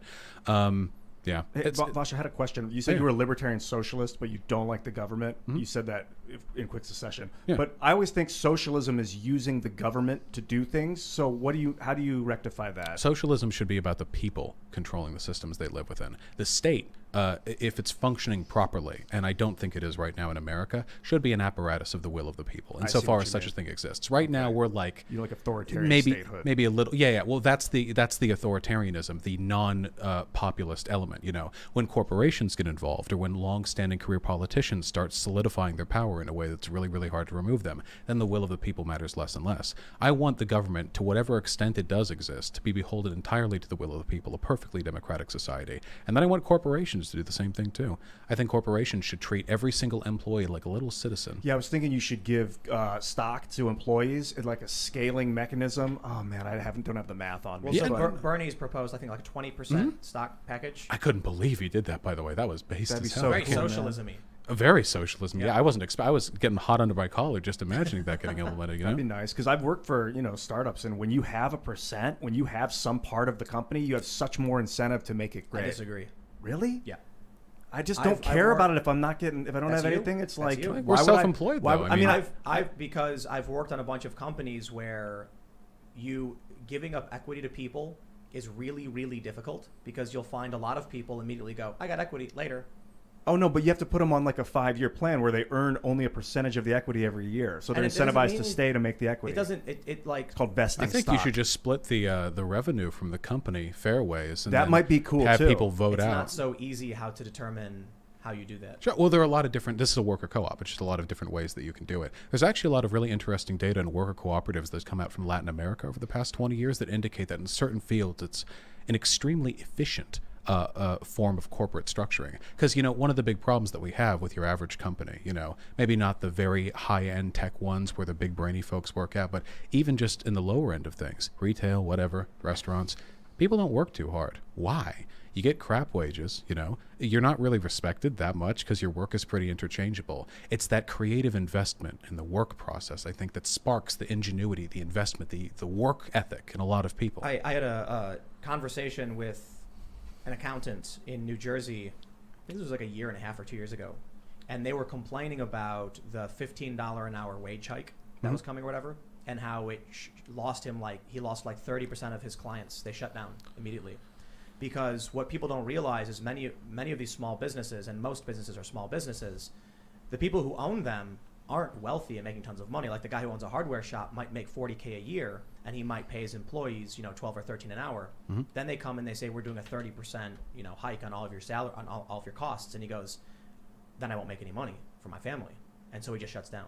Yeah. Well, the goal would be that if things are parted out, equally or fairly, I shouldn't say equally, because sometimes people are deserving, I think, of more compensation, that stuff like that wouldn't happen. A model that I've seen that looks really, really nice is you have a type of payback investment on the part of anybody who's founded a given company, where they get a proportional wage in addition to a higher percentage that they pay back until they've made back a certain percentage of whatever they initially invested.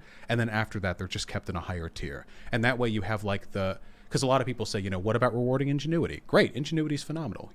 Just got to find a way to set it up properly. I wish we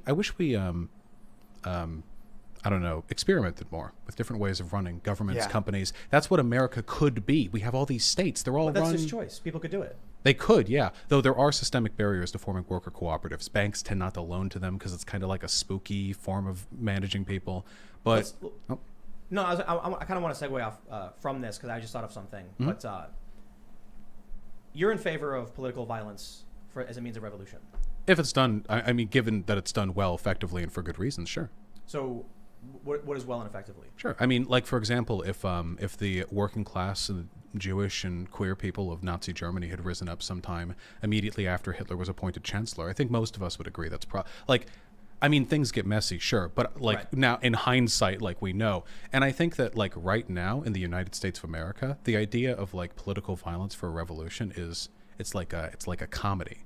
It's not going to happen. Are you kidding me? It's not. Who's to say that the Jewish violent leader wouldn't have been worse than Hitler? Well, no, because that stemmed from the communists being violent, then the Nazis were violent in response, and then if the Jews had been violent in response, I love this guy. You'd have to try three groups of violence. I agree with you on that point, and the point I was going to make is that the argument about political violence isn't just it's always good, it's always bad. It's that there are certain things we accept and certain things we don't. Dude, Notably, the American country came from political violence just- revolution. Yeah, but I'm that's- totally cool with that. But I mean, I don't that's like different. it, but the it happened. regulars were sent here when we asserted our rights. So if the Jewish community in Nazi Germany were like, you can't do this to us, and the Nazis came in and they rose up, I agree. Yeah. Political violence in defense of rights, etc. To me, it's just another tool. Take, for example, like, again, with the police, imagine you've never heard of police, never heard of prisons, foreign concept to you, and somebody says, hey, what if the state had the ability to lock a person up in a steel cell for an indefinite length of time if they make a mistake? And you would say, Make a mistake? well,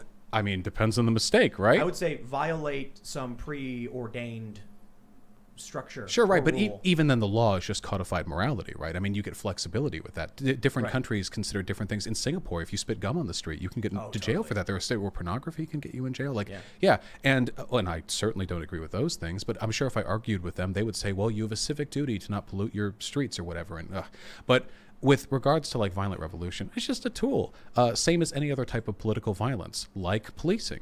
Absolutely a form of political violence. Laws are codified by people in power to enforce a certain set of principles, and police are charged to enforce it. It's legitimized political violence, but it is nonetheless that. And with regards to this violent revolution thing, there have been many tyrannical, despotic governments in human history, and the reason at any point in time why a revolution would be justified is the promise that it would make life better. Often, it doesn't, and that's the issue. If there was ever a point where I felt it would in America, then I would support it. At the moment, I absolutely do not. That good point. I guess the way I see it is I would never trust someone to know what's best for anyone else, and so that's I guess the libertarian.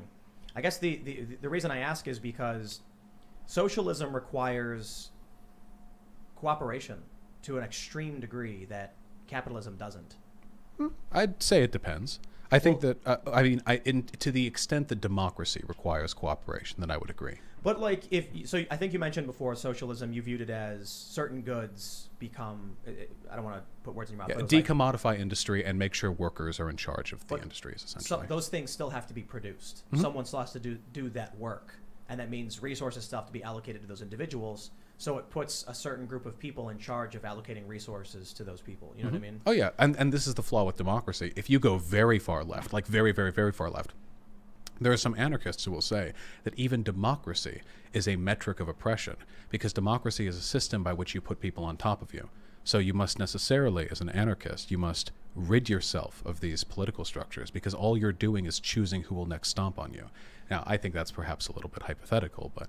Vaush, I'm really glad you came on. This has been fantastic. man. We're going to do super chats. Yeah, What of the course, heck, of course. I man? want to say, I hope both left and right got their hot takes of both of us. Yes. And you to smear us relentlessly. We have a ridiculous amount of super chats. Oh, man. It's 11:30. Oh, yeah, no, I'm sorry. Like, I have let's read some super Damn. chats. Can I have we? no That's sense of crazy. time. I Man. apologize. I think this is fantastic. Really I think fun. You probably got me a bunch of things people are going to highlight. I'd like to think that there were a few things I threw at you, and I don't think my intention was not ever to be that. I think it was awesome to have a conversation, and I think it was interesting hearing your perspectives.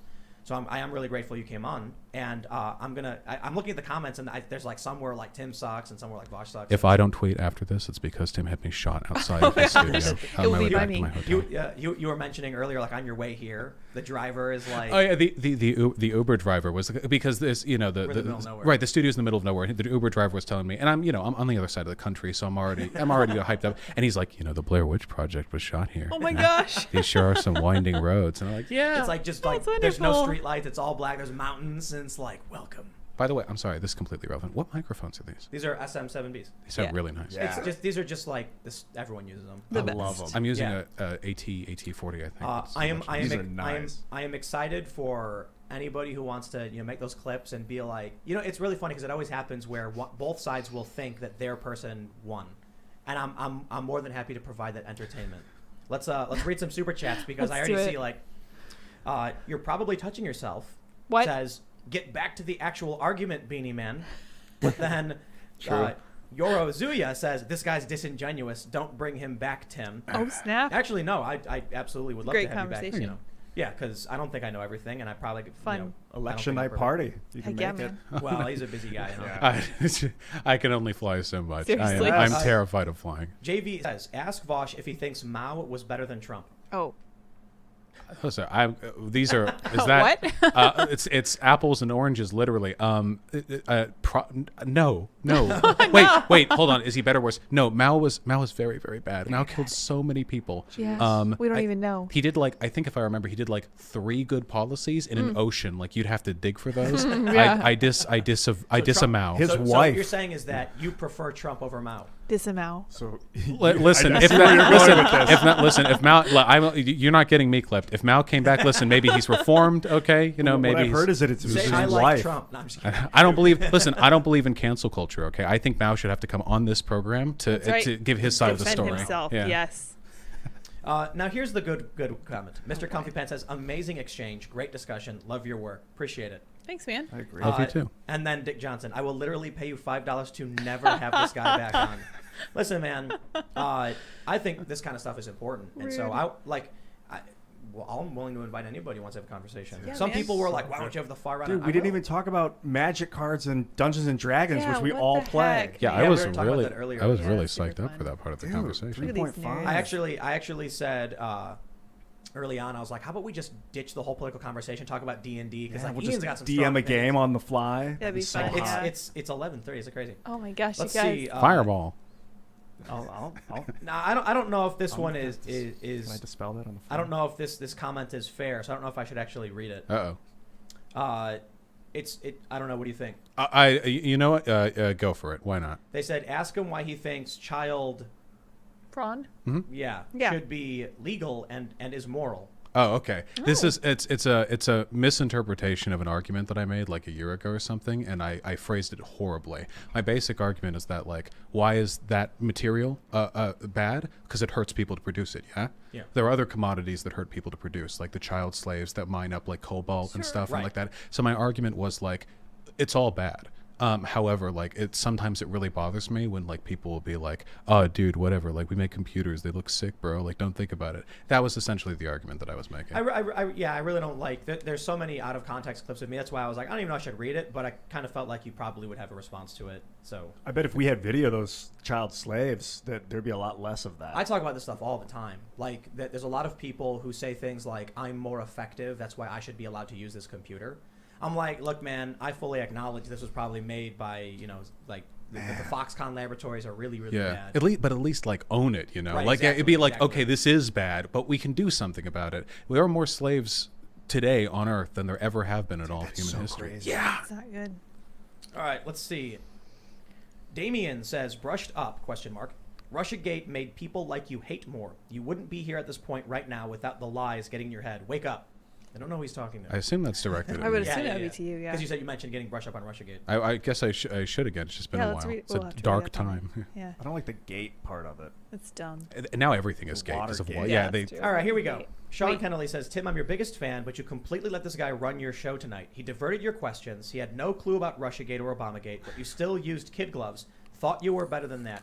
Like I said early on, look, as much as we did have a bit of a back and forth and some debate, this show isn't a blood sports debate where I come here with a big stack of notes to be like, I'm taking you out.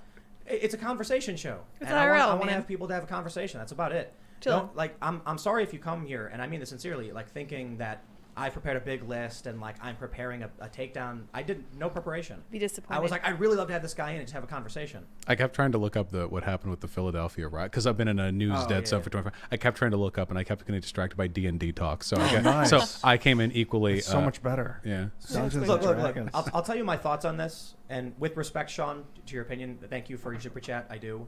I let Enrique Tarrio come in here and speak a whole Yeah, lot, man. and I pushed back less than I pushed back on Vaush. Seriously, I actually raised my voice, and we had a back and forth. I didn't do that with Enrique. It's great, yeah. So, I'm trying, man. I really am. But this is not a show where I'm here to just take people down. I want to bring people on, have them say their thing. I'll give them my thoughts. Sometimes it'll be more adversarial. And I think it's fair to say I was harder on you than I was on the leader of the Proud Boys. By the way, I'm Chairman. going to get the exact same comments in my Twitter feed after. I'm sure, done with yeah, this, this'll by be the way. fun. It's Oh, the that you mutual. let I- Oh yeah, Yeah. the mutual. Yeah, Oh, yeah. sure. I'm So seeing it funny. already. I wish people would just most of the comments. They're actually pretty. They're great, cool. yeah. They're like, this Everybody's is really cool. great conversation. Yeah, I like you guys too. Appreciate Is this the camera? Yeah. I like you that's guys it. too. Ah, There you yeah. go. Hello. it. The way I tell people, dude, feel free to hate me. I mean, I wish there was less hate, but You I can don't think handle I'm it. perfect, and I think people can criticize you and can criticize you, whatever, man. Look, I'll tell you what. You know what the craziest thing to me is? I don't know. I'm just some dude turned a camera on, started talking about stuff on the internet. I got no degrees. You know, I'm just someone who reads stuff and has opinions. And I want to talk to people who have opinions. And sometimes I probably sound like a moron. That's just the way it is. And we have conversations. Live to cringe. That's right. Yeah, man. People like, I'm sorry if I don't live up to the expectations of some kind of like, you know, Walter Cronkite or something. I don't think I ever will. But a lot of criticism coming your way. I'm sorry I'm not as tall as Hassan Piker. Oh, what the heck? Come on, man. I'd love to have him on as well. Personal failing. Bo Darville says, this dude is in a huge bubble. How could he not know the details of Obamagate? Or is he lying?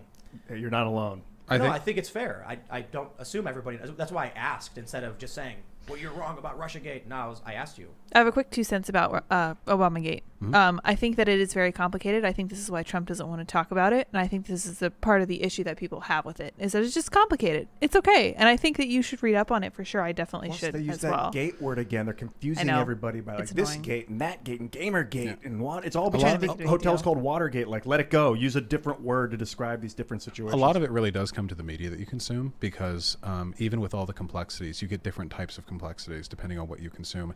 Because what I've read in Obamagate has largely been a denunciation of certain, perhaps hyperbolized claims. Though, as is the case for many situations like this, there usually are bits of legitimately worrying information underneath anything, and I think that's totally valid. And I'm happy to look more into that. You know what I do? NSA. I use a third-party app called NewsGuard. Everybody mark off your bingo cards for me mentioning it. And what I try to do is I typically start with mainstream media, and then I check right-wing media. Because mainstream typically has a left bias, or at least a left perspective. So I try to read both. And then, this is really funny because I was criticized for this, for using the Daily Mail very often. Daily Mail is certified as credible, and That's interesting. I really mean this. They usually have the most comprehensive take on a story. If I go to the Hill, where I go to the Hill often because they're considered center and they talk politics, I'll read a story about Amy Coney Barrett that'll have like one paragraph, and then I'll search for it and find several other articles. Fox News will have 2. Daily Mail will have like 15. And it'll be like breaking down the nuances and getting into depth on it. You know what actually does really good reporting? BuzzFeed News. I was actually surprised when they split off from regular BuzzFeed. I found they actually have really, really, really good in-depth coverage of stuff. They've done a really good job on a lot of things. I'm Sometimes. critical of them on a lot of other things. Notably, they ran a racist piece claiming that 2 black men fought to the death over a chicken sandwich, which I'm not kidding. Wait, what? Oh, I They didn't did, hear yeah. about that. It was Oh, fake man. news, and it really made me angry because I'm like, I know what they do, I know what they're doing, and it's disgusting. I give. Wait, BuzzFeed's- did they actually fight to the death, or did they completely make it up, or was it just A dude was at sensationalized? Popeyes and cut in line, and so like he walked outside and some guy was yelling at him for cutting in line and got shot. Okay, so it was Had nothing to do with the chicken literally just racist. Yeah. It was totally Yep. racist. thing. Okay. Wow. Yep. Got those clicks, So, man. Anyway, Made me mad. BuzzFeed does have some good stories they've done. I actually read one recently, but often they have poor framing, I think. Okay, fair. To be fair, a lot of right wing media has poor framing as well. For that, it's the same issue. It's like if your BuzzFeed is a left partisan source. Yeah, I'm But I'm rolling through Breitbart articles pretty much every day these days. Breitbart is has some good report. It's same as people are gonna get mad, but I think it's comparable to BuzzFeed. That's gonna trigger the left and the right. Dude, Breitbart's released some breaking stuff. All right, some we're in tech the exposés. super chat section, so I'll let my facial expression carry the weight. Continue. Right and left. Told you. Rob in 123 says Vaush said right populism can only be fascism. What is his view of left populism? Well, I think left populism can go in a lot of directions. I think that societies become potentially more complex the further you go to the left, in large part because there are so many different ideas on how to achieve the basic underlying goal. Or I feel like the farther right you go, it's pretty much just absolute power of the state or absolute power of corporations. I guess it's conceivable to be a right-leaning populist and not be a fascist. I admit I'm struggling to find them at times. Well, it's simple. It's a bunch of people in a small town who use capitalist systems, have traditional values, and want to be left alone.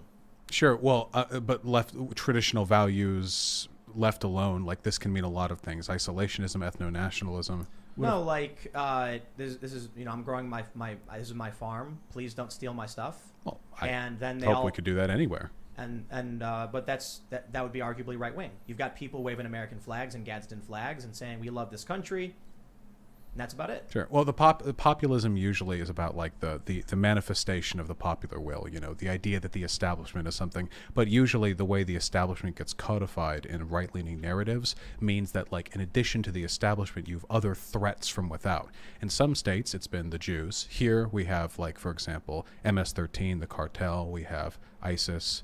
We have undocumented immigrants. And we have, within our own country, we have Antifa, we have, you know, this sort of thing. And I guess fear, I think, is the underlying emotional pinning to these tendencies. So would a far left populist be a warlord? I think a far left. I think because the issue is when you think of a populist, like you have somebody like Lenin, right? Lenin, you know, he stirs up the peasantry for a long time. He gets his armies, he marches alongside the partisans and the Democrats and such, and eventually he seizes power. And what does it become? An authoritarian state. Is that populism? I don't think so. In fact, I would argue there are elements of Lenin's government that were distinctly right-leaning in spite of all the aesthetics and sort of performative socialism. That left and right, it's so confusing. Yeah, exactly. No, but that's exactly what I mean. The term left and right. Yeah. I think at the end of the day, I want people to be happy. I want people to be healthy. I think everyone in this country should be able to get good health care, good food. And I think that most of us lived under the two thumbs of corporations and of government in ways that are vastly disproportionate and unjust. What do you think about the Federal Reserve? We barely even got into it. That's a whole subject. I think the issue with socialism is that the only way to create a system, as of right now, where everyone adheres to decommodification of certain things is by force. Well, let's take steps then. Maybe. But still force. Oh, then any policy is force. I mean, it is, because any law passed by a government is mandated. The libertarian argument would be yes. Yeah, of course. The government telling you must at gunpoint. But again, that's what's the quote, you know, the poor man and the free man are both equally disallowed from sleeping beneath the bridge. Freedom in a legal sense means very little if you're starving. So if the government, say, for example, uses its authority to provide everybody a base stipend of food and education, you may technically be removing freedoms in a certain way because now people have to do this or whatever. But on the other hand, you've given an entire population of people a different, more essential kind of freedom. It just feels too utopian. Well, but like you agree with public education, don't you? No, not actually, no. Really? Well, the founding fathers did. They thought that public education was about emancipating the mind of the average person, that democracy could only function if we were sufficiently educated. I should clarify that in its current form. Oh, well, yeah, sure. I mean, it hasn't changed in 150 years, right? But when you ask me, I'm imagining as it exists today, and I'm like very much against this. It's broken, completely broken, and needs to be redone. Then in a different phrase, that education should be a human right. I'm 100% for social programs and government programs. The issue, I think, is that we need to fix them. I feel like we're operating off of civics developed hundreds of years ago that haven't scaled properly. Especially education, yeah. Yeah, exactly. Nothing's changed since like schoolhouse days. So like I said, I'm for a mixed economy. I think we should have regulations, we should have taxation, we should have some government programs. But the problem is our government programs don't fail. So when public schooling breaks, we just keep dumping money into it, and it's just a broken thing. We keep. But we also can't let it fail, because you can't wake up one day and say like, "Oh, sorry, Timmy, your school went bankrupt. You'll be working around the house for a year." But why not? Well, the systems have to be kept up, or if they're going to be broken, then accommodations have to be made by those hurt. Yes. And that, I think, so for example, like our failing schools, right? I don't think if anyone defends the education system as it currently exists in this country, they're delusional. This education system is terrible. It's broken. We're worse than other countries with half our GDP. It's not GDP per capita. It's terrible. But at the same time, if we just let every failing school just shut its doors, we would have a spike in and everything would be bad. Parents use school as daycare. Yeah. So they can go to work. Now, I read the super chat where they said, how does he not even know about Russiagate? So I'll read this one where Redway 2 says, Vaush is so obviously winning, it's not even funny. I enjoy it. I think it's fun. I wouldn't be surprised if everyone walked away thinking that I was a moron. It's fine. I don't think I'm Have Tone says, this is like watching that Joe Rogan interview with Barry Weiss. Vaush is extremely uninformed and lives in a bubble. You see, it goes both ways. Well, what it reminds me of is I remember I had a hosted or like a moderated debate with anti-climate change guy fairly recently, like full on anti, like it's all a hoax, you know, flat earth, whatever. And afterwards, you know, the super chats roll and the moderator reads them and it's like, you know, the 50-50. It's like, Vaush, you did really good there. And then the next one's like, Vaush clearly lives in the globe head bubble if he actually believes that temperatures are rising. And it's fun, you know, not to say this is equivalent in that respect, but I like the back and forth. Ken W says, Scandinavian socialist countries have school choice. Japan has school choice, and compulsory education is only up to junior high. They rank higher than U.S. education. Why should we continue failed U.S. public education policies? Sure. In Japan, first of all, even though high school is not compulsory, you'll find that if you want to get ahead in Japan, you absolutely need to get to a good high school. That is a culturally obligatory thing. Additionally, middle school goes up to 9th grade in Japan. Also, with schools like Sweden, school choice to me is acceptable in concept as long as it's not being used as a way to demonize people who are caught between a rock and a hard place when it comes to where they're taking their kids. In a school choice would be something I would 100% support as long as I felt like it was going along with a genuine effort to revitalize all of these communities. That I would be in favor of. On its own, though, I don't think so. I think we got to do something, man. Yeah, we got to revive. We got a public works program. Yeah, 100%. We got to start building them roads. We you know, we have the money. Do you know much about graphene? You mentioned it earlier. Incredible Roads? modern material, pure carbon. Yeah, I think should go we need deeper to. later on. I think we should start implementing programs where we're like, we're going to do a public education thing. Maybe it's school choice, maybe it's something else, and then we got to wean ourselves off these addictions. I think you're right about public schools, in that if we just shut them down overnight or they went away, it would hurt a lot of people. Parents rely on this. This is why Trump's been so adamant, like, we got to get the schools open, because people want to go to work and their kids, their kids need to go somewhere, be occupied. I hate that. I think it's a huge problem, and I think we've given away our responsibilities as parents. So I think we need to change this, but it's like a drug. We just end it, it causes massive destabilization. The same thing is true with our healthcare system.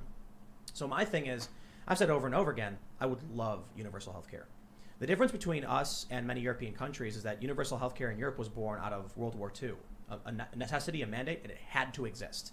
In the US, we've tied our economy up to it to an extreme degree, where I think it's wonderful to want a system where we can guarantee, what did we call it? Non-acute treatments. Yeah. Universal, is that what you were saying? Well, yeah, acute treatment you would fund. I like the idea of doing that, but like chronic treatment, I wouldn't want to fund. Right. Like if you eat poorly and then you get like chronic disease. So just I find that that's usually dietary, and I don't want to fund other people's chronic diseases. But The- acute problems, like they fell down the brick, their leg, there's an emergency. I like funding that stuff. exactly. People shouldn't. You have. It's hard to quantify where we draw that line on what would qualify as a chronic thing caused by you or whatever. But I think ultimately my point is flipping that over to get off the addiction of this. Like, I'll tell you a story, man. I got a kidney stone in 2014, and the bill was like $20,000 for going to the hospital and being given water and painkillers, $20,000. And then I told them, it's the worst timing ever. I just changed jobs right after I left Vice, and there was a week period where I was unemployed. And they were like, oh, no problem. It's $4,000. I'm like, that's still a ridiculously large amount of money, but why did you just cut off so much of the price? And they were like, we thought you had insurance. I'm like, that makes literally no sense. They make it up. That's how the hospitals they're in bed with, or some say coerced by the insurance agencies. You know, they literally just they make up these numbers, and then they say, hey, insurance company, you don't have to pay this much. This guy has to pay this much. You get to pay a tenth of that. Yep. And it's great. And they dropped the price for me when they realized I didn't right, have insurance. but because it's inflated, because sometimes it's like with other debts, like if your student debt gets collected, you can actually argue it down from debt collectors. If it's $30,000, you can sometimes say like, oh my God, my car just crashed and my arm fell off and I'm dying, please God. And they'll knock it down a little bit, but they're operating in the margins, whatever they bought for it. With the hospital though, they inflate this so high that the actual relationship between the cost of care and what you have to pay it's like fantasy. I think we could start with covering basic acute treatment, broken bones, really simple place, and like flu and immediate sicknesses, so we can make sure kids aren't dying of because their parents couldn't afford Tamiflu, like that one story. Getting to the point where we can cover chronic treatments and severe treatments could be really, really difficult.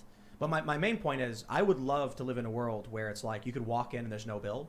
The problem is we have two very different circumstances for how some countries emerged in their national health systems versus how we developed ours.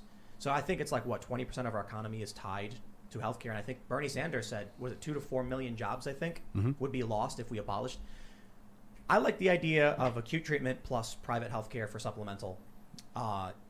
Ultimately getting to a point where we have a functioning system would be very, very difficult, but I'm for it. I don't want to rant too much on that stuff. I'm already angry that you can buy Pepsi with food stamps. and then go into the doctor because you have the flu because of the Yup. Pepsi, and then I'm not going to pay for it. Well, Come on. I do want to say though, if we do want to drop the cost of healthcare in this country, we also need to start regulating food companies way harder. We don't. One of the reasons why we have this obesity epidemic, it's not because people got less responsible or whatever. Our moral character didn't decline. The chemicals they put in food are designed to make them addictive, and they use whatever chemicals make them addictive, and those chemicals tend to be really bad for you. And I think that, listen, you're an American. You have a God-given right to eat as many Twinkies Correct. as you want on any given day. But I think we also have to recognize, just as a matter of public policy, that it maybe be good to make it easier for the average person to get a hold of quick, cheap, easy food items that weren't made, out of kerosene and toothpicks. Yeah, don't pollute the So- environment with your body. We have a lot of anti-Vaush comments, but Zephin says, I disagree with Vaush a lot, but I'm glad you've had him on and Yeah, would man. like to see it again or someone similar. Also, is that a new watch? It is. It is. It's fancy. Because I've been doing, Oh. I'm trying to track fitness. We That's started wearing the, watches again. that's- Yeah. You measure your biometrics or something? Yeah. Oh, nice. Apparently, I have a really great heart rate. I'm very fit. Oh, awesome, dude. He's fit. Who knew? Wait, what are your numbers? So my resting heart rate this morning was like 46. Wow, that actually is really good. I skate almost Zen. every day, and now I'm mountain biking. And yeah. I've been trying to go on a jog every morning since lockdown. Jog or not walk, lockdown. man. Coronavirus. Shutdown. Yeah. Shutdown. Yeah. Here you go. Tyga says this guy makes me want to be a proud boy. Trump 2020. There you go. Doing Thanks, doing man. my work. Tommy Groshong says great conversation for showing how this election comes down to low information versus high information voters. Meh. I think that could go honestly, depending on which. Go either way, man. Look, I do believe that's the case, but I think it's fair to say that I'm not going to pretend like I know everything. I think it's fair to say there's probably a bunch of clips of me looking like a moron. None of me whatsoever. Right, You're no, a that's genius, not dude. Yeah. Like even the right is going to be like making memes saying you were so They'll smart. be painting you. yeah, it'll Actually, be great. there was one comment where someone said they agree with you on schools and they were shocked because That's cool, I like they it, don't like yeah. socialism. Yeah. What you realize when you have a conversation, That's we're neat. just not that different, man. No, well, I like it. Yeah, I think Humans like, are so similar. I think a lot of our difference in opinions is rooted in what we've read. Well, That's like the gist. That's why I said it earlier on. Fundamentally, I am and always have been of the belief that given the right conditions and realistically speaking, the right media exposure, because we do live in two different worlds these days, because of what's recommended to us and two, stuff. yeah. At least two, at minimum two. I think functionally most people would want the same basic things, and I think we can find those. And we can work towards them, and it's just a matter of agreeing or disagreeing on the pragmatic implementation. Yeah, the I'm founding just- fathers would go there's- at it. A lot of these comments are like, Tim is really dumb. You nailed it, Tim. Vaush is so dumb. Vaush is winning. Mm-hmm. So, Oh. That's I'm bringing it up Riding the again for like wave. the 8th time because I'm scrolling This is the through trying gist to of find the- comments Yeah, to like. there's a lot of to a read. trend. Yeah. Paulie V says you can't get mad at Trump for executive authority when you say he should have used more to force a national plan. Choose a side. I think there are good and bad reasons to use national authority. I'm trying to think of the right example. Imperialism, for example, hate it. I mean, lefty, right? What does American imperialism do? Kill democratically elected Latin American socialists. Not my thing. However, sometimes interventionism can be decent. We had soldiers in Syria, for example, that were helping out the Rajavan army. Not a And fan. whatever the case may Yeah. be, together they were doing a phenomenal job against ISIS. And Rojava was a burgeoning anarchist project that was one of the, and still is to this day, one of the most legitimate examples of like a democratic anarchist society. By pulling out, we ended up endangering them, and we still have because of Turkey. And in that instance, I am in favor of military intervention. It's just a matter of how it's applied. You know the problem with like these democratic anarchic states is? Well, they usually get destroyed by larger, Exactly. more military. Right. That's it. Well, I'm of the opinion an anarchist society can only truly exist, perpetually exist, in a global sense, because the existence of outside authoritarian influence is a very strong destabilizing one. But what if the aliens come? Then we are well and truly gone, my friend. Oh, okay. So authoritarian. listen, anarchist world with highly authoritarian geosynchronous defense cannons. I'm into it, dude. Like an AI. orbiting Yeah, man. around. It bows Let's do to it. us. This is an account and it's got the Antifa. What is it called? The strike through? Is that the 3 arrows? The strike through. Yeah, 3 arrows. Yeah. Yeah. The- Very And they nice said, comment. dim tool, your source on factcheck.org contradicts what you said in all caps. Oh. I accept it. I don't know. Well, like what? I said. I was reading a factcheck.org article and we didn't pull it up. So if I'm Yeah, I wrong, wasn't I'm able wrong. to find There it. is. My bad. I haven't seen any screens. I'm not the. Oh yeah. Yeah. Let's see. I'm vibing right now. A lot of it just it's okay. Vibing with Biden. No. You sure are. They're mad you're not wearing a mask. Vaush. He was earlier. He was. Yeah, He was wearing a mask. None of us are wearing masks. He's sanitized. He came in. We have hand sanitizer. He's wearing a mask. There we go. There we go. Yeah, we there got we it. go. Okay. All right, we Someone got says this. You don't need fix to wear a Tim's mask. audio What the feed. heck? I tried. I did everything in my Yeah, power. It was low, Why then would it was high. I then was it was back to literally normal. under the desk trying to get it. There was a cat sitting on a cable. I happened couldn't to it? find it. Vaush is hot right now. Oh shit. You're gonna want to Oh see it. snap! I love it. There we Yes, go. thank you. Let's see. All baloney facsimile says Trump blows Trump, then calls himself a centrist. Based. Huh. What is that? I don't get it. Okay. Let's see. Ender says no federal aid by Trump. Didn't Trump send a Navy medical ship to NYC, which went unused? If your argument is Trump didn't provide aid, but he stated war powers to get businesses to convert to create masks and ventilators, yet Trump didn't use war. I gotta find the other War powers. Feel like war we're powers to get governors not to mess up, but the governors didn't mess up, leading to those deaths. Blasio didn't use the medical ship, didn't use Samaritan's Purse. Then we had like 3 months of riots where governors didn't prevent people from gathering, though.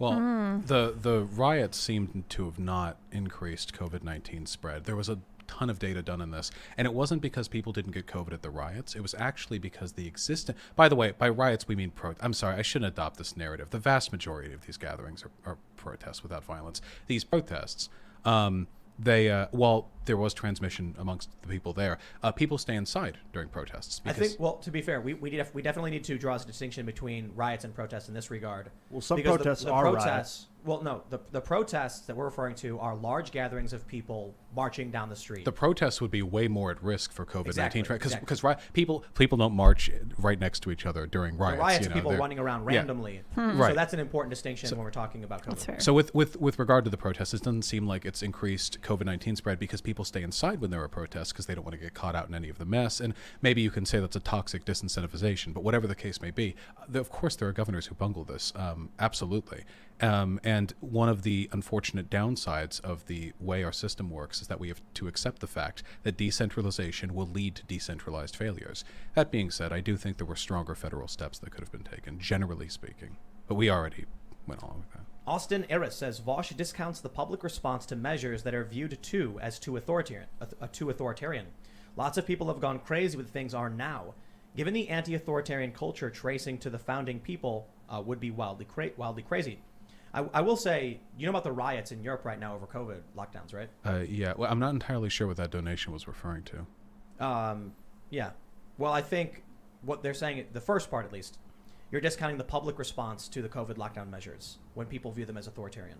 So in Spain, Italy, and Prague, there's rioting over the lockdown. It's been going on for several days. And in London, there's been clashes with police. I won't call it rioting, but it's overt rioting in like Italy, for instance. Yeah, I'm not- Molotovs and I'm honestly mixed on the effectiveness of lockdowns, just generally speaking. I think that maybe if they had been done very early, it would have been possible for us to contact trace. And like very, very early, you know, but that would have required a response so immediate that it's almost impractical for a government of this size. At this point, I really do think it's just about really, really, really promoting the mask wearing, the social distancing. And then additionally, I think we need to divert funds towards providing businesses and schools materials that they need to operate more safely, Yeah. whether that be plexiglass screens or like cleaning materials. Vitamin D, I hear, is really good for you. Yeah, but wash your everyone could hands. use some vitamin D. I got I don't know. Mark Grames Oh, boy. says, can confirm Tim definitely plays Orzhov stacks. Lids plays Boros. I think Ian would play obscure Simic combo deck. Vaush plays mono green Stompy. Dude, Simic? I like green. That's No. green blue, right? I'm into Simic? it. Green and Yeah, blue? Yeah. Let's go. Green Stompy. Orzhov? You animal. Yeah, green He's Stompy. red Really? green. I like Come the on, Orzhov, man. is that what they It says think about black. it? It's black and white. What? Tim doesn't play and black Tim's and got white. some blue in him and No, also it's blue some and red. red. Yeah, Yeah. Tim's kind of fiery. He's not playing. All Yeah. of my decks He's are blue. white, blue, red. Yeah. All of my decks He's are blue. mixed. You don't red, want to or give white, blue, Tim red. black. That's dangerous. I was, Yeah, I was I hate- green I and hate red. this. I hate black too. I don't think any of Clip us like that. black. Oh snap! That's Talking it. about Oh, Magic the no. Gathering, I- but It's not too late. racist. Whoa, It's whoa, too whoa, whoa, late. whoa, whoa! Nobody here was talking about Magic the Gathering. Oh snap! Oh no, Ian! I What com- the heck? Ian, you're Oh, done. no. Get out of here. I completely disavow. I was never I don't know here. where I am. Check, please. I don't know what you're All talking right, about. Stephanie B says, now 27, back in uni, had to take ethnic class learned colorism, was told because I'm pale, I'm less Mexican than someone darker. Even if they didn't speak Spanish, lived in Mexico, I did. It's racist, toxic BS. Well, I don't think. Yes, Tim's intelligence and looks are highly attractive. Oh, snap. Ooh, that's the best part. Oh, I like Shout that. it out. We'll Nailed take it. I obviously don't think. Again, judging from the characterization, because you never know how accurate people are retelling anything. That's obviously not very good. The difference, though, distinctly, is that a Mexican is an ethnicity, not a race, of course. Yeah. When it comes to race, a race is a social construct. Like we were all talking earlier, what makes a race? Like skin color, even that, not really. Facial features. Facial features, yeah. But even then, like you can find people who, if they're black people, you know. But if you change the tone of their skin, you would instantly assume they were white looking at them. You can find black people for whom that is not the case. And then genetically, it's a whole mess underneath the surface. So when we talk about like what makes a person more white, I mean, am I more white than Tim? There's obviously no objective. Well, if we look at genealogy, I mean, I'm all European. So by that measure, sure. But when it comes to like culturally, how do we treat people, you know? There are black people who get treated like pretty good because they're really, really light skin, and it's really complicated. I made a joke in a video once about mixed race supremacy, like being sarcastic, because I was That's reading the future. Well, I was reading an article that said that people with parents from different parts of the planet typically have it's not hybrid vigor, but it's kind of more robust immune systems, right? More diverse genetics results in more robust certain features or whatever. And so I was making a joke about it. And I was kind of poking fun at ethno-nationalism, and a bunch of leftists screenshotted it to make it look like I was actually against myself.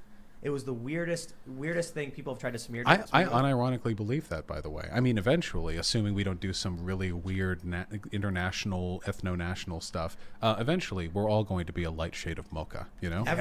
I'm not entirely sure. I think maybe, but China's ethno-nationalist. Sure, we'll see how long. I do not like China very much. We'll see how long that goes. And then, of course, eventually, I mean, even if everyone's a light mocha brown, eventually the people who have settled in Africa are going to get darker, and the people who have settled in Scandinavia are going to get lighter. But whatever the case is, I'm just glad we can travel around the planet. Do you want to know something crazy? What? There's I was reading this article about a place in China where the people there are very white, but with Asian features. And there's a legend of a Roman legion that was making its way that never came back, and they think it's settled, and then had a big family and created this area where all these people have that's awesome. White Mediterranean. I look it up. Whoa. Yeah, and people don't realize that Russia is in Asia, and they don't realize that Russia is north of North Korea. Yeah, they call it European, but it's all Asia. Yeah, it's almost all Asia. Yeah. So there's a lot of people in Eastern Russia who have Asian features. There's a lot of that with Polynesian features as well. There are places all from like South Africa all the way up to Japan and Russia and even parts of Africa apparently where there's genetic clusters of people who the old seafaring Polynesian cultures would go to. It's actually pretty crazy how much diversity there was even before we were really an international species. Yeah, I think we need to clarify too when you said race is a social construct, because this is something that I think is missed. Like there's a semantic difference between left and right on this one. We're talking about there's a phenomenon where you might see someone who is an albino black person and people will say that person is black regardless. And there are people who identify as black even though their skin is clearly white, which shows that what features define what we qualify as a race or whatever. The other argument the reason I'm bringing this up is that there is a genetic component to specific races as we view them. And this is important because we actually have a law that protects people based on medical research to make sure they're getting adequate treatment.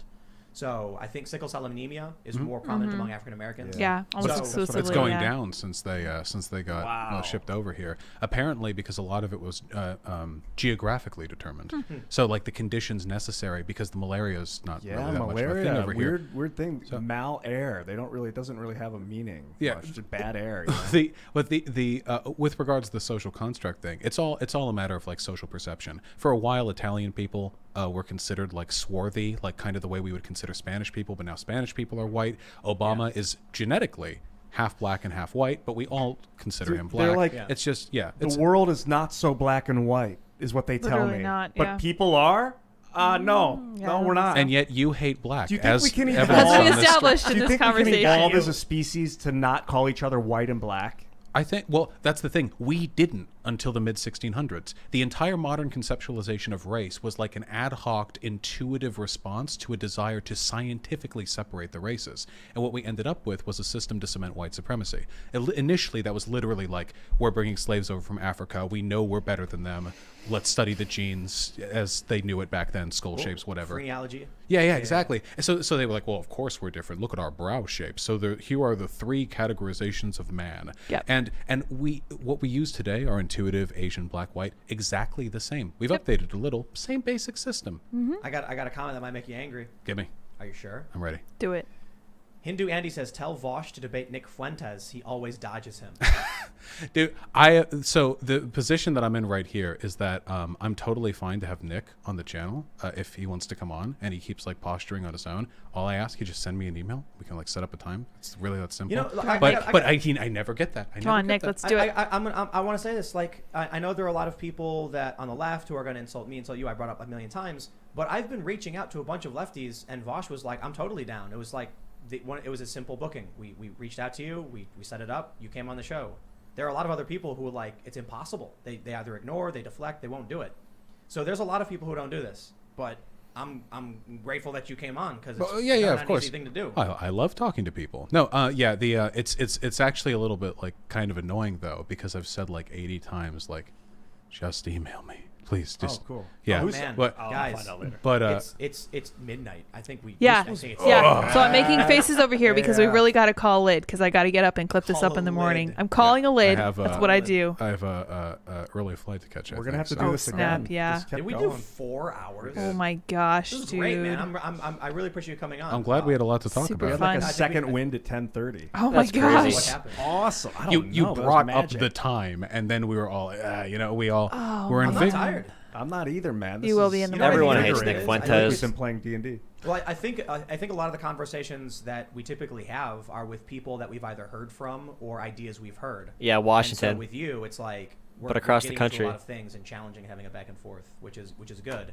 And everybody thinks they're the smartest person in the universe, and we want to have real conversations with people, and that's what we did. So I'm going to wrap it up. Do you want to mention your channel or whatever for people who hate you to troll you, or for people to like you to subscribe? Sure, yeah.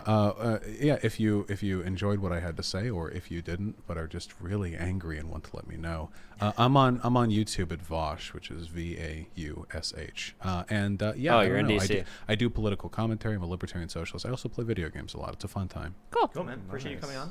Likewise. Of course.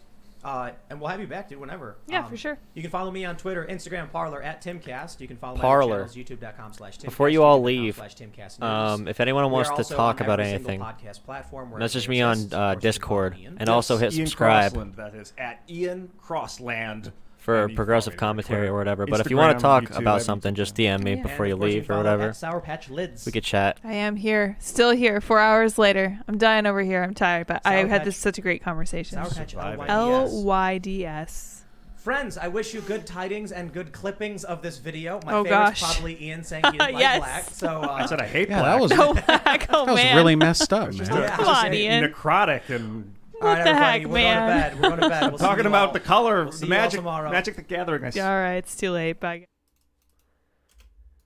Yep. He did good. Let's see.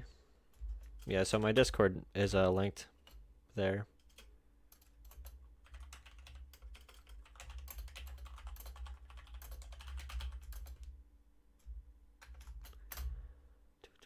Yeah, just go into the call lobby if you want to. Yeah, thank you for everyone for stopping by. The next week is gonna be pretty freaking crazy. Make sure you go support our guy Vaush.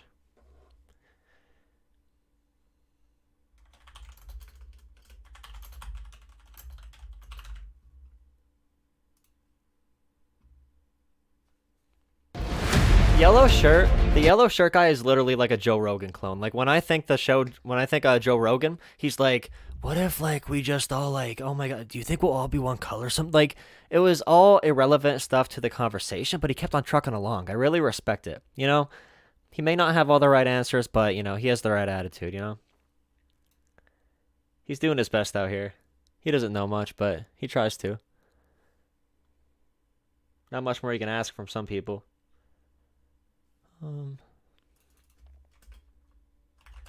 Young Stoner, Joe Rogan. Yeah, of course, of course. If someone messages me, did someone do that already? Oh, there you go.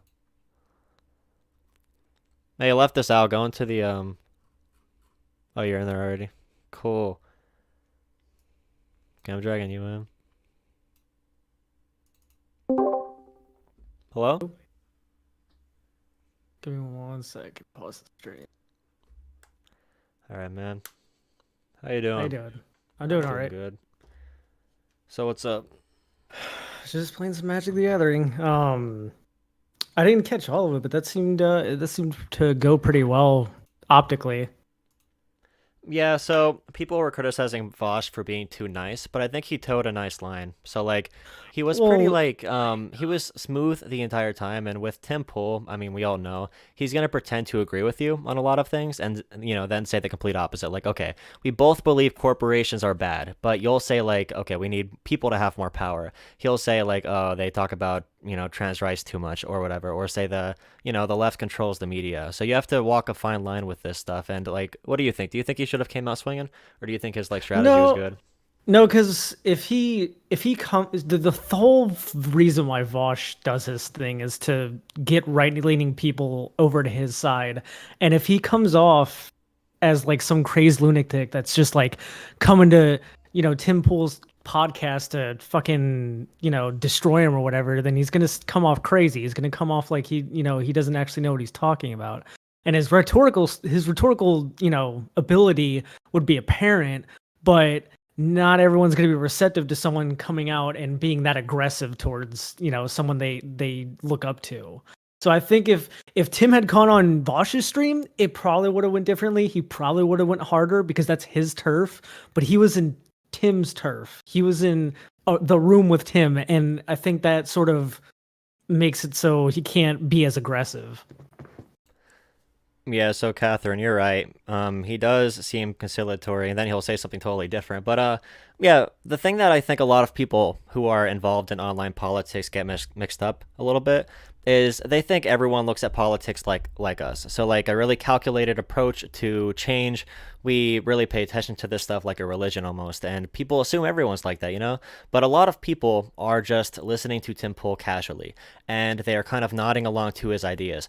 So if Vaush came into that conversation and he just started yelling, I don't think he gets anybody to listen to him at all. But when he comes in, he's civil with them. He gets people that are watching to like him. They think like, oh, a socialist, the guy who supports Antifa, he's going to be crazy. But Vaush comes in, he says completely normal shit the entire time. And then you weave in the populist messaging. Like, infrastructure programs are so popular. Talking about having a jobs program for just your community is so popular. Talking about worker power is so popular. You don't always have to be throwing Molotovs at everyone you talk to. These conversations, they're constructed in certain ways, and Vaush knows how to use this to his advantage. There's a tempo he started out with, and I feel like he slowly upscaled it. And at the beginning, he used the Socratic method really well when he kept on asking Tim Pool, okay, explain what we're talking about. The critical race theory, explain what you're talking about. And Tim Pool couldn't do it. So he has the audience on his side, the people that are somewhat reachable. And then he's showing that Tim Pool doesn't know much about what he's talking about. And Vaush made it very clear that he's really educated on all these topics. Yeah, and that's the thing is like people need to realize that not everyone that Vaush covers on his stream, even if he like talks shit, he's not going to go onto their shows and just be like, you're fucking dishonest and blah, blah, blah, and start attacking them. He's going to try and make himself look like the better the better speaker and the one that has the better positions. Because if he had done all that, if he had done the stuff he does on his streams, he wouldn't have come across nearly as well. And I think that's what people misunderstand is that when Vaush does his thing on his stream, he's dealing with people that, for one, don't have much media training or debate training, and two, who don't actually know what they're talking about and don't have a huge following. It's a lot of the times these people don't have any sort of following or anything, so he's just trying to, placate to his audience. Whereas in this case, Tim Pool has an audience. Tim Pool has people that agree with him or at least take him at his word. And Vaush needs to sort of infiltrate that and make sure that people don't perceive him as some crazy person going on and like yelling at him and shit. Like when what's his name, the dude that tried to make the case that Biden was a fascist. He came off as completely unhinged because he kept avoiding the question on what he thought fascism was and kept trying to attack Vaush, and it just devolved the conversation. I think Nico House. Yeah. I hated that. I hated that so much. He's a funny guy. Yeah, like I've talked to a lot of people on that, and it's really weird because people try to conflate imperialism with fascism, and I'm just like, it's not fascism. It's just imperialism. It sucks. It's terrible. Authoritarianism sucks, but like people need to realize that not everything that's wrong for society is fascism. Oh yeah, it's unironically saying literally everything bad is fascism. Like, oh, Biden, oh, he's not a corporatist, he's a crypto fascist or whatever. And yeah, you were talking about like when people are on Vaush's stream, it's gonna be different, and when you're online, it's gonna be different. Like, judge Vaush's and the Destiny's interactions on stream versus that one debate they did in person. Like, they are vicious. Oh, well, Destiny's much worse to Vaush than he is reciprocating. But they are vicious on stream. When it comes to personal attacks, when it comes to bad faith arguments from both of them, when it comes to pivoting, when it comes to that thing where they scream over each other, you know, that thing. It's that meme. People from both communities were saying, hey, our parents are fighting or whatever. But when they were in person, they're like, you know, they were really civil. They were breaking it down piece by piece. You don't go into someone else's studio after flying across the country and go into attack mode. I mean, not only if you do that, you have to be flawless, but, you know, you're in an uncomfortable position. Like, Vaush doesn't see people. I think people underestimate that. Like, his entire life is staring at a computer screen. He doesn't even give like his debate opponents a camera feed to look at. So it's much different when you're staring directly into someone's face and they're staring right back at you. Yeah, and it would have been like it's also with like the Steven Crowder thing. A lot of people that go into Steven Crowder's things end up looking insane because they go off on these emotional like tirades and like get all upset and stuff. But if Vaush had done any of that, he would have come off just absolutely crazy. He would not have won the optics game in this scenario. Yeah, no, and I get people's contention that being too nice to Tim Pool might legitimize him or something like that. But I don't think I think he pushed back enough. I think he made it clear he disagrees with him. He was just being civil. He was using civility politics, which it doesn't always fail. You don't want to penetrate too hard too quick and get an adverse reaction from people listening, because again, like, not everyone here is a political junkie. And I saw someone else hop in the call-in lobby. If anyone else wants to hop in this conversation, you can. All these people saying Vaush hides in his basement or whatever, simping for Vaush. I actually have a lot of criticisms of Vaush. Yeah, but if you want to hop in here, please do. What else? Yeah, I called Trump. Yeah, what are you gonna say? Yeah, I think Vaush does have his problems, but I think ultimately he's what he does benefits the left more than hinders it. The person I have a problem with, especially on Twitter, is fucking Xander Hall. You know, I don't watch him a lot. I don't know where he popped up from. I hear about him from the Vaush and like Destiny Circle. I mean, familiarize myself with that in general. I haven't seen much off of Xander Hall. I know he had one viral video, like leaving the right or whatever, but I really don't know much about him. I tried catching a couple streams of his, but when it comes to like Hassan, all those streamers, Vaush and all that, I don't know. I just don't watch Xander Hall to know. Like, I don't watch him enough to really know what he's like. I mean, he's basically Vaush light, and just like a lot of his Twitter reactions recently have been very childish, and that whole like keep vote shaming people for not voting for Biden and shit like that. And I get that, like, to him and Vaush, it's very important that people, you know, vote for Joe Biden, but there are some legitimate reasons not to vote for Joe Biden. Like, besides like the whole utilitarian calculus shit. There are legitimate reasons why people don't want to vote for Joe Biden, and I don't blame them for not wanting to. Yeah, we could have that mini debate if you want. Like, what's your position on that? My position is that ultimately, if you're looking at it through a utilitarian sense, it is better to vote for Joe Biden. But I don't think vote shaming people who don't want to vote for Joe Biden does anything for the movement and does anything to actually change people's minds.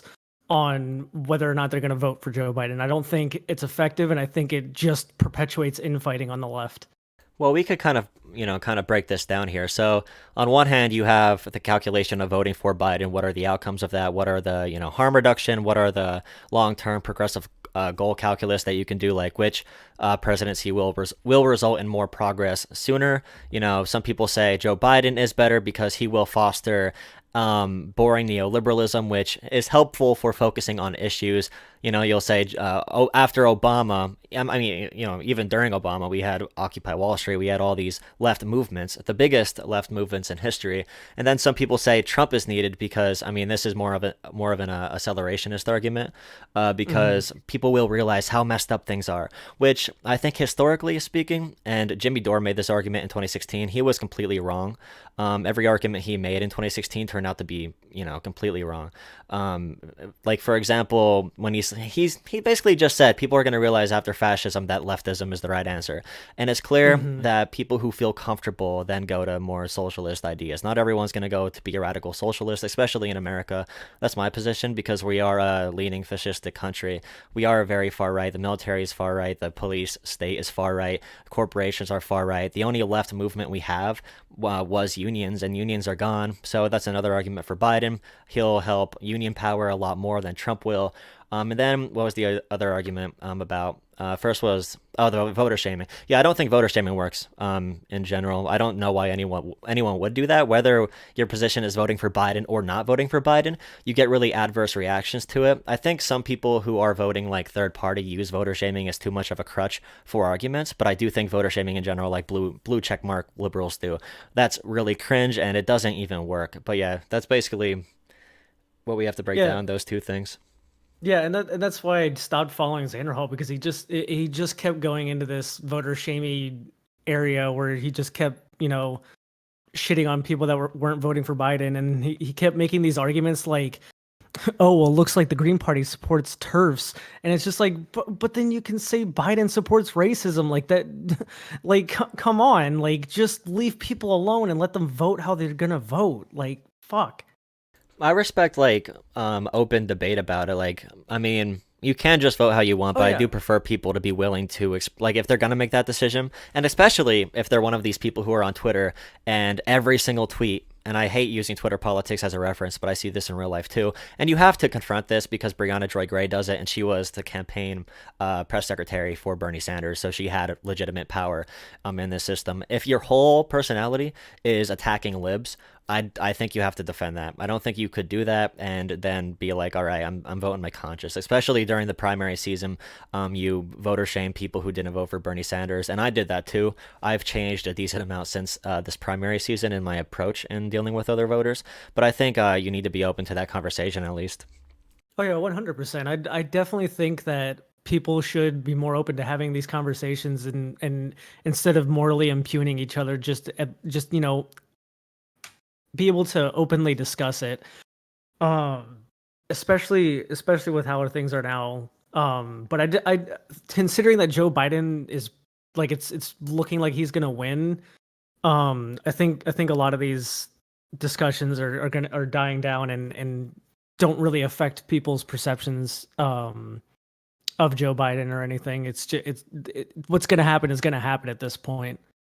Yeah, and I think we do have to pay attention to what powers are forming outside of our institutions when it comes to you have to really confront that fascism is also a revolutionary ideology. Fascism also has grassroots support. Donald Trump is the largest grassroots candidate of all time in a general election when it comes to small dollar donations, when it comes to energy on the ground, especially for Republicans. We have to confront that because there are many people on the ground falling to this ideology, and this will operate outside of the political system.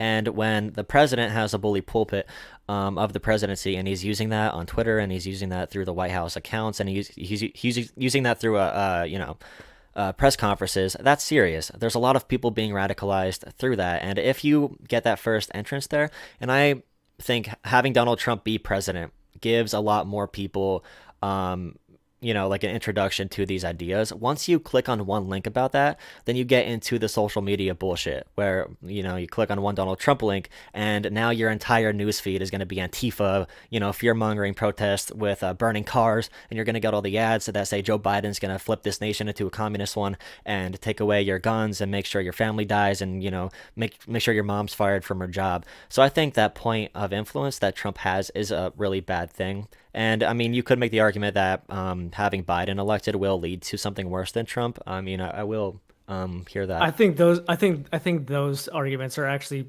very, very speculative. Like I don't think that'll happen. I think having Joe Biden will just further push the Overton window left, especially if we keep protesting and keep pushing for the policies that we want. Yeah, I mean, when it comes to like climate change, when it comes to mass rioting, when it comes to the climate migration we're going to face, having a neoliberal in power, if something goes boom, is good for two reasons. So like COVID-19 during a liberal. Either they're going to adopt more radical policies that we will like to confront it, like FDR did, like Kennedy and LBJ did, or they're going to fail and show people why neoliberalism doesn't work, and that's our chance to capitalize on it. So like when things go wrong, I want them to be in power so it cracks under them, because if Trump's in power, literally all they're going to do is what they're doing now. Like every little issue that goes on, Nancy Pelosi gets, she gets to rip up the speech. She gets to wear the kente cloth. It's all Donald Trump's fault. I want people to know this system is at fault. And I think Donald Trump being Joe Biden being president helps us in that goal. Oh yeah, 100%. But anyone in the chat who wants to hop in here, please do so. 140 people here. Please consider hitting subscribe as well. I saw some people who were on the other side of this. And AMR, what do you consider yourself? Because you said you're voting for Trump, but you also liked Bernie Sanders, Andrew Yang, and Tulsi Gabbard. That'd be interesting if you could hop in here and That's talk about bizarre. That's really bizarre. Well, it's the populism, It works. I guess, but that is so bizarre. I know so many people that voted for Obama and then voted for Trump, and people are. Well, elections in general are often decided by low information voters. I mean, that's the biggest indicator. That's why the FBI report of Hillary was so damaging to her, because a lot of voters, like we were talking about when you first hopped on the call, they're low information. They aren't political junkies, and it's not their fault that they are. They rely on media. That's supposed to be the role of the media, is to inform and keep people up to date. But of course, we know they don't do that. So people are going to be manipulated and held captive by whatever the last thing is they heard before they go to the ballot box. So I think that's an interesting thing to consider. Oh yeah, 100%. I just think that this election is probably going to swing left. I think Joe Biden's going to win, barring any weird shit going on with the ballots. So I think people need to just calm the fuck down. Well, but they also but also at the same time they need to ramp things up and actually get things done. I think and mobilize people. Yeah, I do agree with Chomsky's argument, and I was really not happy with Brianna Joy Gray and Virgil Texas for using that entire video as a grift platform, literally just sharing it all over the place, saying, we killed Chomsky, and using it like, sign up to our Patreon. Now they're making $35,000 a month on Patreon. I think that's kind of crazy. I think that's a bad grift move. I don't enjoy that. I don't have any problem with people on the left making money. I encourage it, actually. I think people on the left should have money so they do have some type of capital to wage, because it's not a bad thing for people on the left to be able to operate within this current system, although we might want a different one. But in that conversation, Chomsky's like, we need to vote now, and this is a tiny thing. We just need to keep this structure in place so we have a chance to participate in real activism. And if we let Trump win again, I think his biggest concern, I don't know if he said it clear enough, they were really pivoting from topic to topic. It wasn't really a debate. They'd be like, what about this? every single time he referenced something. But yeah, Trump in office does threaten movements when it comes to activism too, and that is the most important thing by far. If Bernie Sanders would have won this election, there's no guarantee any shit would have got done at all. Bernie Sanders would have been blocked at every turn. Who knows? Maybe that would have hurt progressive chances into the future if Bernie Sanders got into office and didn't get anything passed. Like, you never know how this stuff is going to result. And I think it's important to always have a grassroots mentality. Always have a mentality, we're going to break this thing up from the bottom up. It was never going to happen with the presidency. And I think that's what we saw with Bernie Sanders. I don't think he expected to win the presidency or even the nomination, because his policies, if he really wanted to win the election, he wouldn't have gone as far as he did. Like, he was talking about fully public owned internet for, everyone has internet, certifying internet has as important infrastructure like roads are. He was talking about full school choice, every state university completely free. He was talking about the best and most expensive healthcare program in American history. And this was all to a point. It really shifted the conversation. And that is his entire goal. When he says this thing is about us, he's not like kidding about that. If any revolutionary leader or whatever, anyone on the left says that it's about us, it really is. I think he's kind of like, I don't know how to explain it. It's not like a sacrifice, but you know what I mean? Like, he was doing that to really shift the conversation and rip the Overton window back to the left in a way that has a whole generation now ready to be, openly anti-capitalist, openly anti-system, and not in the way that Trump pretends to be, but in a real, substantive way. And that might be the key, what Vaush is doing on TikTok and stuff, go to where people are and use that position to really change some minds at the bottom. Because, whether we like it or not, old people aren't going to change. Old people are going to be, saying the same shit till they die. They're going to create all these problems and then stop us from fixing it when we try to, and then blame young people for the problems. It's really just how it is. So we might have to just hold this thing off until we get enough people, up here. Yeah, one thing that really baffles me is the amount of people that still think that like millionaires should be millionaires and they just deserve to be millionaires, when it's so clearly displays how fucked our world is whenever millionaires exist and how they drain from the bottom of society up. It still baffles me that people are like that. Especially my dad thinks that like billionaires deserve every cent that they have. Billionaires worked for it. Yeah, they worked for it, and they penalize shouldn't have success. Yeah, and I'm just like, you do realize that if everyone were to drop dead in Amazon, the company would just implode. But if Jeff Bezos fucking keels over, nothing's gonna happen. Nothing. It'll just be business as usual. Oh yeah, definitely. And even Joe Biden referenced this point, although he's not going to do anything about it. If every handyman in the country quit, or anybody working at the bottom of our society quit, everything would be done. But all rich people are political positions of power. Once you have a certain amount of wealth, all that means, it's not even that you're rich. The problem isn't that Jeff Bezos is, greedy. The problem isn't that he is too materialistically,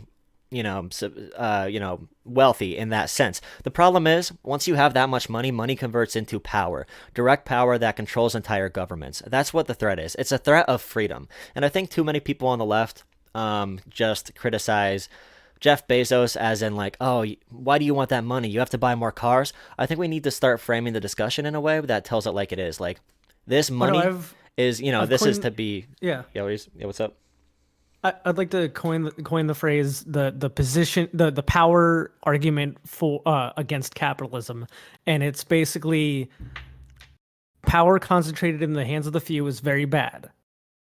Under capitalism, power always seems to seep up to the top to just a few key people in society, whereas the rest of us have almost none of it. Therefore, capitalism needs to be dismantled for us to have more power and more freedom. Yeah, the only issue, like, the reason I'm not a socialist is literally what Vaush was talking about. Like, you need the entire world to be a part of that. So I think it's necessary for me to operate within this current system right now. But there's another guy I'm going to bring in. He has I'm pretty sure he's a commie. I don't know, judging by his profile picture. Hello? I am. Hello. Hey, what's up? I'm okay, but hello everyone. Oh, I am okay. Yeah, so what's up? What do you want to talk about? Oh, anything you want. I just recently joined a socialist group. So where are you on that whole debate between voting Biden? I don't know how I feel. Like, on one hand, like, yes, I recognize the problem that it's Trump, but on the other hand, like, I don't think Biden's the solution. Oh, no, I don't think anyone's saying he's no, the solution. Yeah, no one says Like- he's the solution. It's just not better than having Trump in office. This Like, isn't. But the thing is that, like, nothing, like, to say that, like, the president, like, the fact that we have, like, a conservative Supreme Court, like, even if, like, we get Trump out, a lot will still happen. So, like, Yeah. I think, even if we individually vote for Biden, or even if we individually support Biden, like, I don't think it's a useful idea for us socialists to openly endorse Biden. Well, that's the Because thing, though. it actually would hurt Biden, because, like, then it would say, like, hey, because then all the conservatives will say, look at these radical leftists endorsing Biden. But Well, what they call fucking Nancy Pelosi a radical leftist, so I don't think that's really an argument against But it. you made They're a gonna key call point with the Supreme Court. When it comes to the Supreme Court failing, I would rather have Joe Biden in power when the Supreme Court takes away rights.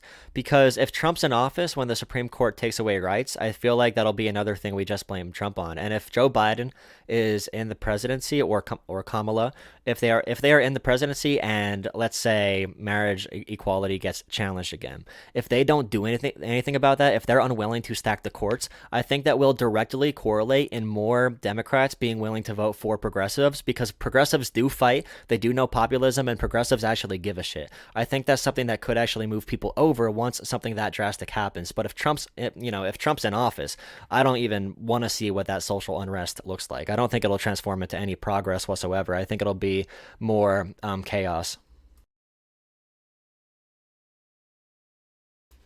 And plus, what we're dealing with isn't something that we chose to have. We're dealing with the cards we've been dealt by the establishment. Like, people say, well, I don't think Joe Biden's the way or the answer. Well, how are you going to get millions of people to vote for someone else in 2 weeks? The point is that obviously we don't side with either. Like, oh no, I like, the point is 100%. I 100% agree with you that when Joe Biden gets into office, we don't slow down. We don't say, "Hey, Joe Biden's a nice the guy." main mistake that a lot of leftists made, because, like, a lot of leftists slowed down when these types of leftists, like Vaush or whatever, like, they slowed down when Obama took power. And, like, I don't think these Vaush types of wasn't leftists even- really existed back No, then. there was no As- left. Well, the DSA Yeah. the DSA existed back then, and they refused to criticize Obama on a lot of things.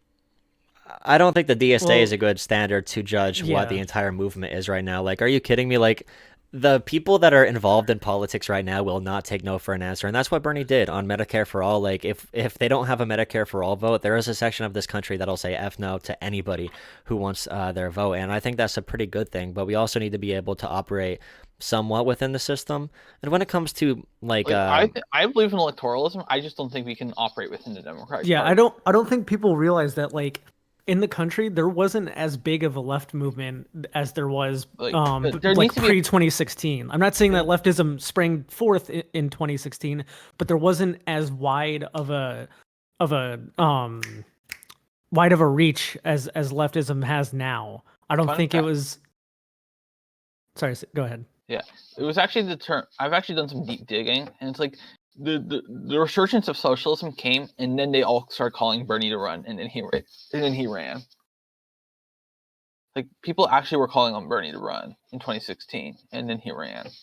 So that's what happened. Well, he announced his campaign with only like 10 people paying attention. He radically gained momentum because of Hillary Clinton being such a bad candidate, and populism works. We're in a populist age, which is one of the dangerous things, because, of course, if we get another Biden presidency, Tom Cotton is going to run in 2024. But I think that prediction that people make focuses too much on class, because I think fascism operates off of, I used to think it was class. I used to think poor whites were more likely to be racist.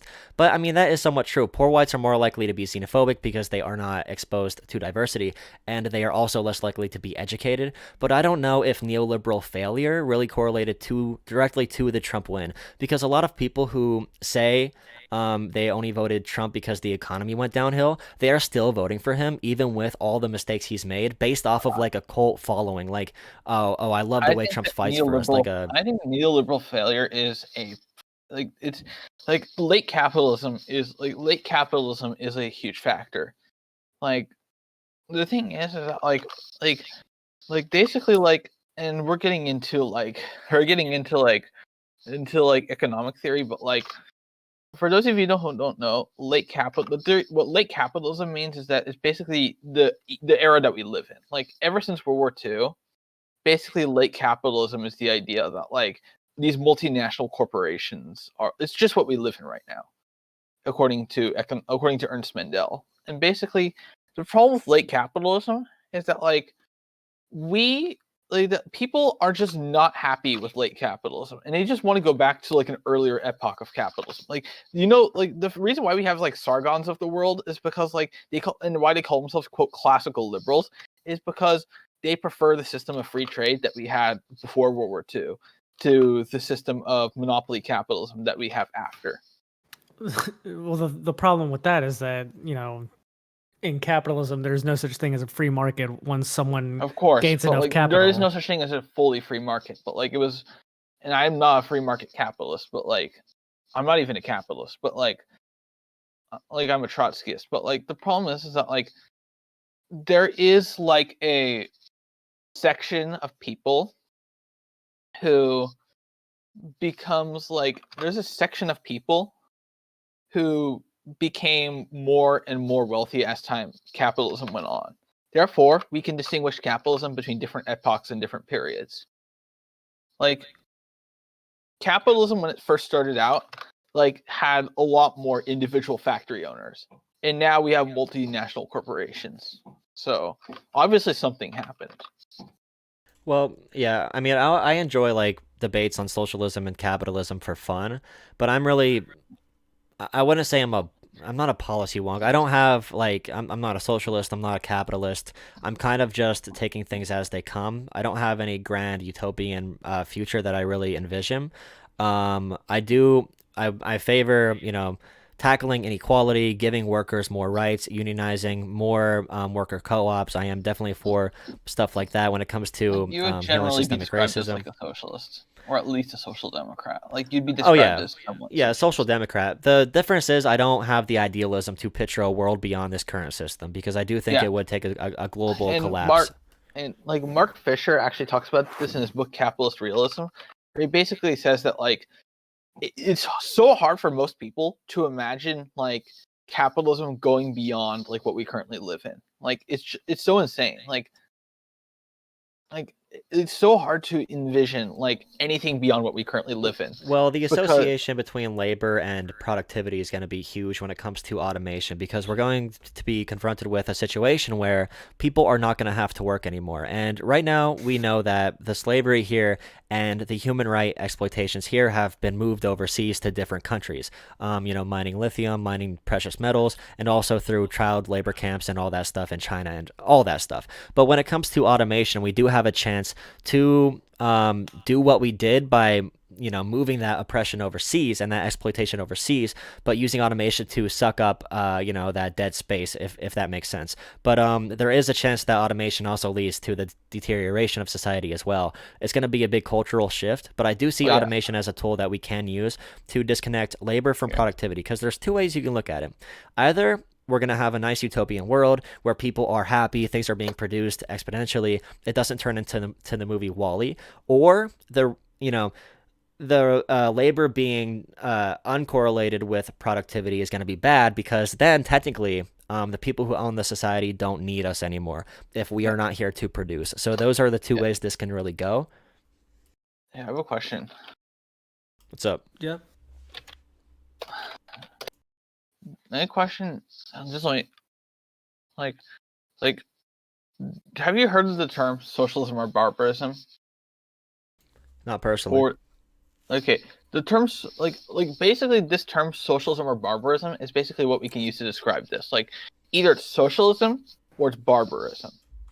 Socialism or barbarism has been like the case in so many like periods in history. In 1930s Germany, it was socialism or barbarism because the opposition was the Social Democratic Party. It's socialism or barbarism today because either we have like Trumpism or Bidenism currently, which is barbarism, or we move into a more Sanders-esque society.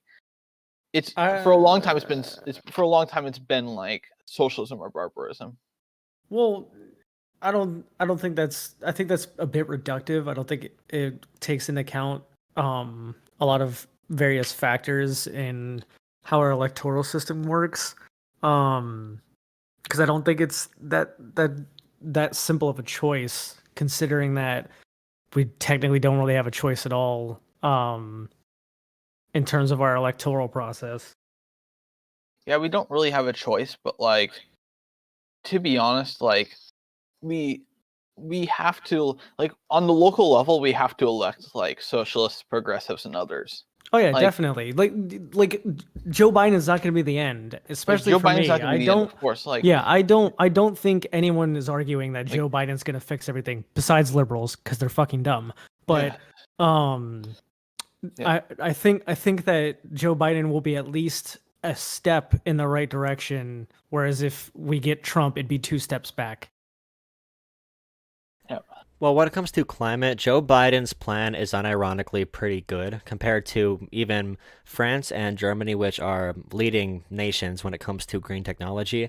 If he actually does invest $2 trillion in what is essentially a really small version of the Green New Deal, that isn't bad. And he wants to be carbon neutral by 2050. So far, that is basically the global standard. That is where France wants to be as well with their plans. They just announced their recovery bill for after COVID. It includes funding for workers. It includes funding for green technology. It includes funding for the market. So if there was a climate crisis, what I'm saying essentially is liberals like JFK, like FDR, LBJ eventually, but these people will adapt to the situations during a crisis. Joe Biden gets us closer to being prepared to deal with a national climate crisis. And being closer to that, if we understand the impending doom the climate failing is bringing, then I think being closer to that is invaluable. Donald Trump has literally done the most to hurt our climate of any president in American history. He has directly attacked national parks for mining, for fracking, trying to make them denationalized and turn them over to the private sector. When it comes to policy, there are 100 key climate policies that took 30 years of activist work, and Donald Trump has currently, you could look it up, it's on New York Times, he has currently repealed about 80 of those, because a lot of that was through executive order and through different departments in the government. He found a way to erase those. That's going to be hard to get back on the books. Just that stuff. And that'll make it easier for people at the state and local levels to enact good climate policy and invest in green technology within states. I mean, having Donald Trump cripples our entire movement, and I don't see any argument that justifies any social progress in the next 8 years that can justify not wanting him to lose. Not only that, Joe Biden has when he talks at rallies and stuff, he's talking the facts. A lot of what he says is policy related. It digs into some of the details of what's going to go on, how he's going to execute things. Whereas with Trump, all you get is this racism, the racism, xenophobia, and just this weird right populism. But some people actually like it. Like the working class is not if you look at what the working class likes, the working class, whether white or black, does not like being talked down to. And for the most part, with Hillary Clinton, she talked down to workers. She called them 100%. deplorable. She called workers deplorables. Oh yeah, 100%. But therefore, the reason why, the reason why Trump won was the failure of the left, the failure of neoliberalism. No, therefore, I think Trump won because of the fucking Electoral College. And also the FBI report. But I think but why did he win in those swing states? Because the people who voted him in those swing states were were very receptive to like Trump's ideas because they did not like Yeah, Clinton. I mean, Like I knew people, and including me myself. Like even though I wasn't able to vote back then, I'm still not able to vote. Like the problem is that like I remember back then, like everyone was talking about like supporting Trump because they really did not like Hillary Clinton. Hmm. And And my of thing course, later is, some of those people got sucked into the Trump cult. Some of those people didn't. But like most of these people, but like I personally don't think Trump will win because the problem is that like most of the people who were on board with Trump back then are not on board with Trump now. yeah, and I think in the next 4 years we have to push legislation through to completely dismantle electoral college. Yes. I think what we need to do to actually combat this, like we need to get on local levels, we need to elect progressives. Like Oh yeah, 100%. like where I live in California, there is Jake Tonkel. If you live in the San Jose area, there is Shatid Buttar Yeah, I think I've heard of him. in San Francisco, who's trying to replace Nancy Pelosi. There are Alex Lee in state supervisor in California. There's so many different people within California where I live where it's like that like are progressives or at the very least like very least like progressive leaning. Like And I think go ahead. and especially with Jake Tonkel, who's not even a Democrat. Like he's running for the Green Party and the Peace and Freedom Party, which Peace and Freedom is a Marxist-Leninist party. So I think what we need to do is infiltrate the Democratic Party. I think we need to start electing more officials into the Democratic Party to further shift the window left. I just don't think you can do that. But the alternative is trying to get millions of people to look at different candidates, to look at the progressive candidate we want in office, which is hard to do without billions of dollars behind us. But I see that problem. Like the thing is that like there's a strategy that the DSA does, which I think there's an inside-outside strategy where you do your actions outside the Democratic Party, but you do most of your stuff outside. The only thing you do inside the Democratic Party is your elections, but everything else, like you're a Democrat in name only, and everything else you do, whether it be your endorsements, are not in suit with most Democrats. Yeah, that's what I mean. That's what I mean. Like I mean, we get more people within the Democratic Party to essentially morph it into the party we want. Yeah, and I think the inside-outside strategy, as compared to like becoming like a full-on neoliberal shill, is like I think the inside-outside strategy is a much better strategy. Is probably the only viable strategy that involves the Democratic Party, if you ask me. I still take issue with it because like the Democratic Party has the Democratic Party and the Democratic establishment has ways of getting progressives out. But like I think that we should push for ranked choice voting and then push for independent candidates. Like Maine has ranked choice voting, and they're running a Green who actually for Senate who actually has a chance, named Lisa Savage. And I hope we get a Green in Senate because that would drastically change things. Oh yeah, 100%. I definitely think we should do things locally to push a more progressive agenda outside of electing a president every 4 years. Yes, and like. Because the presidential elections aren't our main concern. Our main concern should be organizing on the ground and actually our main concern should be organizing on the ground and actually just let me think. Actually getting locals elected. Like I'm with a group called Socialist Resurgence, and we are running a candidate in Connecticut who is running on an independent platform, but is running as a socialist. And he's getting some. He's probably not. Is he gonna win? No, but hell no. But like, if I were to be honest with you, but like, is he getting traction? Somewhat, and this is good because like, in Connecticut and in many other states, there's a growing socialist population. Like after the Trump election, like you saw like a huge resurgence in like socialist groups, and even more after as every election goes by. More and more people like socialism. More and more people like the socialist idea. So I don't think we need So- to talk about. So I like what you're doing, but when you're talking to people, I recommend not even bringing up the word socialism at all. Just say really popular policies that people love, and if you want to have the conversation down the road and be like, "Hey, by the way, that's what I mean by socialism," I think that works really well. But it's not something Oh, you yeah. you start a conversation out with.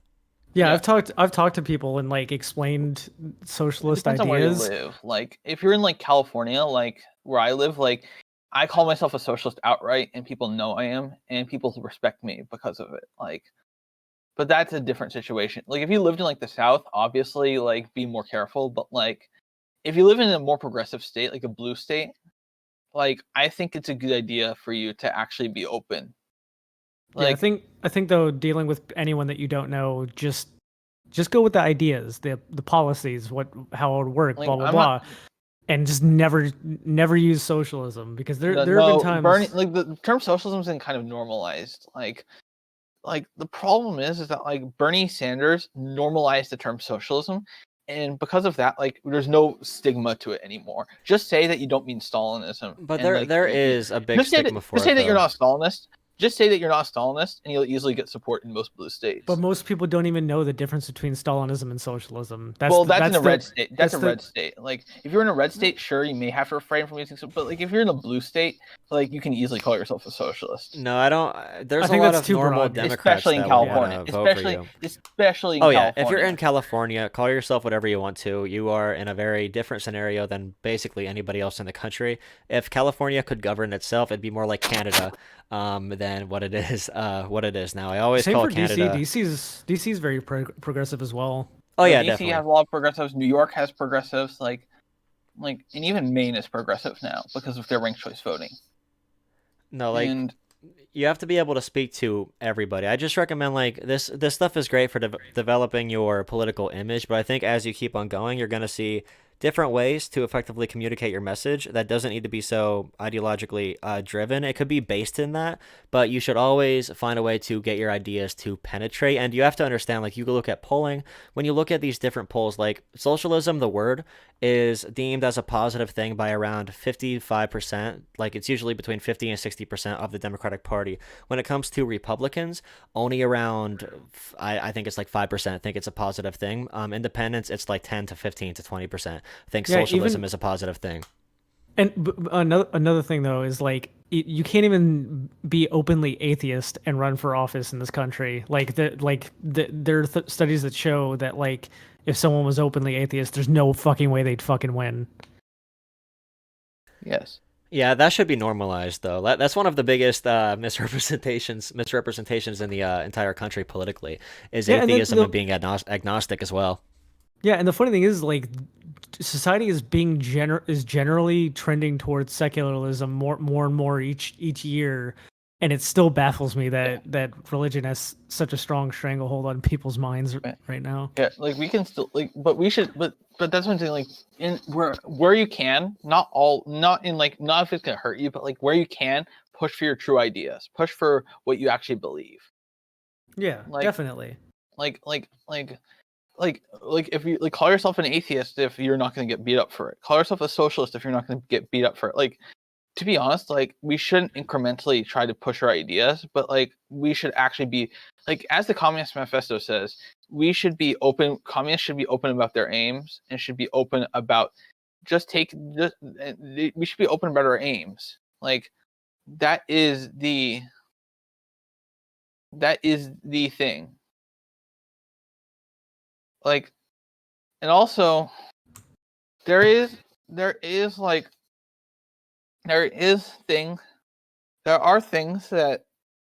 things that like, okay, I did see a comment in the chat that okay, right, okay, there are two things I have to respond to in chat. One, talking about neo-fascism. I think that Trump is not a fascist in my opinion, because like Trump is a more extreme version of liberalism. Like fascism negates liberalism, but What are you talking about? but Trump is a what we would call a Bonapartist. Like he's an extreme liberal. Like I don't agree. like liberalism, not in like the Nancy Pelosi sense, but in like the economic liberalism sense.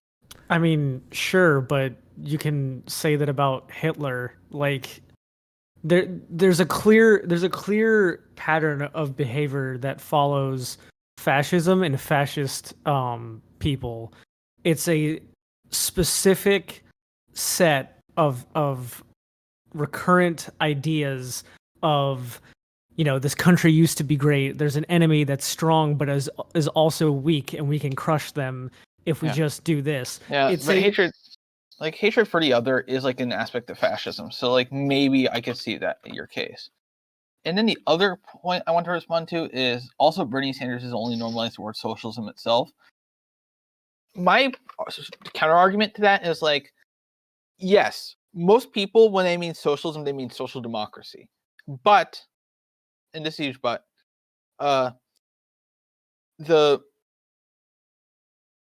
just let me think.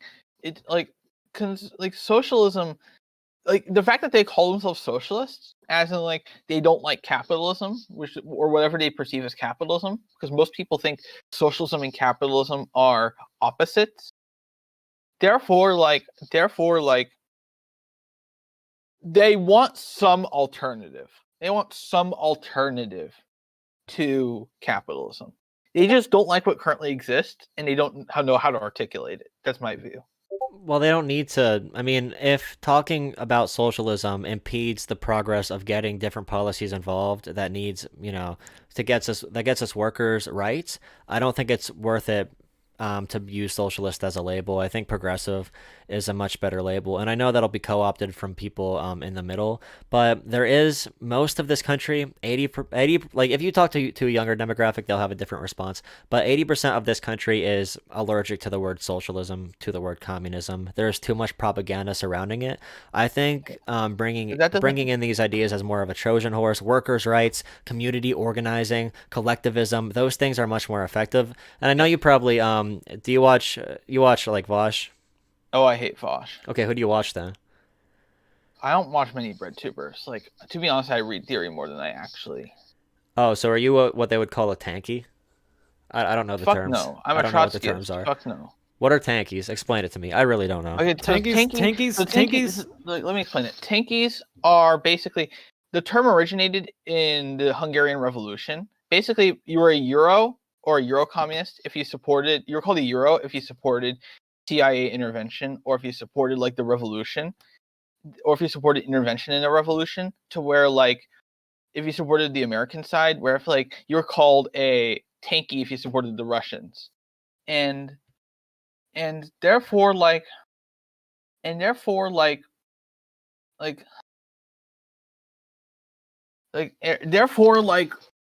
tanky, what it means in the modern sense is that like it means that you're a Stalin sympathizer, you're a Stalin supporter. Like you support the gulags, you support Mao. So you're an authoritarian, okay? Like it's just It's just what we would call authoritarian, quote, socialism. Like, or in the Trotskyist sense, we would call it bureaucrats or political bureaucrats. So, yeah, Caleb Maupin's a perfect example of a fucking tanky. Like Caleb Maupin, I've seen his videos. He actually unironically said that like union bureaucrats are necessary. And in my opinion, that tells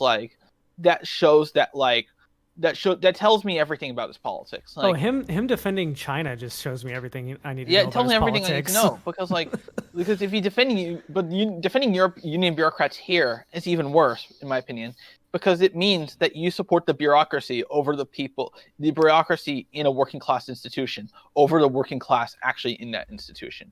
Yeah. And usually that often leads to like supporting China and supporting Russia, where like the bureaucracy countries. Yeah, I fucking hate Caleb Maupin. I do too. But yeah, tankies suck. Yeah. Yeah. The problem is that there is I think that there's a huge problem. The one problem I see with the term tanky is that I feel like the term tanky is being misused by liberals and by anti-communists to like call every communist a tanky. I guarantee you, 95% Yeah. of 99.8% of people who identify as liberal in the U.S. don't know what tanky means. No, I'm talking internet neoliberals. Like, you know those types.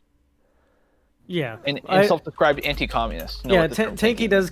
can get thrown around a lot in discourse. But I think a lot of the prominent people that get called tankies, it's kind of applicable. Like yeah, in most cases it's applicable, but I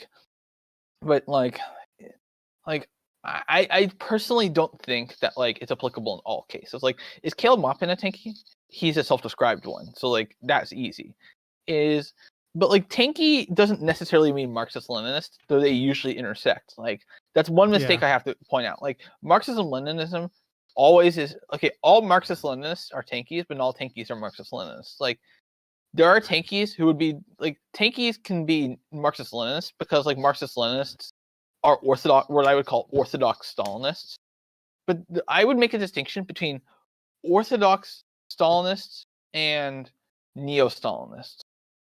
Orthodox Stalinists are basically like the Marxist-Leninist types or self-proclaimed Marxist-Leninists, while neo-Stalinists are like these national Bolshevik, like Alexander Dugin types, like these radical nationalists who use Stalin. Hey guys, I'm gonna talk to someone about abortion for a second. So I mean, if you guys want to continue this conversation in the call-in lobby, that'd be fine. But Okay. I'll do that. Just remember, there's no such thing as pro-life, only anti-choice.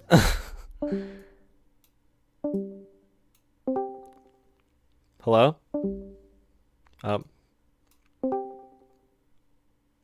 Hello? Hello? Hey, how are you? You're on stream. Oh, hello. Yeah, so we were chatting in chat actually about abortion a little bit ago. And I think that there's a couple of points that I wanted to make really clear that women are going to get abortions whether it's legal or not.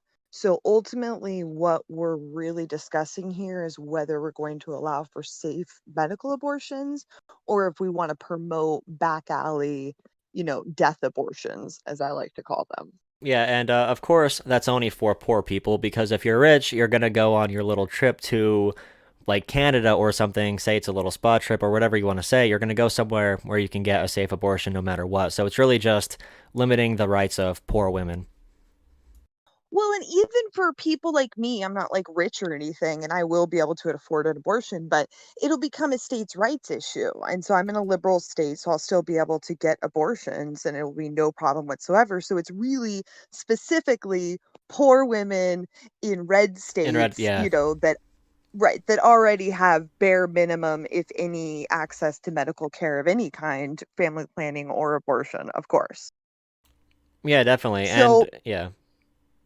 Yeah, my theory is that, it's going to become a states' rights issue, and then we're going to set up, birth or abortion clinics just over state lines in all the blue states, and then transfer women over the borders into the blue states so they can get their abortions. So, I mean, at the end of the day, all that this is kind of, the showmanship and all of this like pro-life, we're going to get rid of abortion is really doing is just like making it more difficult and not actually changing anything and saving 0 babies. No babies will be saved by this motion whatsoever. Yeah, definitely. And that's the issue of being within a union like we are in the United States. The European Union literally has countries and they're trying to make it work working with each other, but in our country, we have a bunch of states considered united. And I mean, we think of it as one country, but in reality, there's so many people in each state. I mean, most states, or I mean, Pennsylvania, Florida, California,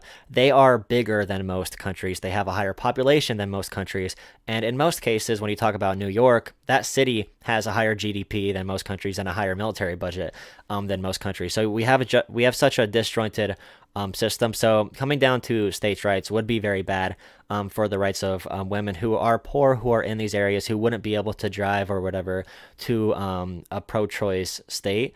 I don't even like saying pro-life. It is anti-choice, of course. And when we talk about like what kind of people believe these things, I just had a video on my channel this week about the United States leading a global charge hand in hand with Saudi Arabia, Uganda, and a bunch of these third world countries, these autocratic countries, these anti-democratic countries, these these fundamentalist like theocracies where religion rules all. So if you are anti-choice, you are literally aligning yourself with the most regressive parts of the entire world. No stabilized, modern, developed nation has the opinion of being anti-choice. Although many countries, like in France, for example, they're trying to attack those rights all the time, just like in the U.S. But it's a little bit better there because abortion rights can't be tackled on like a, like here it could be tackled state by state if we don't have Roe v. Wade. So that'll be really scary. And I mean, yeah, I don't know what kind of programs we can put in place if we do get Amy Coney Barrett to help overturn Roe v. Wade. I don't even know what that'll look like. Yeah, and I don't even honestly think that they're going to go directly for Roe v. Wade. I think that's a bit unnecessary. Like I said, they can really just go for, because they know that the blue states aren't going to outlaw abortion anytime soon anyways, right? So all they have to do is go after those few standing clinics that are left. There's like one in Kentucky. So it's really, very few clinics left that they even have to go after, and they can just change more regulation around and boom, it's gone. So I wonder if they'll bother facing the beast, just because it also takes away the argument every election, cycle, where they can say, we got to protect, babies. And so you better go vote for us so we can get more judges and yada, yada, yada.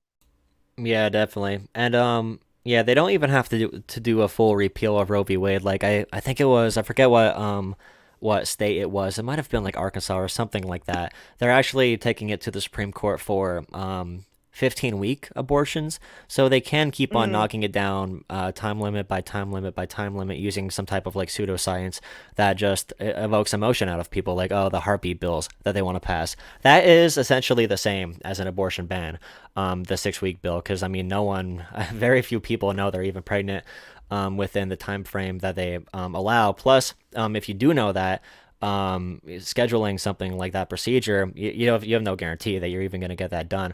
So yeah, there's a lot of conspiracy theories floating around right now, which are insane. And if anyone is in chat right now that believes this, you are not coherently thinking straight. If you actually think they abort babies after they're born, then you are literally just falling to propaganda. And if there are abortions or whatever, they are after or during the third trimester, anytime after that, they are life-saving. They are to prevent serious health complications from the mother. Like, the idea that they just willy-nilly throw away babies, like Trump says, is complete lunacy. It's not true. Talk to anybody who knows anything about anything, who isn't just, inside the Fox News bubble, and they'll tell you that. Yeah, I mean, shockingly enough, Pete Buttigieg said it best when he was like, these women in the third trimesters have bought their carriages, they've got car seats, they have their bassinets, like they've picked out baby names and painted the walls. These aren't people who are just running around throwing their babies in the dumpsters. They desperately want these children, and the only reason that they aren't going through with it is because there's serious medical issues involved. So it's really horrific when people use those people as, their cudgel to somehow, beat over people with like, well, there's all these babies that are being murdered. I'm like, those are the people who, come for me, the person who's like, well, I'm single, I'm trying to live my life, like, I'm not really trying to have a baby right now, it's not really a good time, right? Like, come for me, don't come for them, because that's just obscene to me. It's disgusting. Yeah, and that's one of the And I really... do want to just... Yeah, keep it going. No, go ahead. Oh, I was just going to bring up the really classist thing that they have waged against like poor people for things like healthcare and food stamps even. Like, oh, these people are just going to go buy potato chips. Oh no, we should cancel the entire program because one person manipulates it. But it's okay if all the billionaires kill our entire economy and make sure everyone dies from COVID. That's okay. But if I see that poor person buying potato chips, then I'm going to be mad at them. They do the same thing with abortion. Like, oh, they're just going to use this as birth control, which there are very, very, very few instances where a woman would want to get an abortion just as a method of birth control. There are no studies that say this is an enjoyable experience. Actually, I mean, there are tons of studies saying it's a very traumatizing traumatizing experience. And anyone who has gotten one, at which no man would understand that. The only reason I include myself in the conversation is because I am fighting for the same opinion as the people who are being affected by it. But all these old white men that are very fundamentalist Christian, they would never understand that pain. And when you look at their entire moral philosophy in general, these people typically don't understand, how anything operates on the personal level, the decision-making level. Like, everything is boiled down to that American idea, like, anything that happens to you that isn't good is a result of your own decision making. And then they tie it with abortion to the concept that you're murdering something. If you end up, aborting this fetus, it's absolutely, it's lunacy. And if you ever ask somebody, different moral debates on it, I think you could usually talk them into a hole. But it's one of those things, like when you argue on the basis of religion or stuff like that, they can literally just say that's wrong. They don't have to really back it up. They can just say, oh, that's wrong. I don't believe in it. It's my religion. And they don't really have to have any other justification. So, I mean, yeah, I don't know. Yeah, I mean, literally a conversation I have with my extremely religious father on a regular basis of, just how it's really fucking convenient that every time something bad happens to me, it's my fault, but every time something good happens, I have to thank God for it. Like, he's, achieving all of the good things in my life. I should take no credit for any of them. However, whenever something bad happens, that's all on me. Like, all responsibility this way. It's just really fucking convenient that, Yeah. we're always the wrong ones and God's always Yeah, the and right then one. Jeff Bezos, he earned his money, if you ask about that. It's not God that did that, apparently. Apparently, he gets to just screw everybody over, Yeah, no, I guess, God really loves like short bald men. I'm not really sure what that's all about, but apparently God has a weird little fixation with all of these dudes. So yeah, big problems for sure. But I mean, ultimately, I know with Amy Coney Barrett, abortion's getting all of the talk, but I'm much more concerned about her corporatist kind of alliances than I am about anything else, just because I feel like that can do more long-term damage to more people in, vast areas of the country. And, abortion scares the living shit out of me. But like I said, probably will just go to state by state issue. But when you talk about these corporate policies, I mean, that's could be global, like those are the things that scare me the most. And so I do hope that once, everybody calms down a little bit about abortion, we'll kind of get back to the fact that a 6-3 court means, the boss is always right forever and always. Yeah, and I mean, this conversation goes all the way back to, like, I hate being one of those people, but I did read the Doctrine of Fascism once, and they do talk about how, like, the boss is above everything. You should worship your boss. Your boss. If there is a boss over you, he deserved that. He is given that role as a natural progression of society. They talk about, like, wherever you end up in life, it is a result of like your actions. And all of these thoughts are all really anti-intellectual, and they are devoid of like actual thinking. Like, you don't have to think to believe these things. You can literally come to these conclusions by just hearing it. I wonder how many of these people have actually had a boss, because every boss I've ever had was a complete fucking moron. I mean, the dumbest people to this day. I mean, I own my own company now, so I have no bosses, but I do have clients, and my clients are mostly millionaires, and they're fucking morons. Like, every single one of them. I mean, they're incredibly, their intellect is focused in such a specific area. Like, one is like a corporate tax attorney, and you throw down, a 5,000 page corporate tax document and she's going to read it in 5 seconds flat, but she can't figure out how to change the closet door in her, fucking guest bedroom. I mean, she's like literally the most basic shit they cannot figure out whatsoever. But I'm supposed to think that this person deserves anything from me, like any of my labor whatsoever? Like, absolutely not. That's why I started, a company, is because I couldn't fucking stand it anymore.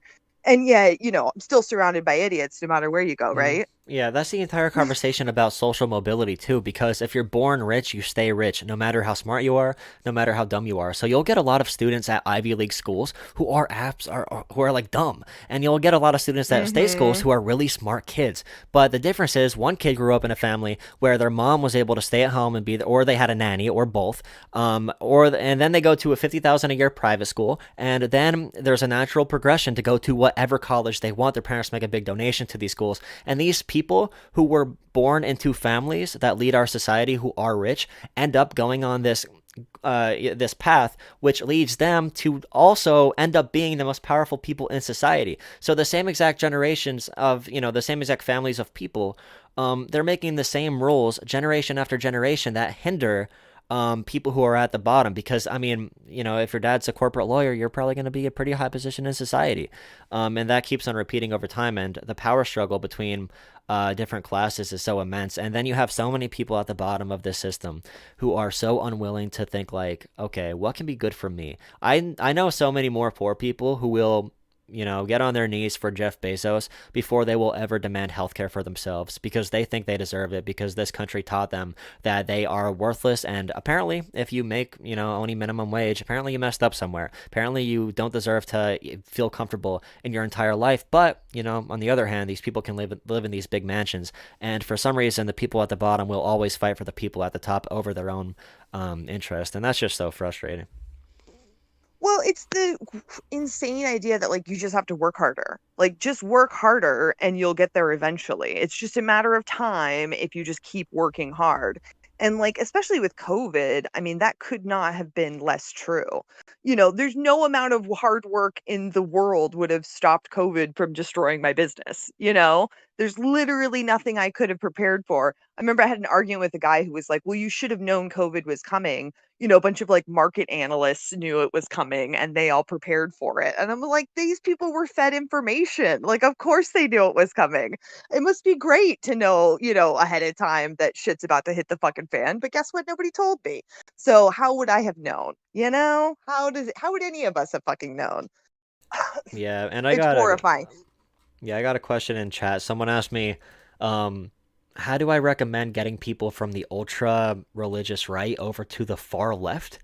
Oh my, that's like trying to just like bang your head through a concrete wall. I would much rather focus my efforts on people who have the ability to change. I don't think these generations above us are ever going to change. I think, and my one professor said this, who was like 60 years old, we just have to wait for certain ideologies to die off and attack the younger generation, people ages 15 to 40, all these people that still have minds that are open, that can still be changed and still have the capacity to fight for a better tomorrow, because these old people aren't changing. They simply aren't. But we have a good chance of reaching into the people who are still, not blinded by this facade of American exceptionalism and, the Protestant work ethic. Not everybody is in that mode yet, but we have to get them before they are locked in place. So I don't think we should give any effort to the people who are in the far religious corner on the right, who are using their religion, their faith, to attack people and hurt people and to destroy human rights. I think we should be focused on making sure we are the ones that get to people who can still change, not them. Because if they keep on getting to young people and pushing their ideas down another generation, that's not going to be good. We need to stop this flow of information wherever we can. Yeah, I mean, I'm not one to say, ever say that I never do that, never help this specific group or go after these people. I think it's really going to be a relational issue. So if you have relationships with those people, they trust you and you can have open and fluid conversations with them and they'll actually hear you. Fucking go for it. Don't spend all of your time doing it, but when you've got an extra moment, and since you already have that relationship built, might as well. Like I'll keep talking to my dad about it, even though he probably won't. And ultimately, his vote doesn't matter anyways because he's in, a blue state, so we're fine.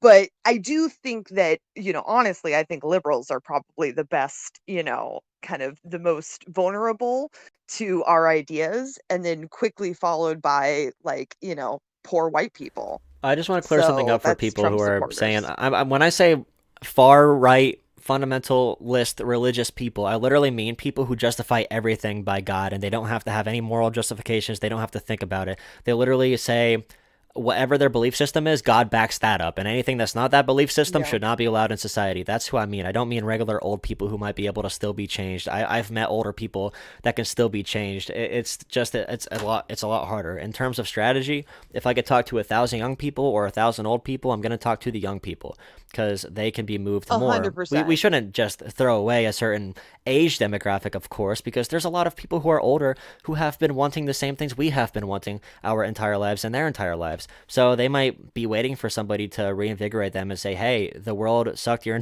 like, your goals haven't been met, but this generation is coming up and we'll still fight for the things you want. I mean, we should definitely talk to people like that. But when it comes to what that question was, religious fundamentalist, there's no cracking that egg. There's no breaking that open. I mean, we could try if you want to have fun with it. But they'll Yeah, it's literally the just say God. extremes. Anything good is God. Anything bad is not God. God hates that or whatever.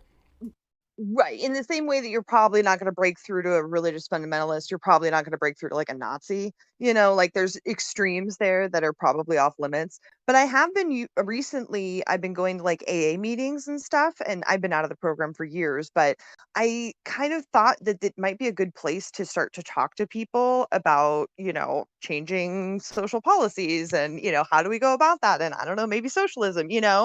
And, it's been really effective. I mean, AA, NA, MA are largely working class, white men who have struggled with addiction, have met those parts of the society that are in utter failure and ruin, and, have had to find their own way into society again with, like, 0 help.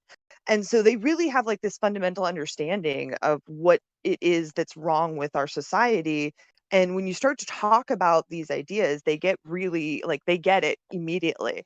And they're already in, these areas where there's unions and, they all have jobs and they all talk to their buddies every day. And they're just kind of perfectly situated for, anyone who wants to go and try and radicalize some people. Like they're just sitting there waiting, drinking I coffee, think you happy hit to a talk to people. decent point there when you talk about. I think struggling people in general, like struggling people want to be able to fight for something, like people who are suffering at the hands of oppression. Because when you talk about addiction, the people who are most likely to get addicted to drugs or alcohol, they are either poor or they are really rich. It's a really weird curve. People who are the Mhm. least addicted, least likely to get addicted, are actually those who make between $100,000 and $150,000 a year. So people who Mhm. are at the bottom are affected by oppression, and people who are at the very, very top are affected by being like dehumanized because they don't know what it's like to be connected to humanity anymore because they're so disconnected due to their massive capital. But the people at the bottom, like if you know what it feels like to come from a shitty area and you've had all this stuff knock you down your entire life, and people tell you it's your fault because you didn't work hard enough, and you see all these Ivy League kids going up and just talking all this smack when they go and get their corporate jobs and ruin communities like yours, I think those are the people that can really get motivated by this stuff. We just have to be able to craft our message in a way that shows them the light and gets them motivated on the same message.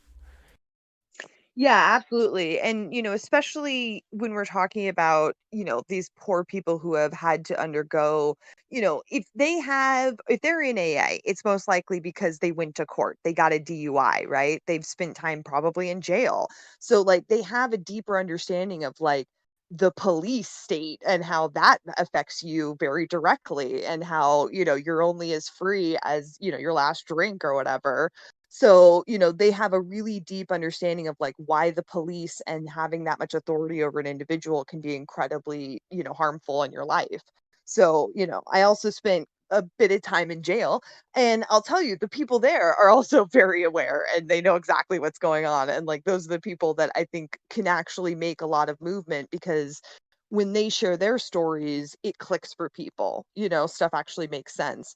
And especially in, AA, and then in the treatment centers that those people go into afterwards, I mean, those people are just searching for answers, and the answer is right there. But of course, these rehab facilities aren't going to tell these people anything other than, oh, it's your fault. Like you fucked up, and that's why you're a drug addict, Yeah, you it's those know? diseases of despair that like Bernie talked about and Andrew Yang talked about. People are in very desperate places. It's like one of those things. People consider it as weird at it as it is a good problem to have, and when they say that is, it's when like okay, some people also regard more people having cancer as a good problem to have because life expectancy has gone up so much. People are living to an older Mhm. age, and since they live to these older ages, the cancer rate has gone up because people who would not have lived that long before now live that long and they develop cancer. Um, the addiction issues and the suicide issues are a new. There's a lot of science behind this behavior wise. Like, there's not a need to survive anymore. People are inside playing like video games and stuff, so there's more of a chance to feel lost because you're not getting your natural instincts. Like, oh, my phone just burnt me. I don't know what my phone has this issue where my home button gets really hot on my iPhone because I cracked it, and I just burnt myself with it. But So it's not a Samsung exploding phone. You remember No, those? it's just an Those good iPhone that I times. broke. I have an iPhone 8. It still has the finger scanner, and I cracked it, and it's like hot most of the time. What am I talking about again? Oh yeah, um, so like addictions and stuff. Diseases of despair. Yeah, it's good to it's actually good that more people are committing suicide because no, that's a joke. But Great. it's good that we No, I have a totally get it. problem that's focused on mental illness and less on deprivation from like starvation and stuff. But this is a brand new problem we have to be able to tackle with mental health services, and a lot of that is universal health care, getting more people access to becoming things like counselors and all that stuff. But this is a totally different conversation. I forgot what we're even talking about, honestly. If anyone else in chat, yeah, clipped. If anyone else in chat wants to talk at all, I'll talk to like one more person. And if you're not subscribed yet, please consider doing that. But yeah, if you have anything else to talk about, we could chat about I that. did just want to say I subscribed today. I found you today. This is an excellent channel. I'll definitely be back to see what's going on. And then also I thought Vaush did pretty well. I mean, he's not my like favorite lefty. I don't listen to him all the time, but I thought he did pretty well going up against Tim. I know Tim, said a lot of people were too big of pussies to come and debate him. So I'm really glad that somebody actually flew out to DC to do it. Um, I think probably not a lot of people will be moved, unfortunately. I think he made some really good points, but I don't think the points were expansive enough to make people really think on them and ponder on them further, especially since Tim kind of sidestepped into different areas a bunch of different times and confused the issues a lot. So I think that made it a little bit tricky, but I think he did the best he could with what he had available. So props to Vosh. Yeah, in that hostile environment, he came in and he came, he showed himself as very like approachable. People from the outside were expecting a radical Antifa guy, and I think he showed that he was really educated, in his approach and also in his solutions. When he says stuff like infrastructure bills, when he says we should have workers owning more of their labor, when he talks about like workers should have a share of the companies they work for, and then people agree with that stuff, and then he says, but wait, that's what I mean by socialism. I think that's a very effective method to get people over. If he went in there and just yelled at Tim Pool, I think he would have had an adverse reaction from people watching, because I don't think, like, a lot of people that listen to Tim Pool, from my experiences, aren't really political junkies. Careful. They don't Okay, they don't good, really yeah. watch what they don't really do studying behind what they watch. They watch a lot of emotion evoking stuff. They watch a lot of fear mongering stuff and a lot of propaganda, but they aren't really in it for the solutions, because Tim Pool never talks about solutions. Tim Pool says vague bullshit about Antifa rioting, and he tells people to be scared about it. He'll say like, there's that one rant that went viral where he's like, if you let Joe Biden win, they're gonna come for your mom, they're gonna come for your dog, they're gonna come for your job, they're gonna kill you. Like, he does that bullshit, and that's all people hear from that channel. But when you're using that populist rhetoric, and Vaush is like, hey, these are things that can fundamentally change your life, people listen to things that can actually change their lives and that can make their lives better. And I don't give a shit about socialism. I don't give a shit if people are radicalized to socialism. I care if people are more willing to look at collectivism and are more willing to look at people power and a delegation of power across the government to make everything more free for everybody. I don't give a shit about Vosh's socialism. I mean, that's great for the younger audience. They care about that more than most people do when they get a little bit older, I think. It's fun to talk about and all that, and I'm not saying it's not important, but when it comes to switching minds over, like if I talk to an old person and I started off with socialism, oh no, they're not going to like Yeah. it. But if I say some Scary socialist words. ideas without saying that, oh boy, they might actually like it a little bit. Yeah, I mean, I don't really identify as any of them just because, on the right, it's viewed as like terrifying. And then on the left, it's used as a tool to divide us even further. So it's like, defining yourself as like a socialist or a Marxist or a Trotskyist, like, I think all of these things are just going to muddy the water and make it more difficult for everyone. So, like, I just say leftist, and that's kind of it's like whatever the left wants to do, I'm down. Like, let's just like go to town on that. And that seems like the best kind of overbrush, broad term that I can use, that it's inclusive enough and then also not terrifying. Yeah, Maybe. yeah, something. Yeah, definitely. it needs to be differentiated, but it can't be, too scary. People get scared easy by these big Right, yeah, words. Every word exactly. with ism after it, Marxism, socialism, fascism, capitalism, like these things scare people very easily. I have two people waiting to Yeah, come in. capitalism scares the shit out of me, so I get that a lot. But I just want to say, I do think that, yes, he made some points and said, well, that's socialism, but then he got sidetracked. Then Tim jumped off onto something else, and it was like, I felt like he didn't complete his points and like really succinctly pull them all together. And that's what I wanted him to do, is kind of just be like, no, I'm going to finish this point. I'm not going to let you take me off on this other tangent and distract me.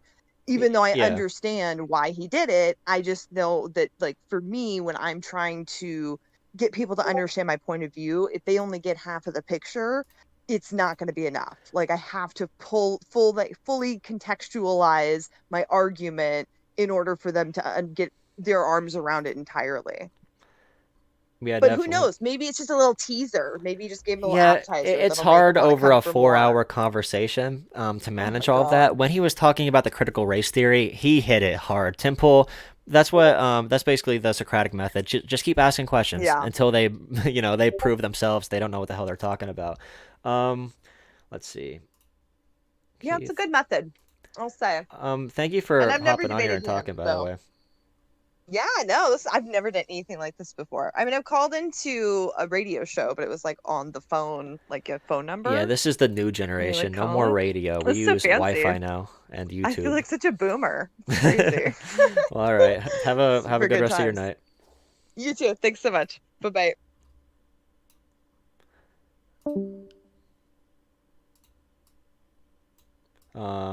Finit, I dragged you in. What's up?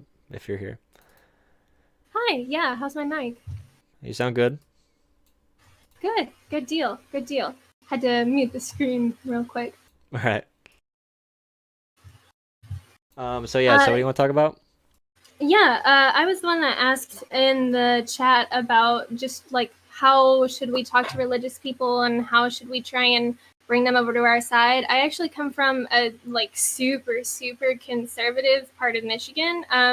I'm from where Betsy DeVos is from and Amway and all that Oh, good Betsy. junk. We all love Betsy.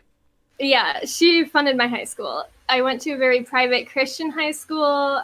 So like a lot of people I graduated with are very like intensely in the bubble. And most of the people I know have just believed all of this stuff like ever since they first started learning things because they've just never been exposed to anything else. And I Yeah. guess I never really know how to try and introduce new ideas to them without them immediately feeling attacked. So you asked in the chat about older people, right? A little bit of both, honestly. I have a lot of conversations with my dad, who's like mid 50s now, I think. They won't ever tell me their real ages. But he seems a lot more open to even just discussing things than even some of my classmates were in the past. But he's also obviously very religious. My whole family is, and most of my area is. And he's also an attorney, so any like intensive discussions with him, he kind of out discusses me in some way or another. Oh, okay. Yeah, so he has a little bit of an unfair advantage with his career choice. So yeah, um, it's kind of important, especially with something like Christianity or I mean any religion. There's so many different like denominations of a church, like Catholics and Protestants, and there's churches in the South that don't even read the Bible. So I think it matters how much people rely on the text. The least amount they rely on like biblical text, I think the easiest it is to like talk to them about these issues because they're not going to keep on falling back on like, oh, the Bible says this or says that. But I think we can use the Bible in our favor because my favorite story from the Bible is if someone asks me if I'm religious, I say, okay, well, I was a Christian. I'm actually very similar to you. I'm from a very very conservative area. I went to a private Christian school until I was like 12, and then I went to a public school. So I tell them like, I'm agnostic. I consider myself an agnostic theist, which means I don't know like what exactly is going on, but I do believe there is some type of power. You can call it spiritual, it's whatever. But I do have some favorite stories from the Bible, because there are some things we can take from, even if you don't believe in Jesus as a deity or as like a Messiah, you could believe in Jesus as a philosopher, because historical text, I mean, it guarantees Jesus was real. I mean, the debatable part is if he was actually the son of God and also a god. So entering that conversation, like when Jesus storms into the markets of, all the poor people were getting manipulated by the business owners inside the markets, and they were selling like animals to people, and they were selling some animals at too high of prices to poor people who were desperate for the animals or whatever, and Jesus got mad. This is the only point Jesus shows complete rage in the Bible, is destroying these markets that are unjust towards poor people. I mean, all of his ideology is really focused around retribution and people coming back. Well, not retribution, but people coming back, poor people being taken care of. It's not teaching a guy how to fish, it's providing for people, and providing for people is what leads them to eventual enlightenment, like being productive members of society. I think there's a lot of things in the Bible we could focus on here. Yeah, I think so too. And the example of Jesus in the temple is a really good example to fall back on. The problem I've run into most of all with my father in particular is he considers himself a libertarian, but less in the like Ben Shapiro sense and more in the just don't touch any of my shit at all, ever. And so a lot of the issues is when I try to make arguments like that, he believes that private institutions of some way, shape, or form should be providing, social benefits, caring for the homeless, marrying people, all that good sort of stuff. And I guess the issue I have with that is obviously if it's a religious private organization, where's the accountability for, anyone who might fall through the cracks? If the Salvation Army turns away someone for being gay or for being a single mother, where did they go?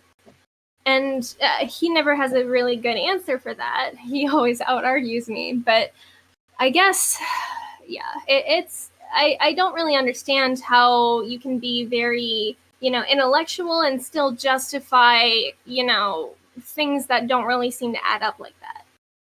Well, one thing about people in general is they tend to believe what they think will bring them the best results personally. So he's probably thinking the government staying out of my life will let me be more free, when in reality, the government staying out of things, and when I say the government, I don't mean our current system of corporate owned bullshit. I mean like a people owned effort to take care of people. Without taking care of poor people, you get things like a higher crime rate, like a dirtier overall country, like bad infrastructure if you don't take care of people. Taking care of people and making everyone happy makes our society, makes our country better for all of us. It makes all of us safer. It makes all of us happier. It makes all of us lead more fulfilling lives. So I think there is a way to, sort of incentivize collectivism and coming together in a movement to work with each other, because I do get that a lot. A lot of people are disinterested in actually working with each other and helping other people, as a team move forward. Everyone's thinking, I am this independent person in America. I pave my own way. If people don't work as hard as me, they're going to be poor. I mean, that's why they're poor. They didn't work as hard. And this is a fallacy we all believe. I mean, maybe you could get him to read some some books about like sociology or something, because there's very clear ways to how our society is structured, that like poor people commit more crime, and if you start poor, you're gonna stay poor. Does he like consider your economic status a result of your personal like your own responsibility or whatever, your own hard work?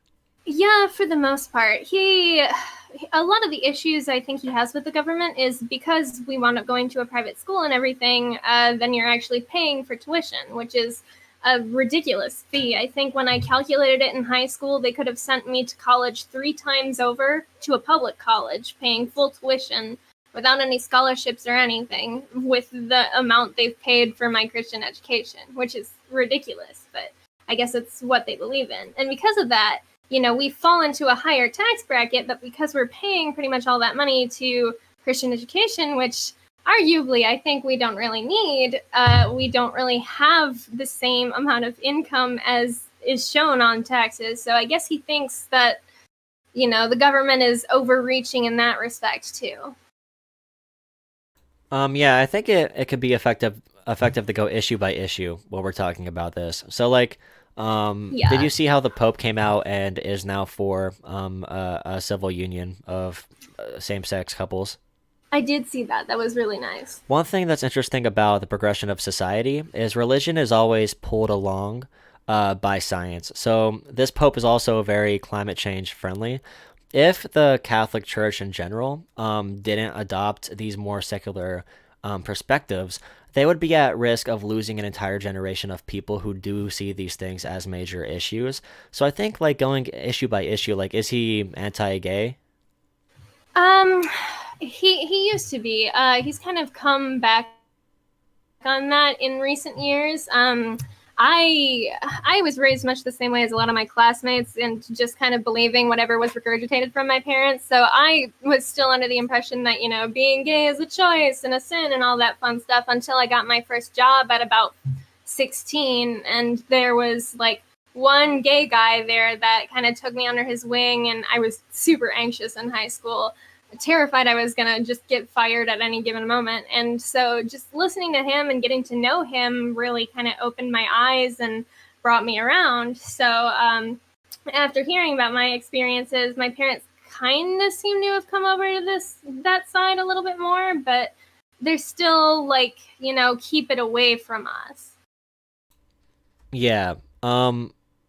Yeah, that's an unfortunate position to have, and that many people have. I actually had a friend whose brother ended up being gay, and that was a big shift because they were very religious, and that's a hard thing to accept when in your entire life you're taught that being gay is a sin and it's wrong, and then you have someone who you personally know, and then you have to make an exception with your belief system after you have life experience that directly contradicts it in a way that you cannot ignore anymore.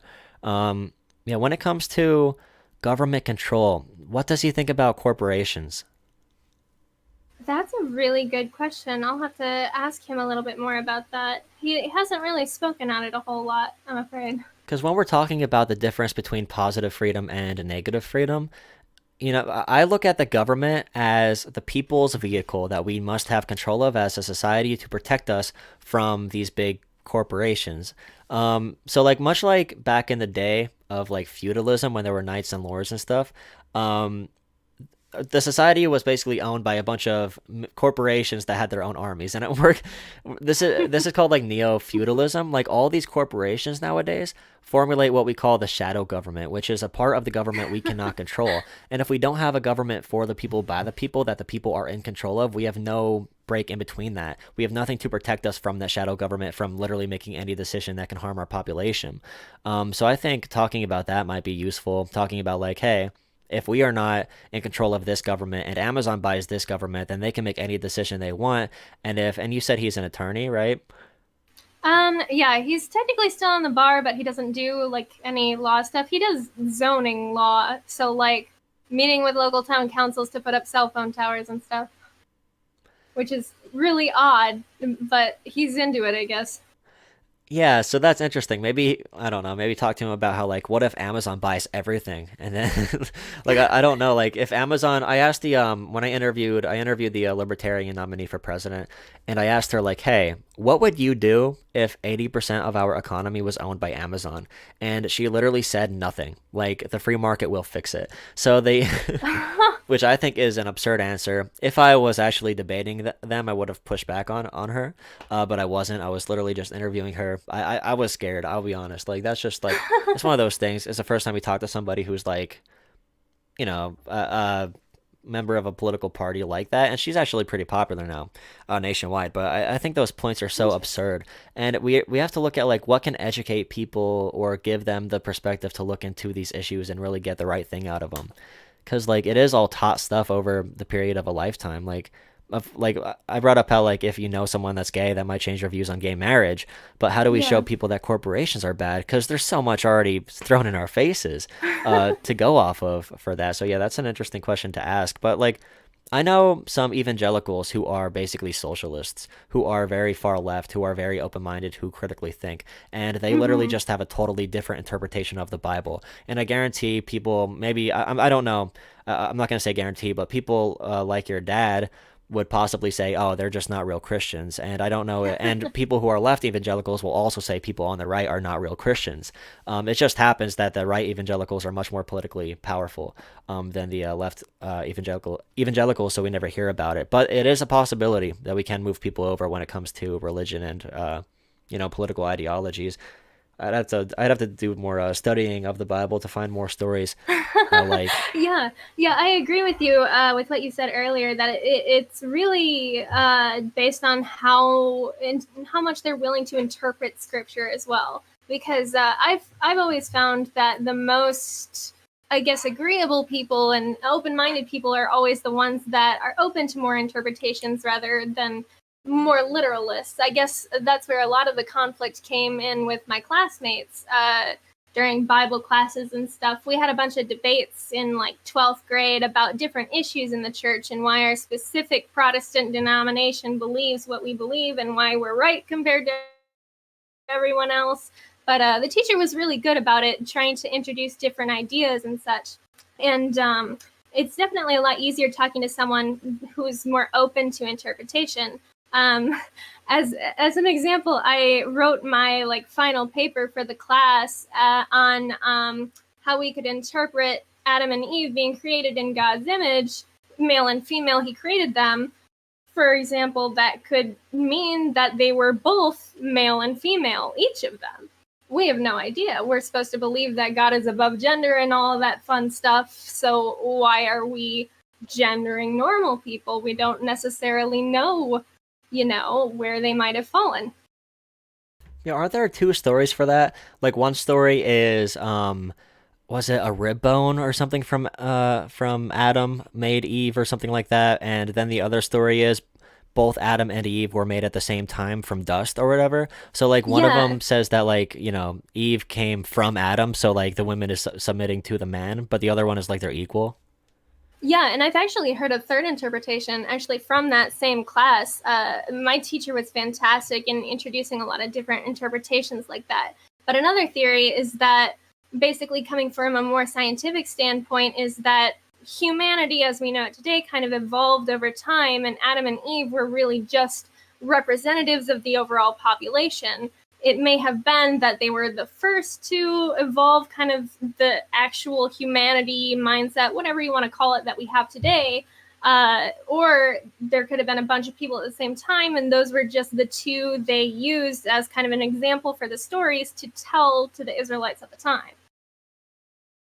Yeah, and that's where it gets so sketchy too, because you can connect certain parts of the Bible back to what was historically significant at that time of when it was written. So there's some explanations of of certain things that are biased against people, like shellfish and the Torah, for example. We now know that some people have shellfish allergies that if they eat it, they'll die. So maybe there was a population that was allergic to shellfish, and that's why it says for Jewish people they cannot eat that. It'll be a sin. Or maybe for Islam, maybe someone, a society had bad pork, and the entire society got, food poison or something like that. These are very interesting things, and it's really a history book of stories if you don't believe in it as, a religion. And it's actually very comparable to Greek myth. I asked my teacher once in not elementary, high school. It was probably 10th grade. I guess that's high school, maybe middle school, 9th grade. But I asked him hey, if Greek mythology and religion both are not proved by anything, what is the difference between the two? And it turns out the difference between what is considered myth and what is considered religion is just how many people agree with it now. Yeah, it's actually kind of funny. You get some people who say paganism's not real, but how can you say paganism? Are you familiar with that at all? A little bit. So paganism is back in Holy Rome. Christianity was considered the religion of the elites, and paganism translates to it was a peasant religion or something. So all the people outside of Holy Rome, all the poor farms people, they were all pagans, and pagan is a broad term for different things. Like Wiccan and Satanism and stuff. And Satanism's not actually worshiping Satan. It's more like anti-Christianity. Oh yeah, it's no, still I very flirted secular. with Satanism a bit last year. So. Okay, yeah, I think people get a really mixed up perception of all this, Yeah. but it's really interesting to see, where it all comes from. Like, the only reason people consider certain things religions is because people actually believe in it. If we didn't believe in Christianity tomorrow, if no one did, it'd be considered mythology. Like, it's really just determined by how much power that influence has in the world at the time. Yeah, exactly. And on the note of like interpretation still too, one of the biggest passages that gets cited for denominations and stuff that believe women shouldn't serve in roles in the church, if you look at that passage, the very next verse, he praises another woman leader in the church in the very next verse. So a lot of it is just, I guess, finding good sources to justify your own point, really, because that's what a lot of people wind up doing. Yeah, and we all know people who are able to write history are always the winners of history. So if it was always white men who had the advantage this entire time, especially when the Bible was translated. I mean, we could talk about even how Christianity started off in freaking Israel and Egypt, and why everyone in the Bible is portrayed as white, although we know that people who are from Egypt are definitely not white. I mean, we could debate on who was considered African at that point. I think Egypt was technically, I'm not sure if that's Africa. I'm not even sure. But yeah, but these religions are so distorted based on the culture they're inside. So, of course, the worst form of Christianity will be so unaccepting, because it really represents a more conservative ideology of yesterday in America. And, you know, bringing Christian values back for what, like, Christian evangelicals, evangelicals would want, bringing their classic society back would literally be, you know, no gay marriage. It would literally be women are secondary citizens. It's really interesting, and it's cool. I mean, I guess it's cool how all fundamentalist Christian, Islam, or like Judaism, all these fundamentalists, the most radical forms of all these ideologies, just happens to be anti-women, anti-choice, anti-gay. It's really interesting how all these things all revolve around these same backwards ideas that our secular society now rejects. Yeah, they have so much more in common than any side of them really care to admit. Yeah, definitely. Yeah, I'll just make one more shout out. Someone else was in Discord. I don't know if they're gonna join, but if anyone else wants to talk, I guess I'll just stay up for a 8-hour stream. I don't even care if anyone else wants to talk.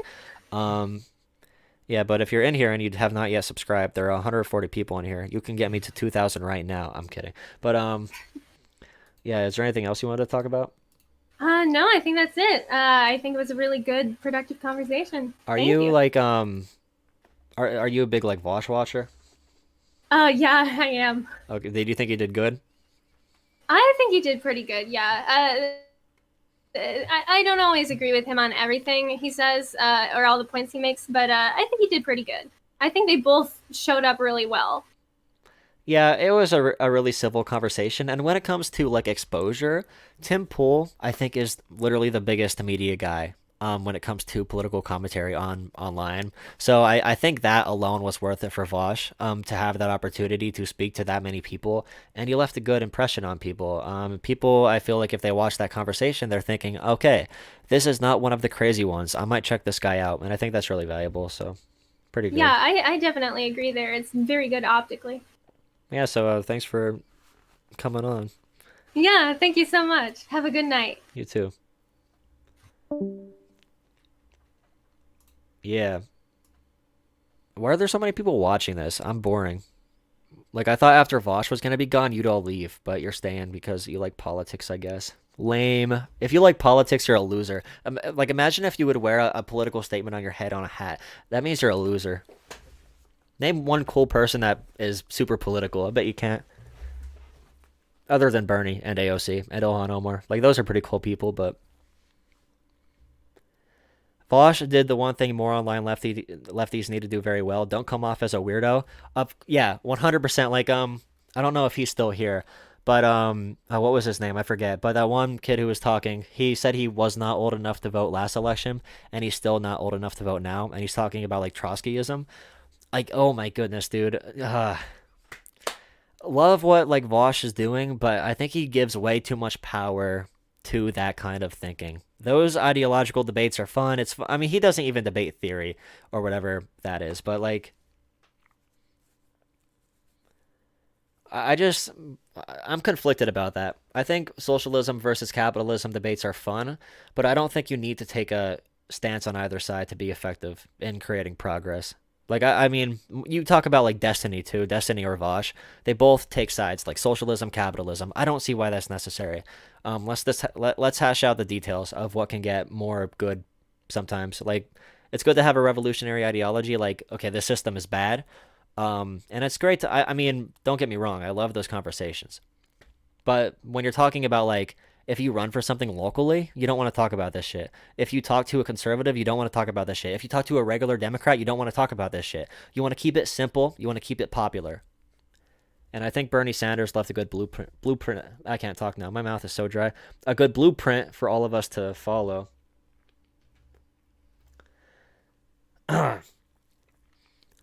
Jola, what do you think about what's happening in Philadelphia? So when it comes to the police instance, so from what I know and what the video showed, this man he did have a weapon. He was about 10 feet away from the cops, and there were more than one cops. I'm not sure if there were 2 or 3, but around 10 feet away, he comes towards the police. They did not shoot to stop him from advancing. They did shoot to kill. So they shot him around, it's over 10 times. If you shoot anyone over 10 times, you are not doing your job as an officer, unless if you literally need to kill that person to be safe. That guy did not have a gun. He did not have anything that could have presented a risk to them. I feel like we should have better training in that situation for cops. We also need to admit that if a white person was doing that same thing, they probably got less of a reaction. They would probably get less of a reaction than this black man did to these cops. The cops did a terrible job no matter how you frame it. And I think on the left and on the right, we can agree when police F up. The Breonna Taylor thing, bullshit. No one should say that's okay what happened.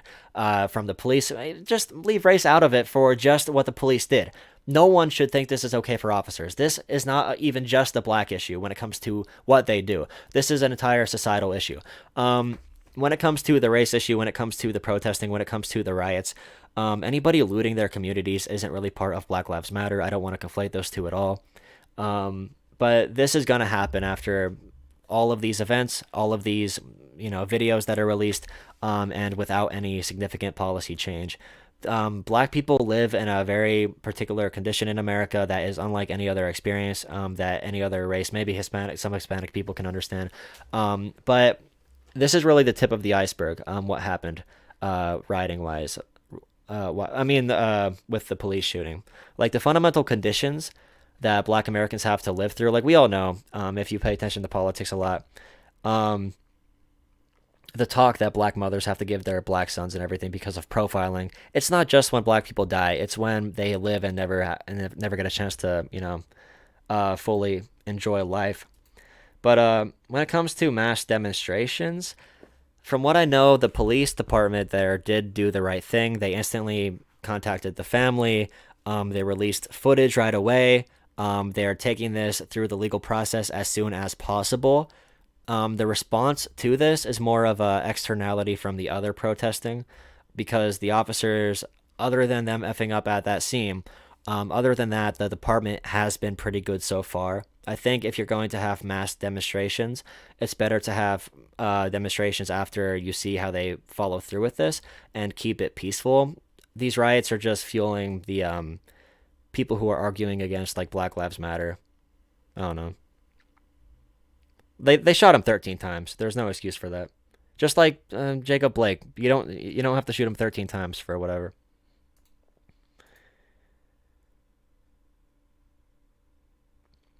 Yeah, more transparency and more accountability. And they need to do this, because if they don't, with Ahmaud Arbery, they didn't even take that to court. They let those assholes walk free until there were mass demonstrations. With Breonna Taylor, it took forever to get a trial going.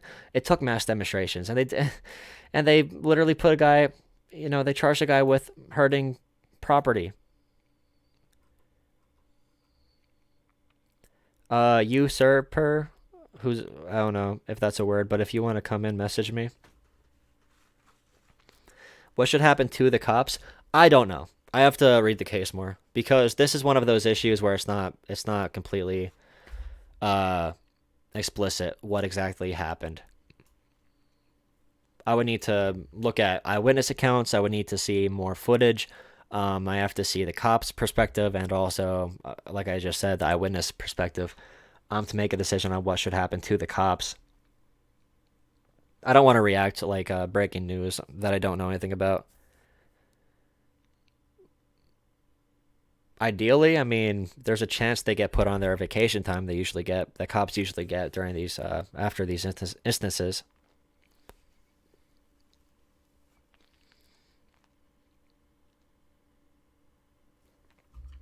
Am I still frozen?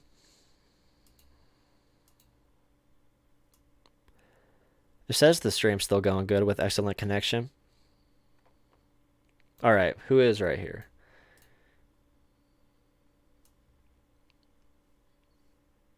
Alright, so if someone else wants to come on, message me about what you want to talk about and all that. So I'm not frozen. Okay. Usurpers in here? I don't know what you're doing. Yeah, so...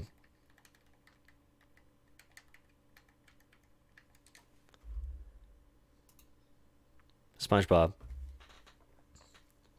What else is happening today? Anyone have anything else to add? There's 140 people in here chilling. This is a good game, by the way. Childhood classic. Ooh, thanks to the 10 people who just subscribed in the last 5 minutes. Ooh, ACB. My friend said something, and there's a bunch of jokes about it, like, oh, she's an attractive, nice, well-packaged, put-together mother of 8 kids. She deserves everything. I don't give a shit what kind of person she is. Or I don't give a shit what her optics situation is. She's a crazy fundamentalist who will do anything to take away rights. That's all that matters. There actually is a case, the PA House is trying to get ballots invalidated if they arrive after Election Day. Last time they sent this to the Supreme Court, it was a 4-4 decision. I'll just do it again. It was a 4-4 decision. Now she's on the court. They put it back up to the Supreme Court, and she is being requested to recluse herself from the case, to not decide on it because she is so new. She's going to be making so many important decisions this election. Like, RBG dying might be the thing that swings this election. Because of ballots being thrown out, there's going to be issues in swing states with like, hey, there's 500,000 ballots here without the proper signatures. Or like, hey, these ballots here got here 2 hours late. Can we count these? There's going to be a lot of issues like that. What's going to happen?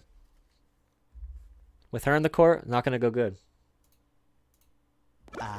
There's nothing like the sounds of your own neighborhood. Go away, SpongeBob. You're polluting my thinking space.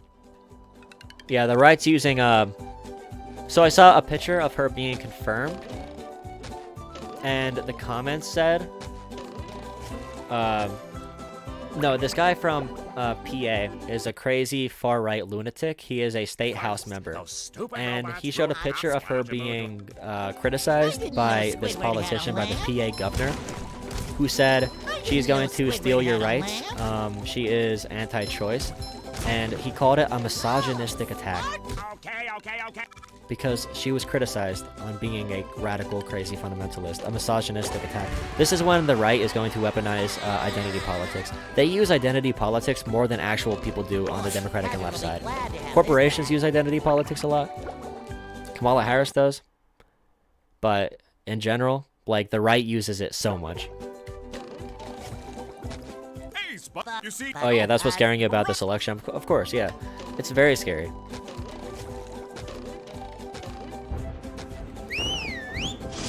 Yeah, they asked her what the 5 guarantees are of the First Amendment.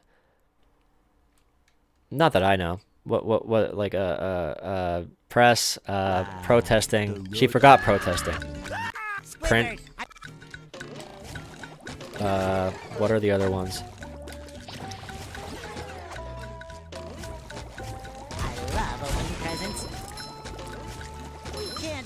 She didn't know protesting. That's the one she forgot. She pretended not to know. You know, the fact that protesting was the one that she didn't name is very interesting, indeed.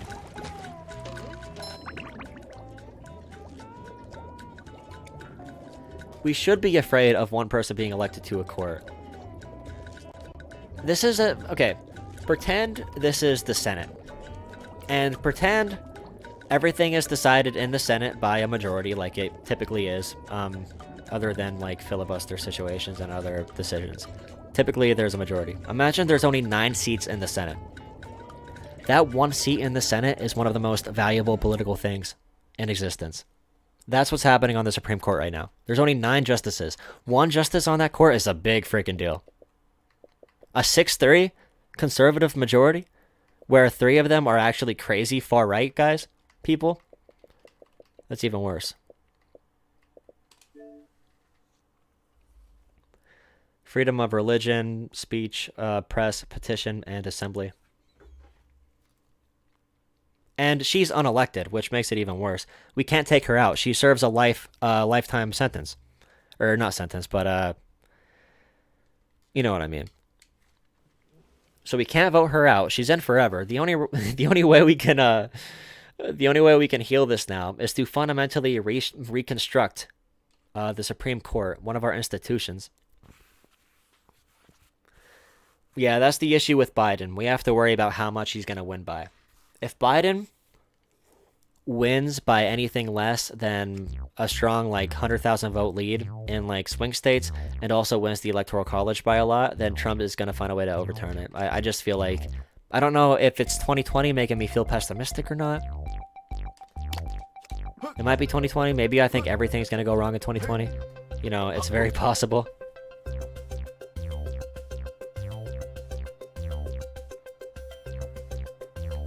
Oh, really? I didn't see that. So AMR M down there, what political ideology are you? Like, you said you're voting Trump?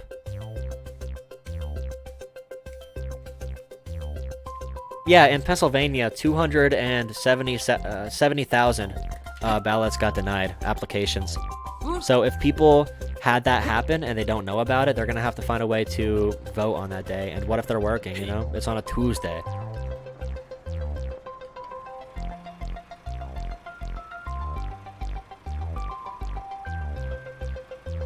Scalia. I don't know why your screen is frozen, Pat. You're gonna have to fix that. I don't know. I can't help you with that one. This is a fun game, by the way. It's like a ragdoll game. You have to deliver packages.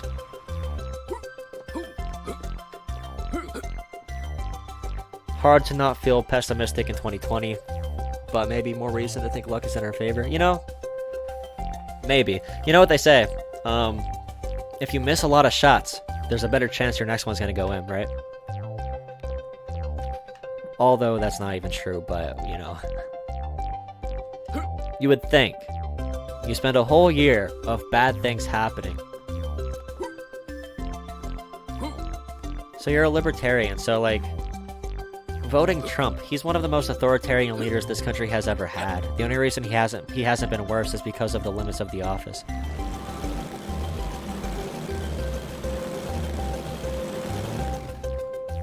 The game volume's too loud? Alright, thanks. I just blew up. Maybe they misspelled librarian. They're not libertarians. You expect far-right violence. That's not an unreasonable thing to expect.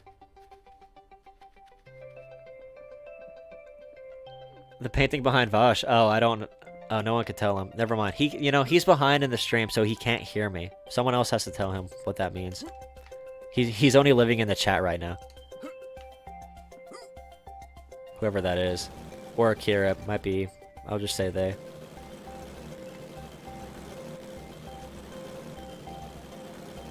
You're only 20. I'm 20. I'm actually 20 years old. Fun fact. I'm just, like, very into this stuff. I have been for a while. And I have a, college. I learn directly about this stuff 24/7, basically.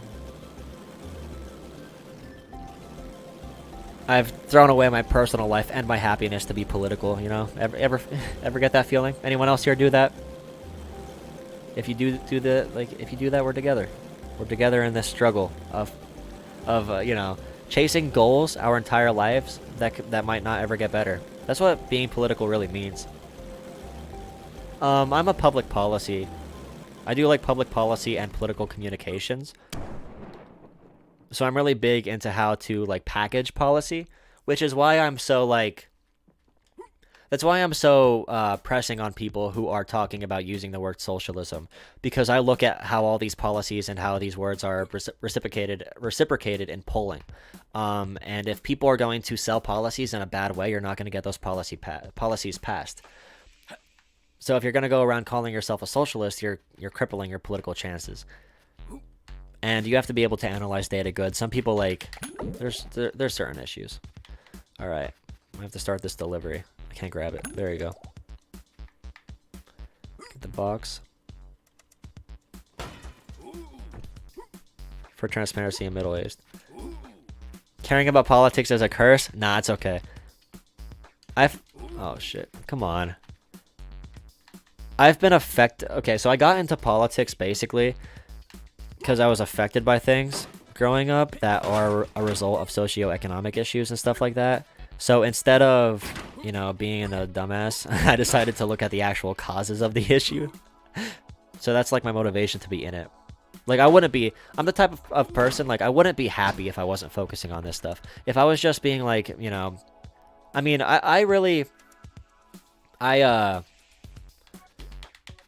what's that word? People who don't have to think critically and they can still be happy, like being more naive. I kind of, what's that word if you're jealous of something? I'm tired, I can't think. Envy. I envy people who are like that, who can just shut their brains off.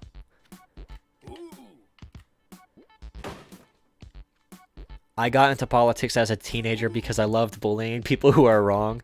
Yeah.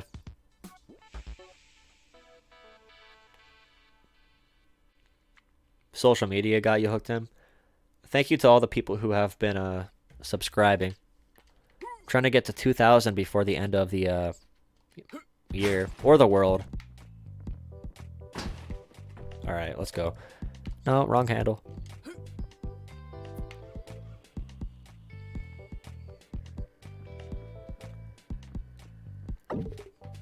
Dang it. I'm bad at this game. Everything is political, yeah. People who are political are really just keeping the world running for everyone who isn't political. If you don't affect politics sooner rather than later, politics will affect you. It's just a matter of time.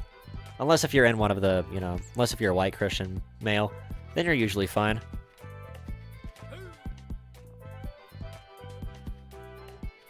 Come on, come on. Grab it. Grab it.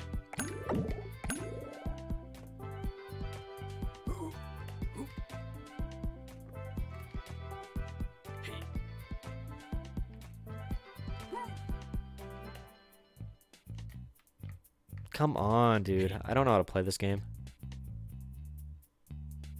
Get in there. Who wouldn't... Why am I delivering an ice cube to somebody? I didn't see the Borat movie yet. I'm gonna watch it this week, actually. I just finished a big research paper, so I've been hustling on that.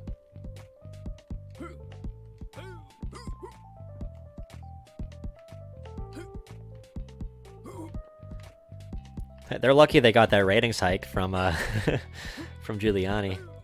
I don't know how people like him survive. Like, he has to be such a soulless man to do what he does and just live with it. Alright, I gotta go to the motel, which is 600 meters away. And the ice can't fall out or I'm gonna freak out.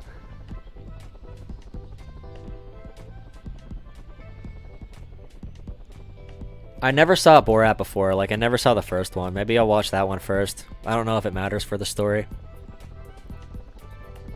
Not even Fox News would pick up the Hunter Biden shit. Like, if Fox News doesn't pick something up, I usually don't consider it that much. Especially when it's so partisan. The story is just weird. Like, I looked into it a little bit. Like what, Joe Biden's son, Hunter Biden, had laptops full of information. So he took it to some obscure PC shop instead of just like blowing it up himself. No!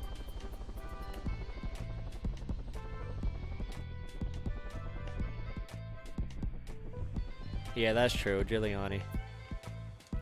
Governor of New York can do whatever they want. Let's go. Come on. Walk. Walk it. There you go. Of course Tucker Carlson talked about it. Tucker Carlson is just more convincing InfoWars.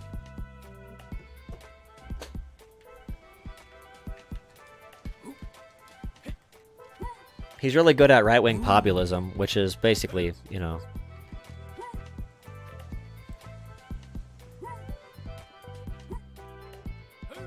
Yeah, Borat's not for the story. I kind of guessed that would be the trend, but yeah.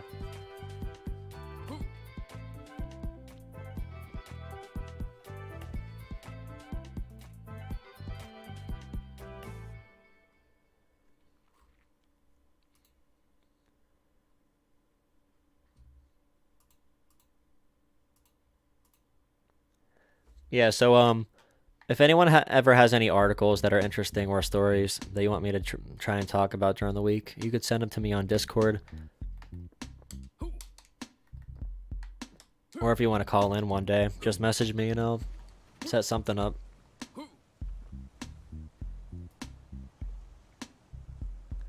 Yeah, he got Alex Jones back on. I don't know. Alex Jones, he was really entertaining, but I feel like now the joke got old. You know what I mean? Like, after a while, you hear the same thing over and over again, and you're like, okay, this is cool. This was always, like, a staple of my childhood. But at this point, like, I've seen it so many times. Don't do that. Okay.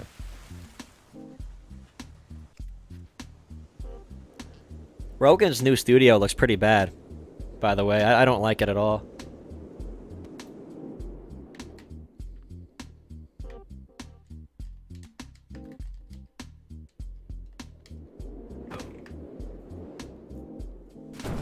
Eddie Bravo, I never saw him.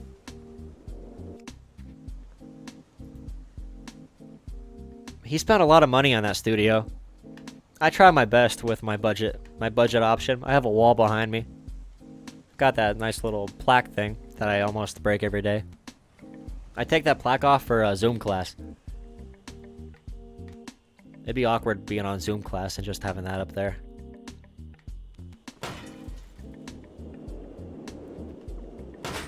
Pat Irwin, you're a little bit behind in the stream, bud.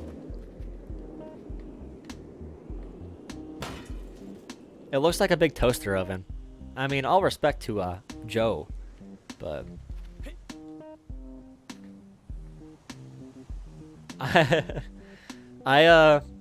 during class, this one girl actually went on an extremely anti-Trump rant or whatever, and I DM'd her and showed her my YouTube channel. You know, when you hear people, you gotta be a grifter for subscribers when you're like me, you know?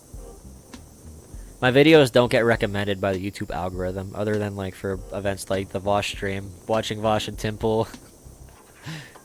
I'm like, you know that Squidward meme with SpongeBob? Where he's like, spare change or whatever? I'm like that, but for subscribers on YouTube. You got out last year from school. Yeah, Zoom? Oh my god. It's so bad too because like these professors don't have podcasting equipment. They're using these bad laptops that have terrible audio quality, so I can barely hear them.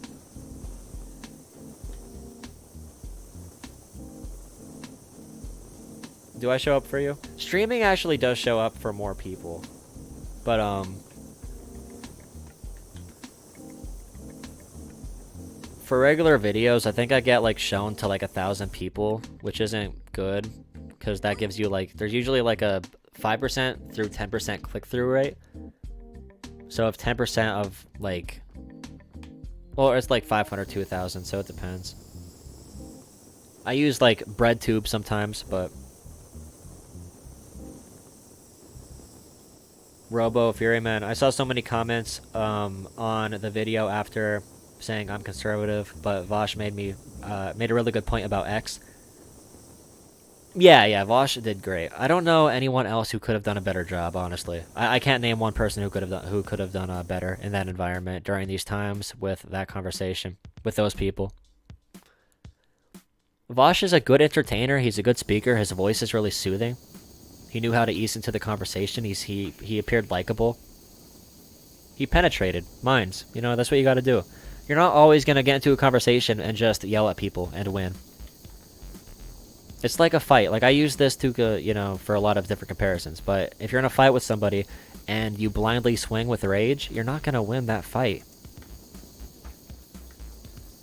Sometimes it's good to take your chance, or take your time and pick your places.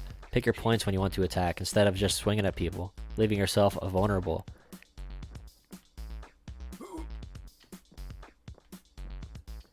What's happening?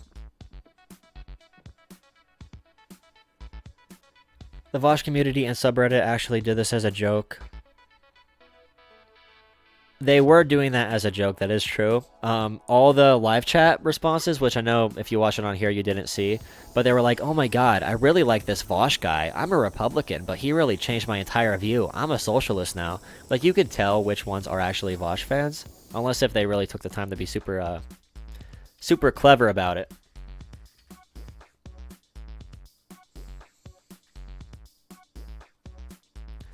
Thanks for the 2 extra people that subbed. 15 until 1900 subs.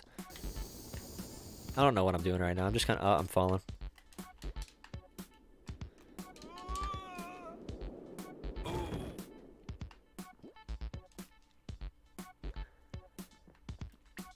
Yes, welcome all Vaush fans. Vaush actually got me away from like the Kyle Kalinske, Jimmy Dore, and Rising sector of YouTube. Which I still like Kyle Kalinske a lot. I'm just really not agreeing with his takes lately. But I still like Kyle a lot. Jimmy Dore is kind of iffy though, and Crystal Ball and Rising. I don't think they do a good job of actual conversation. Sagar dominates the show too much. Crystal Ball kind of just folds over a lot. If she put up more of a fight, I'd like it. Get in! Yeah, I was wondering that too. Why would you give money to Tim Pool for the chance that he might read your question out loud to Vaush?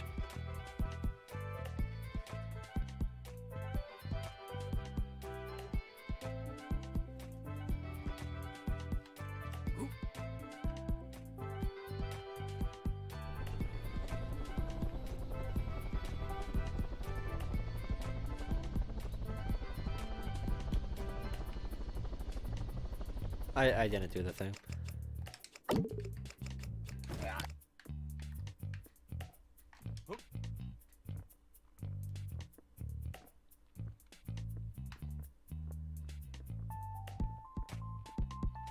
I wonder how many people are watching this from the start. Because they don't want to give Timmy Pool any views. Which is a good cause. I appreciate it. What strategy are we talking about? The same way you fight against corruption in society? What are we talking about?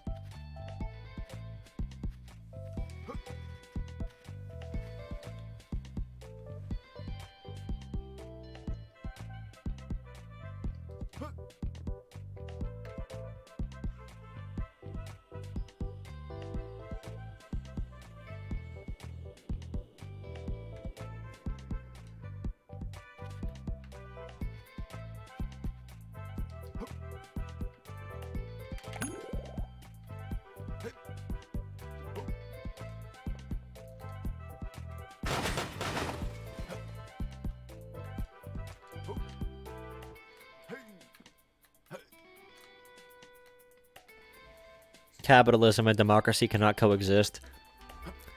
Yeah, perfect democracy, definitely. Like actual people transitioning their votes into power and their will into power, yeah.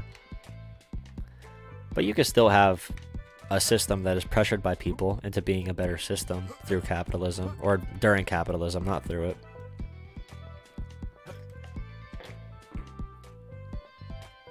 Like right now, if the US had strong unions, if we had universal healthcare, which is achievable, if we had universal childcare, and we also had a big investment into urban areas and some rural communities that are falling apart due to manufacturing leaving, I think you could make a much better country. through this current system with public pressure. Do I want more or less government control? My concern is authoritarianism in any way.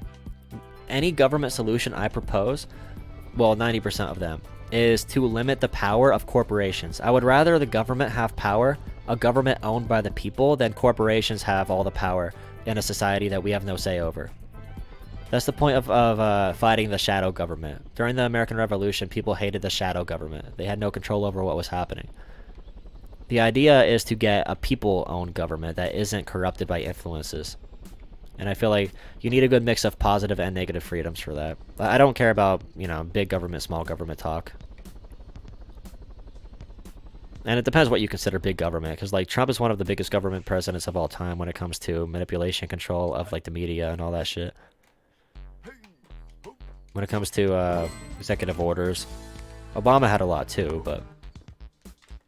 And removing department heads that disagree with you, threatening to... He'd be removing Fauci right now. Fauci, whatever his first name is, Dr. Fauci, if he wasn't so popular. If Fauci wasn't popular, he would not be keeping him on deck.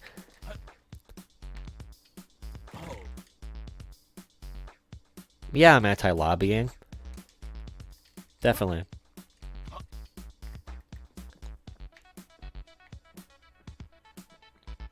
Citizens United should be overturned. Like, would you rather have a society with no government but with corporations? Or would you rather have a society with government and no corporations? You know what I mean? Like, what is stopping Walmart and Amazon from literally buying their own mercenary force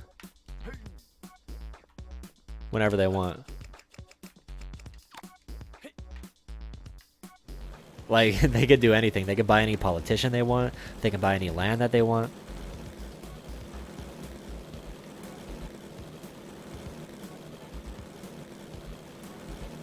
Trump did. Politicians usually have multi-million-dollar salaries from doing speeches or writing books. Or not salaries, but wealth. Net worth.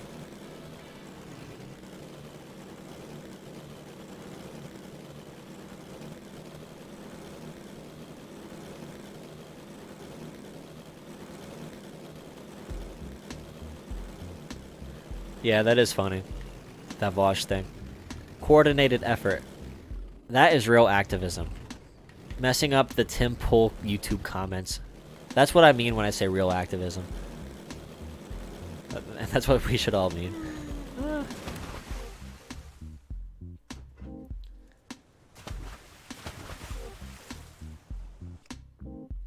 I don't know how you could be a libertarian but be for, like, bribery and lobbying and stuff.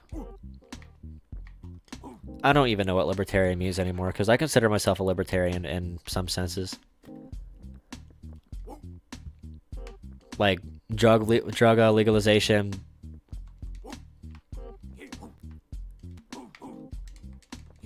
But it's really what you think maximizes freedom, I guess.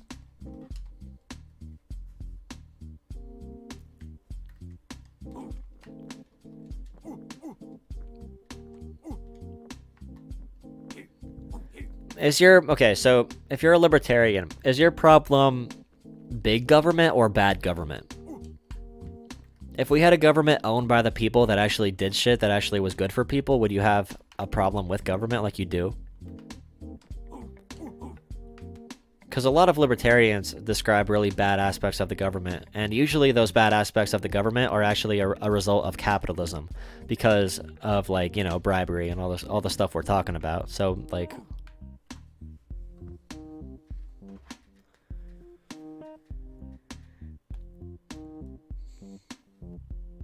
Oh yeah, in a democracy debate, there are better arguments for a representative democracy. I do think that. I don't want complete mob control. You want to have checks and balances. In a way, having a government that's really slow to enact anything is a good thing. It prevents things from getting too out of hand too quickly.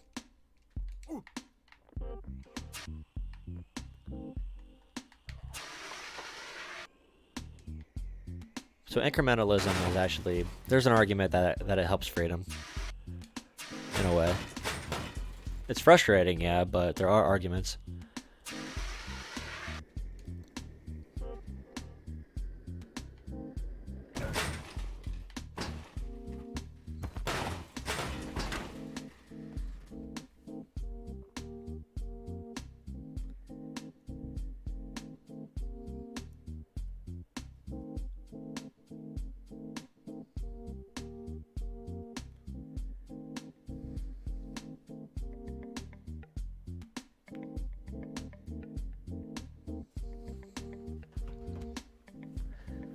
If any of you guys use Twitch, and you want to chat sometime on there, I usually just chill there while I'm doing homework or playing games. Or if you just want to give me a, follow.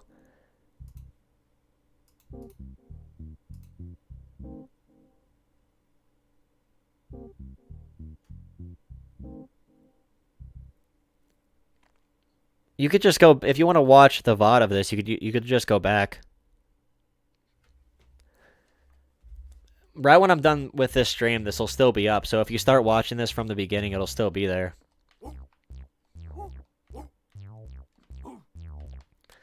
I'm doing other stuff other than working the polls, but I will be very, very busy on election day. I'm hoping to stream on election day as well. I'll see how I'm going to do that.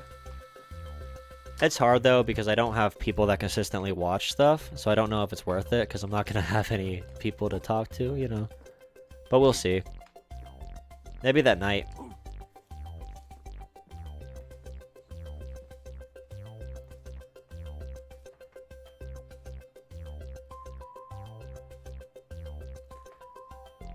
Planning to drink on election day.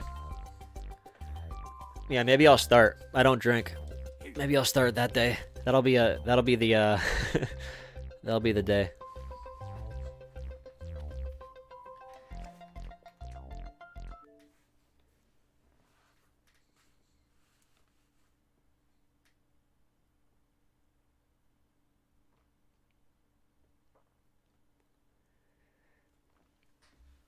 Yeah, this election is going to be fun. It's like we're in a movie and we're reaching the climax. That's really what it feels like.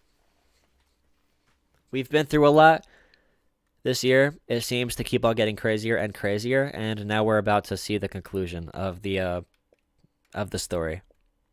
And it's not going to be quick. It's going to be 3 months of really bad stuff. 2 to 3 months. Because Trump won't be out of office, even if he loses, until mid-January. So think about that. Even after all the shit Trump tries to do to delegitimize the election and overturn the results, he is still going to be president as a loser for 2 months. Because powers don't transfer until January. Just wait to see how bad this is going to get. There's no way this can go good. The only way this can go good is if Joe Biden wins by 10 million votes. And, you know, he wins the Electoral College by such an embarrassing amount that even conspiracy can't help them sway public opinion.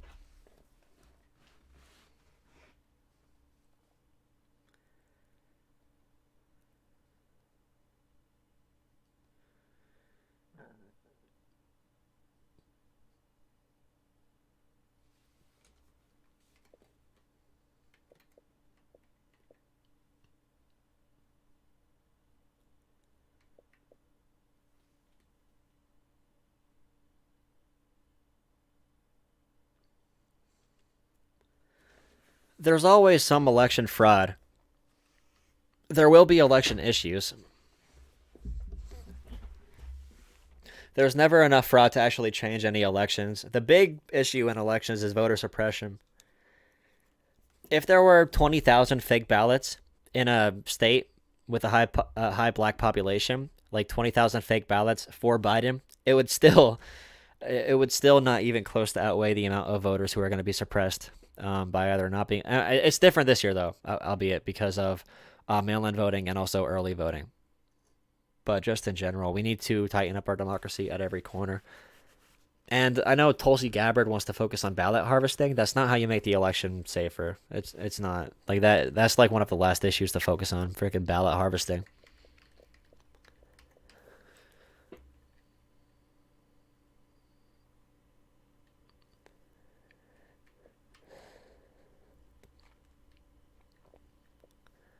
Capitalism.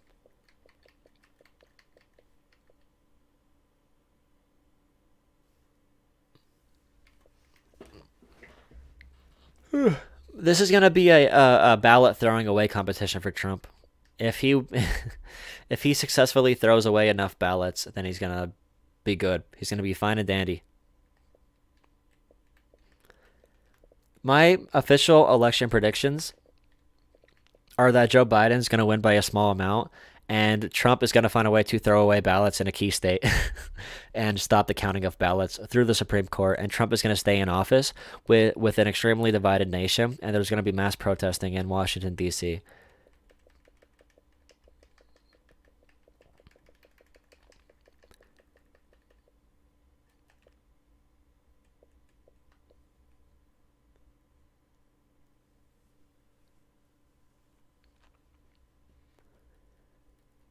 Yeah, I don't know. Capitalism is going to be here for a while. We're going to have to find a way to work within it in one way or another. It's a global thing. It's not like fixing it here would do anything. There's a reason every socialist country throughout history has been either toppled by another country or has been a dictatorship. I mean, socialist nations can't survive on their own merit because you have to participate in evils and exploitation to survive in this capitalistic world of imperialism and all that stuff.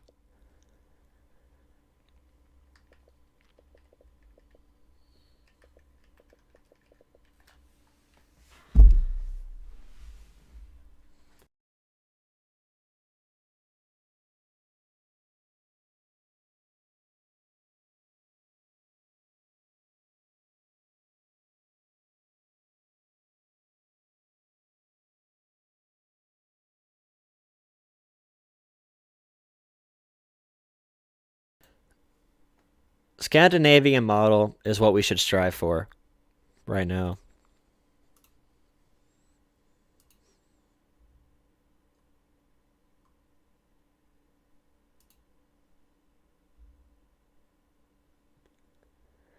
We need unions. We need some class solidarity in general. We don't have to call it socialism because it's really not. It doesn't need to be known as that.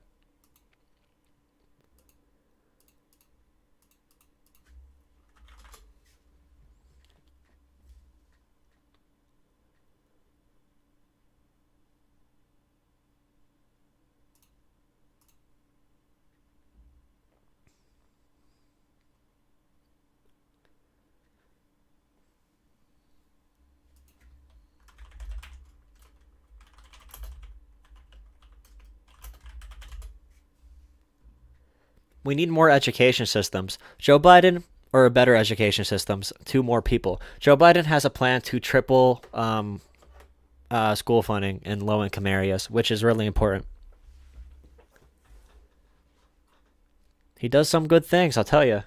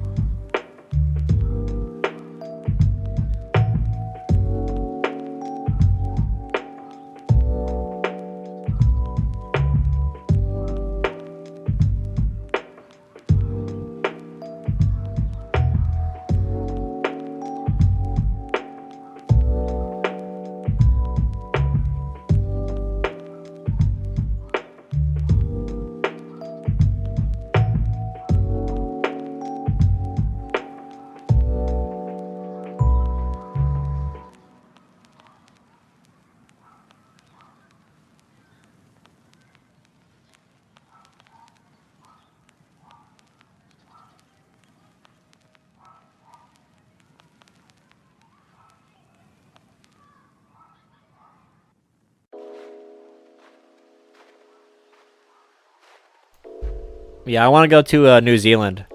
Oh, why my microphone just got really loud. I want to go to like New Zealand or something, or like Norway or Denmark or something like that for study abroad.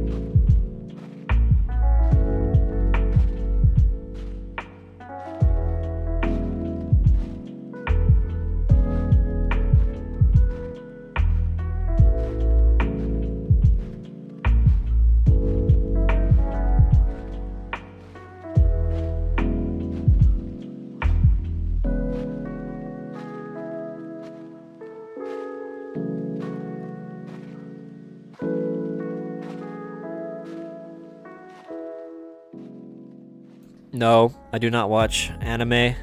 I have watched like Naruto in my life. Yo, look at this cat.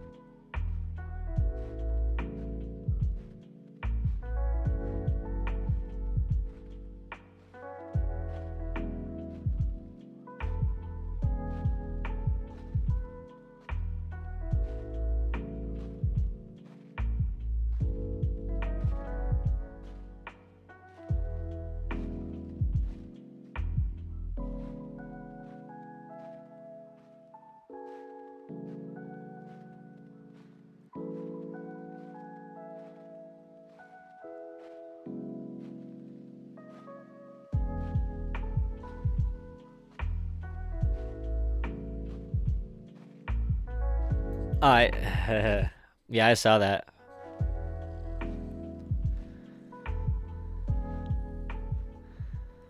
Well, you're in the fight now, right?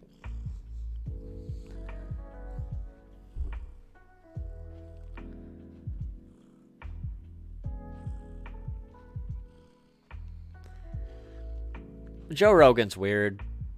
I feel like if he only had friends that were on the left, he'd be more left. But he has only friends who are on like the far conspiracy, libertarian right.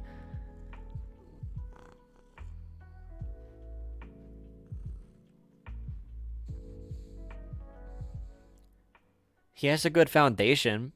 He understands systemic racism. He's for like universal health care until his dumb friends get involved, and then he switches all his positions.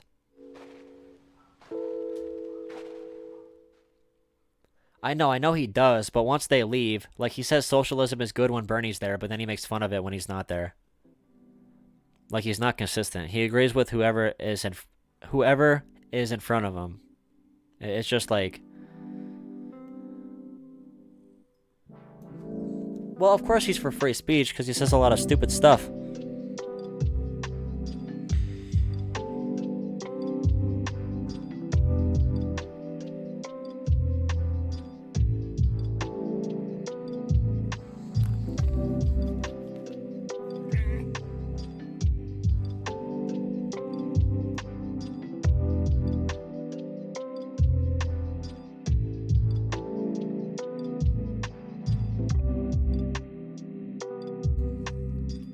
Alright, y'all.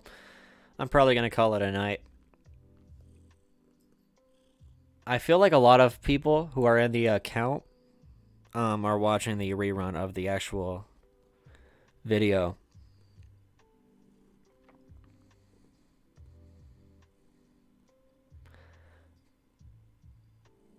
As a trans person, I don't know if I can give Rogan a pass on his takes about trans women in sports. I feel like that's on him. I forget his exact takes.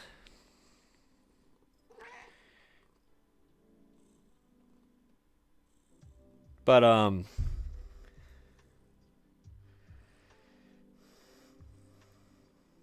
he's one of those people that sees the article and he makes a complete, like, oh, You're telling me this woman who's actually a man got to compete in this sport, and now she's winning all these world records? Like, it's like what what's her name? Who's that one?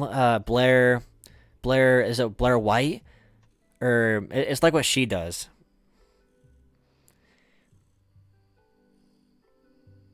What's her name? I forget. The one trans woman who hates trans people, the Trump supporter. Yeah, Blair White. Okay.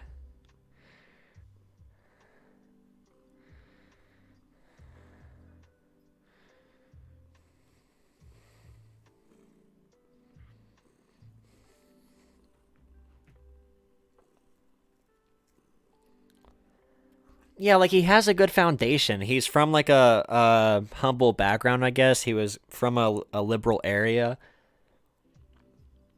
He's so internet bro, you know what I mean? Everyone that watches him, they're the type of people that watch those these are the 5 steps to be a successful entrepreneur. This is how you make money in America. Like all the people who watch those videos watch Joe Rogan. And he hangs out with all those comedians.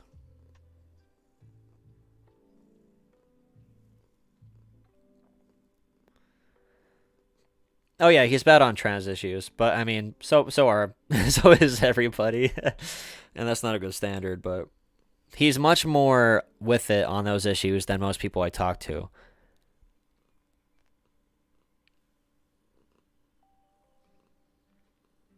But I am in a very conservative area, so I can't really... It's not a good judgment on the country.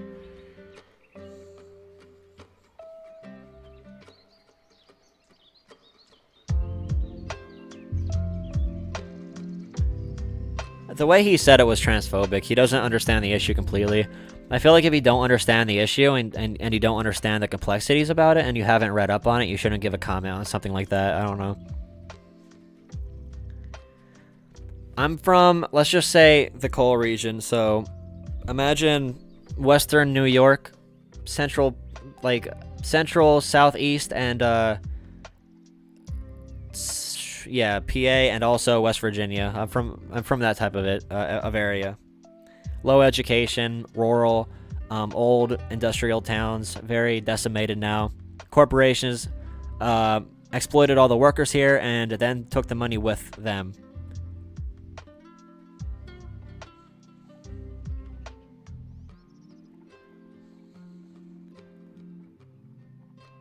Yeah, Rust Belt. I could just say Rust Belt, of course. Pennsylvania.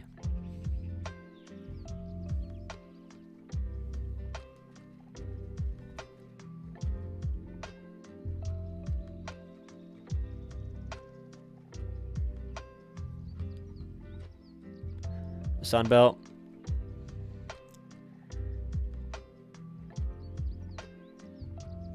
Yeah, Rogan's on the slight left of most Americans.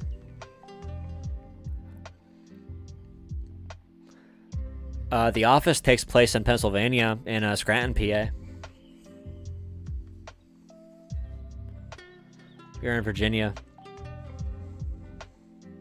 Yeah, West Virginia is literally just all coal mining towns. That's why Joe Manchin is the Democrat that represents there. Like, that place is really conservative.